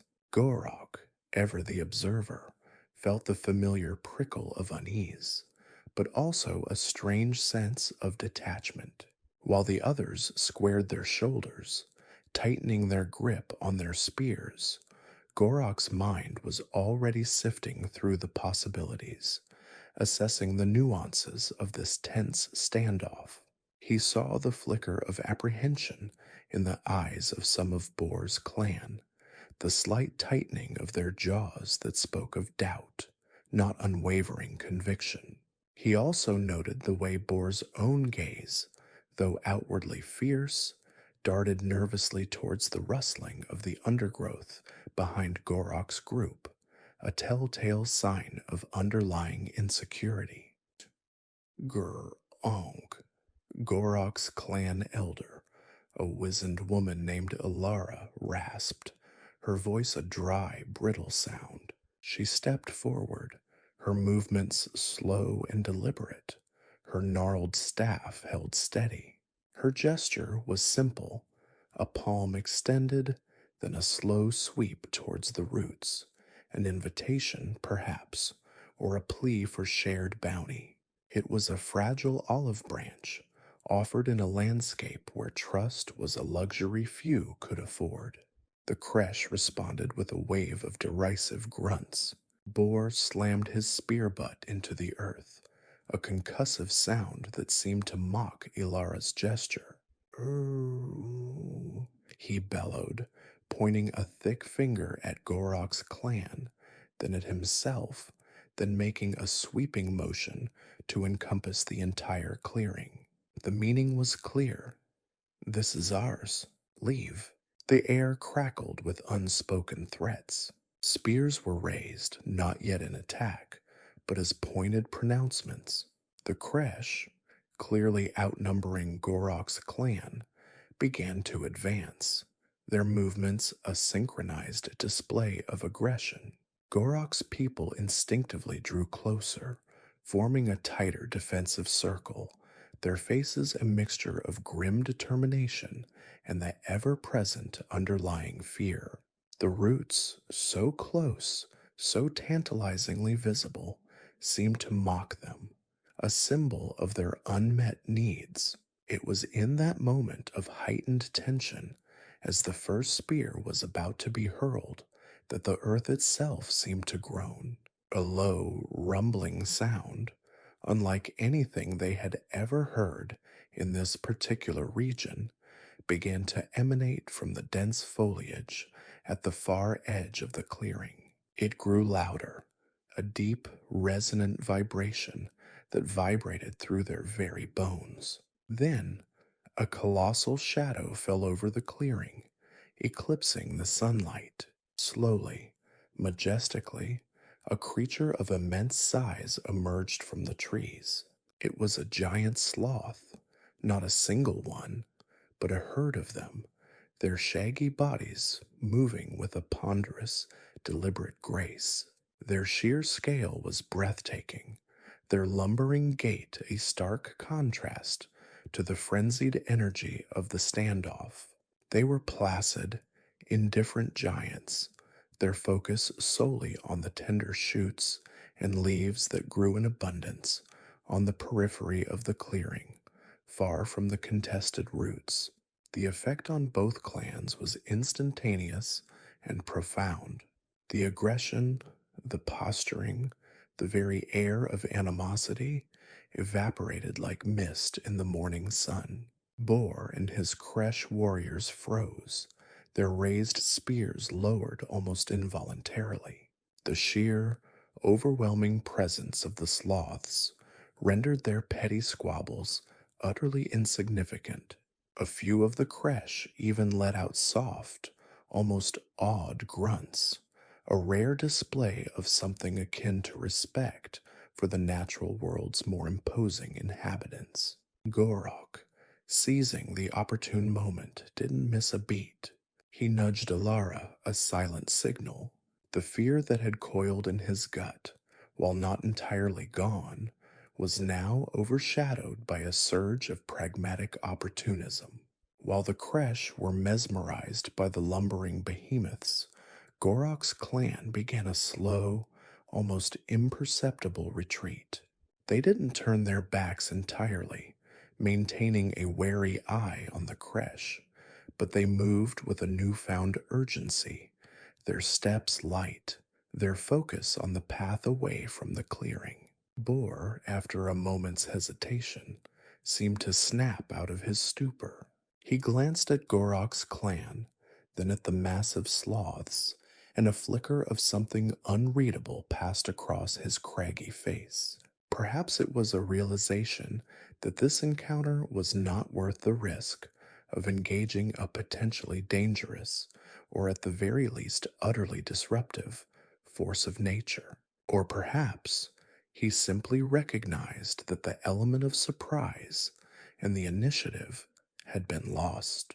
With a final dismissive grunt, he waved his clan away from the roots, a gesture that, in its own way, was as significant as any agreement. The two clans, like wary currents in a river, began to diverge. The Kresh melted back into the trees from which they had emerged, their presence receding as silently as it had arrived. Gorok's clan, having secured a fragile, unspoken truce, born not of understanding, but of mutual distraction, continued their quiet withdrawal. They had not secured the roots, a bitter pill to swallow, but they had secured their lives.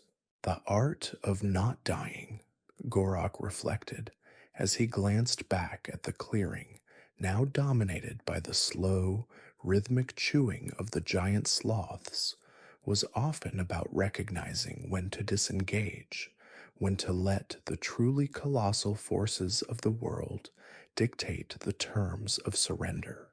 Diplomacy, it seemed, was not always about finding common ground, but sometimes about finding a shared reason to flee. The grunts and posturing had been a preamble, a volatile dance that had been abruptly interrupted by the uninvited, yet ultimately beneficial, presence of nature's gentle giants. And in the quiet of their own moving away, Gorok knew this. The creche would remember this encounter, this awkward stalemate, and he suspected so would he. The clearing and its coveted roots would remain a point of contention, a future possibility. But for today, the art of the opportune retreat had proven to be the most effective form of interclan diplomacy. The last vestiges of the sun bled across the sky, painting the horizon in bruised purples and angry oranges. For Gorok, hunched over the flickering, spitting embers of their meager fire, it was less a spectacle of natural beauty and more a grim countdown. Each fading ray was a reminder that the fragile shield of daylight had been breached, and the true, unyielding darkness of the night was about to descend. His body, a testament to the day's relentless demands, protested with every shift of his weight. A dull ache throbbed in his shoulders, a phantom echo of the heavy dragging of branches that had yielded nothing but frustration. His hands, usually steady, felt strangely numb, still tingling with the phantom sensation of a spear grip that had never been fully utilized, a tension that had coiled in his gut and refused to dissipate. He sank deeper into the earth, the rough soil of familiar, if uncomfortably gritty, embrace. Beside him, Grug, his grunting, perpetually hungry companion, gnawed with a ferocious intensity on a bone that looked more like a fossil than food. The sound, usually a comforting if rudimentary lullaby of survival, grated on Gorok's frayed nerves. It was a constant, gnawing reminder of their perpetual scarcity, of the gnawing hunger that was as much a part of their existence as the very air they breathed. The fire, a small, defiant island of warmth in the encroaching cold, cast dancing shadows that distorted the familiar shapes of their meager camp into grotesque specters. A half gnawed bone, picked clean of any discernible sustenance, lay discarded near Grug, a monument to their fruitless efforts. The day had been a grueling testament to their precarious existence. The promised nutrient rich roots, the very reason for their perilous journey to the contested clearing, had remained tantalizingly out of reach. A mirage that had shimmered and then dissolved into the harsh reality of the Kresh clan's presence. Even the imposing, albeit silent, intervention of the giant sloths, while saving them from direct confrontation, had ultimately been a distraction, a spectacular diversion that had allowed Gorok's clan to retreat, but not to succeed. The relief that washed over Gorok was a peculiar, double-edged thing. On one hand, there was the profound, bone-deep gratitude of simply being. They had avoided the sharp sting of Kresh spears, the crushing weight of their dominance. They had weathered the tension, the silent threat, and emerged relatively unscathed into the encroaching night. This simple act of continued existence, of drawing breath after a day fraught with peril, was a victory in itself, a primal triumph that resonated in the very marrow of his bones. It was the fundamental achievement of their kind, to survive another rotation of the sun, to postpone the inevitable until the next dawn. Yet, this relief was inextricably tangled with a bone-wearying exhaustion that seeped into every fiber of his being. It wasn't just the physical fatigue, though that was immense. It was a deeper, more pervasive weariness, a mental and emotional depletion that felt as ancient and as profound as the earth beneath him. The constant vigilance, the simmering anxiety that had been their unwelcome companion all day, had taken its toll. His mind, usually a nimble instrument for assessing threats and strategizing survival, felt sluggish, dull. The day's events, the tense standoff, the startling appearance of the sloths, the subsequent anticlimactic retreat, it all swirled in his thoughts like a muddy, churning current, leaving him with a sense of futility. He stared into the fire, the flames licking at the dry wood with a hungry intensity that mirrored his own gnawing hunger, yet offered no true sustenance. What was the point of it all? The roots remained elusive. The creche undoubtedly would return. Tomorrow would bring the same cycle of searching, of hunger, of fear. The very concept of tomorrow loomed not as a promise of renewal, but as a dawning echo of today, a continuation of this exhausting, precarious dance on the edge of oblivion. A low rumble, a sound that had become all too familiar, emanated from Grug's stomach. Gorok offered him another piece of the already picked over bone. Grug accepted it with a grunt of appreciation, his small eyes gleaming in the firelight. Gorok watched him, a strange mix of protectiveness and despair warring within him. Grug represented the future, the continuations of their lineage, the fragile hope that all this struggle was for something. But watching Grug's simple, unthinking pursuit of immediate satisfaction, Gorok felt a profound disconnect. This was the quintessence of their existence, Gorok mused, his thoughts a weary, meandering stream. This profound, almost animalistic relief at simply having made it through another day, coupled with the crushing weight of that very survival. It was the fundamental prehistoric feeling, the raw, unvarnished experience of being alive in a world that seemed actively designed to extinguish them.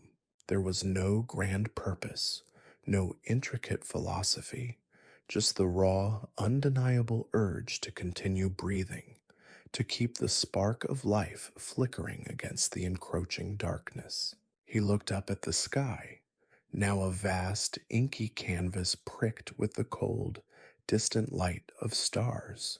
They offered no comfort, only a stark reminder of the immense, indifferent universe in which they were so infinitesimally small. The vastness above only amplified the claustrophobia of his immediate surroundings, the suffocating weight of their daily struggle. The gnawing hunger in his belly was a physical manifestation of a deeper emptiness, a void that the meager fire and the bone-chewing Grug could not fill. The day had been a tapestry woven with threads of hope and despair. The glint of the roots, so close, so vital, had promised sustenance, a reprieve from the gnawing emptiness. But the arrival of the creche had ripped that hope asunder, replacing it with the cold, hard reality of conflict and the ever-present specter of violence. And then, the sloths, their colossal, unhurried presence had been a bizarre, almost comical intervention.